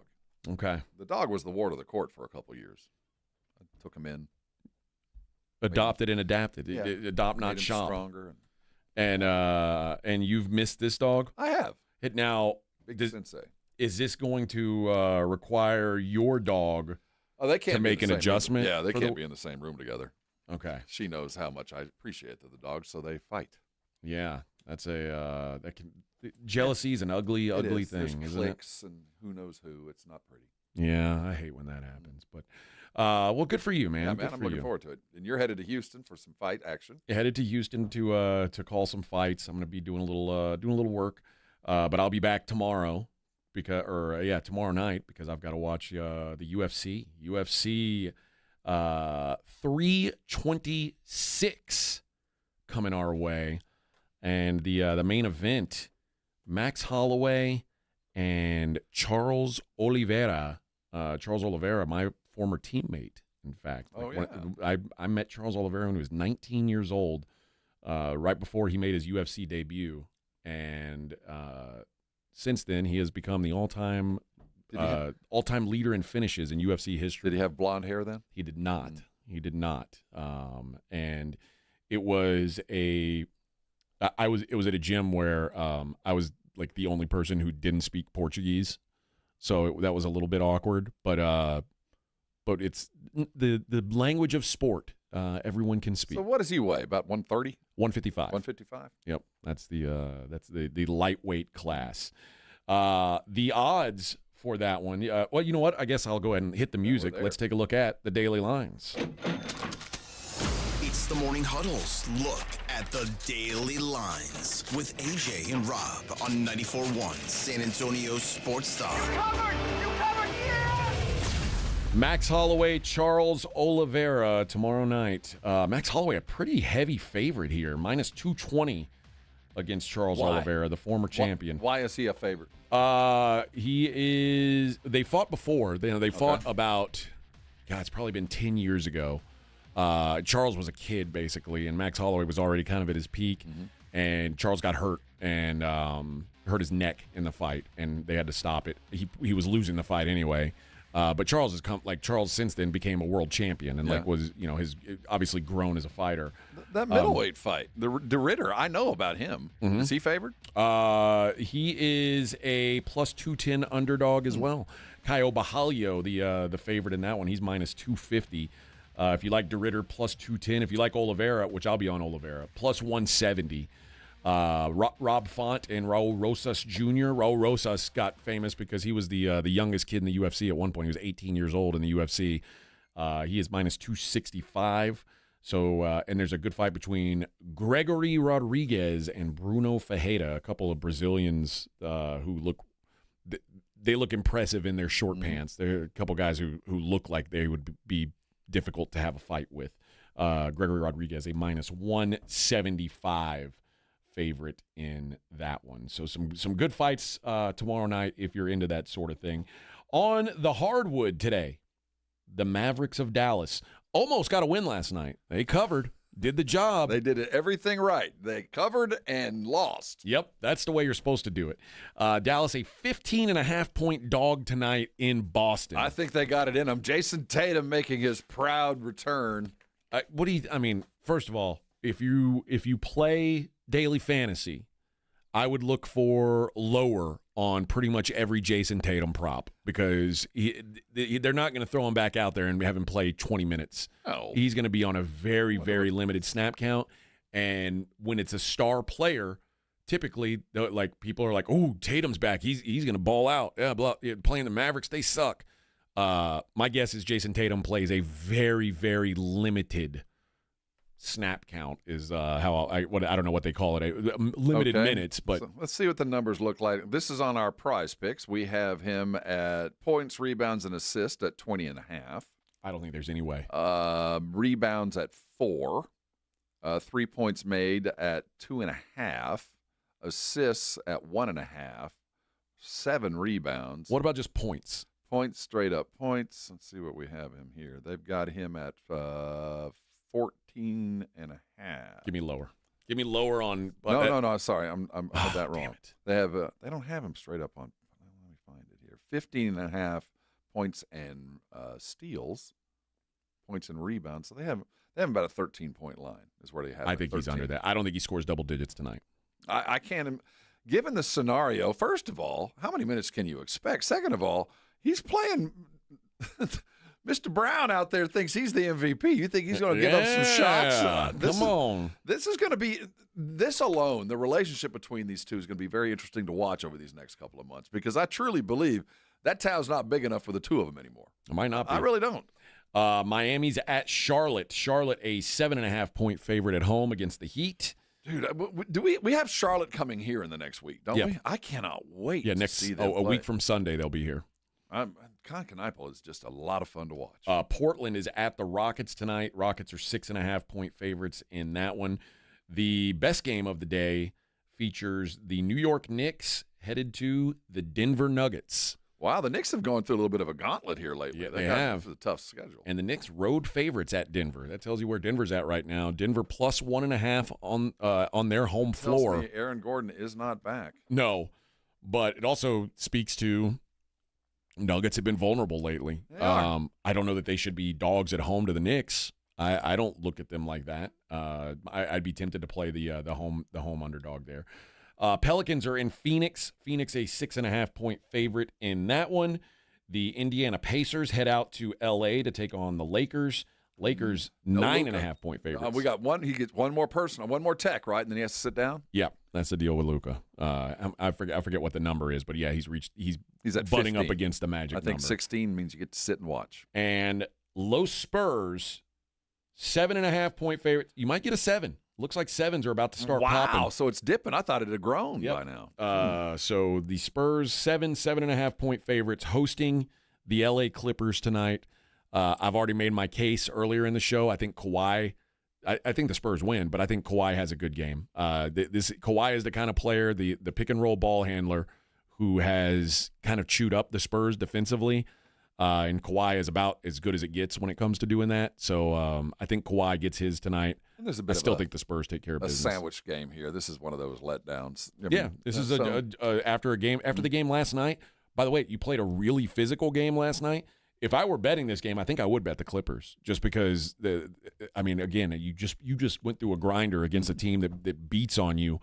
And now you got to play this veteran team. I'm not interested because the Clippers have too many bodies out, especially missing Darius Garland, like their secondary scoring option. But I think the Clippers can keep it close. I do think the Spurs get the win tonight, though. They should anyway. Kelly Olynyk, you want to go down in the history of the Spurs as one of the greatest players ever to put on the silver and black.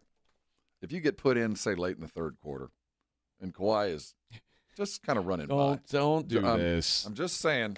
We could award you the Zaza Pachulia honorary Spur for life. You could. You go Zaza on that boy.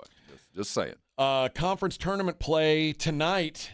How about your boys up at in San Marcos, Texas State? The last of the playoff run before they join the Conference of Champions. They are in the Sun Belt tournament. starting tonight. They are 1.5-point favorites against Southern Miss in that one. Other maybe notable games around the country, these conference tournament games. There actually is a big game in the Ivy League tonight, if that is believable. Harvard and Columbia. Harvard a 4.5-point favorite. Because they don't have a postseason tournament, so everybody's jockeying for position. And those are two teams who need wins. So who's supposed to win them? Is it Harvard? It's Yale. Yep. Yale's the top dog in the Ivy. They've been. I think the thought was they were going to be like way better than everybody else, and they haven't been. They've been good, but they've lost a couple games. But the Ivy League tournament is just 4 teams, so it's not like the other, where everybody has a chance. They only take half the teams there. They play Princeton tonight, and then a week from today they'll play Cornell in the tournament. Whereas Harvard, nope, they are set. All right, never mind. They're already in. Columbia's out. Harvard's going to play Penn in the Ivy League tournament. So Penn, Cornell, Harvard, and Yale, your representatives. Sorry, all the Dartmouth and Brown fans out there. I was with you. Princeton too. I mean, Princeton. Yeah, I was with you. The ball didn't bounce our way this time. Princeton had that guard that transferred to Florida. They had a legit D1 high-end guard, that Xavier Lee. Talk about taking a step in a different direction from Princeton to Florida. Yep. Well, he's going to be playing later into the season this year. St. John's is at Seton Hall tonight, their last regular season game. St. John's a 4.5-point favorite. And number 19, Miami of Ohio, 5.5-point favorites at the Ohio Bobcats. Come on, Ohio Bobcats. You want them to ruin the perfect season? No, I was going to say, lay down. Let this thing happen. Lay down for them. Let them go 31-0. That's what they're looking for, trying to make some history tonight. Know your role. Lay down. I wouldn't. I don't know. Maybe I get on. I listen. I'm not trying to be a hater. I wouldn't mind if Miami of Ohio won and went into the big tournament undefeated, just because I want to bet against them when that happens. Like I got a feeling they'll be a beloved team in the market, and I'm going to be going against them. Can you imagine a scenario? They lose tonight. The perfect record is gone, but then they go in and they go ahead and win the tournament, and they go. So suddenly, does this? Do they knock somebody else out if they don't get the bid? Or they get a non-at-large bid if they don't win their tournament and they still get in? That is going to happen. I think if they don't win their tournament, the MAC is going to be a 2-bid league, which is crazy. Nobody wants that. Nobody wants that. So in the NHL on the ice tonight, Florida's at Detroit. Detroit minus 155. Really good game up in Dallas. The Colorado Avalanche heading into Dallas. These are two of the best teams in the league. Colorado a minus 120 favorite on the road in Dallas. Dallas even money coming back. Vancouver is at Chicago. The Blackhawks minus 155. Carolina minus 115 at the Edmonton Oilers. The Montreal Canadiens are in Anaheim taking on the once mighty Ducks, minus 110 both ways. San Jose Sharks minus 135 hosting the St. Louis Blues, and the Vegas Golden Knights host the Minnesota Wild. That one is minus 110 both ways, so we got to pick them in that one. So there you go. There is your daily lines for the day. Lots of I'm not going to get into baseball, spring training baseball stuff. I don't believe in it. How much World Baseball Congress do we have this weekend? I mean, are they going to set aside some afternoon games for us to watch? I think so, yeah. Today we've got Cuba at Panama. That's actually, we're about to get first pitch. Cuba minus 180. Panama, you know who's pitching for Panama today? Logan Allen of the Cleveland Guardians. Of course, he sounds Panamanian. I don't think Logan Allen is Panamanian, but he is going to be pitching for Panama today. If they can get him, why can't we get Shohei? I know. They get Logan. I mean, we're not sending. We're sending our best. We're sending our best. They're sending their worst. Venezuela is hosting the Netherlands today. Ranger Suarez on the hill for the Venezuelans. They're minus 500. Javier Assad goes for Mexico. They're taking on Great Britain today. Jack Anderson, the pitcher for Great Britain. Mexico, just a slight minus 1,400 favorite. Seth Lugo pitching for Puerto Rico. Jose Quintana for Colombia. Puerto Rico is a minus 320 favorite. The Dominican, Christopher Sanchez going for them. They're hosting Nicaragua. The Dominican Republic minus 1,400 today. And Logan Webb pitching for the U.S. They're taking on Brazil. Bo Takahashi pitching for the Brazilians. USA, a comfortable minus 6,000 favorite. Minus 6,000. Now, if you say, okay, well, how can I make money betting USA then? Well, here's how. It's the point spread, the run line. And all you got to do is give up 9.5 runs. And as long as the U.S. wins by 10 or more, you only have to pay minus 125. Well, I'll buy you a sandwich on Monday. Oh, get you a Coke boy. with that big win I got. Yeah. All right, that'll do it for us. We'll be back and do it all over again next week. Jason and Joe, the Blitz, you may know them as. They'll come up at 2. We'll see you guys next week. KTFM Floresville, your home for the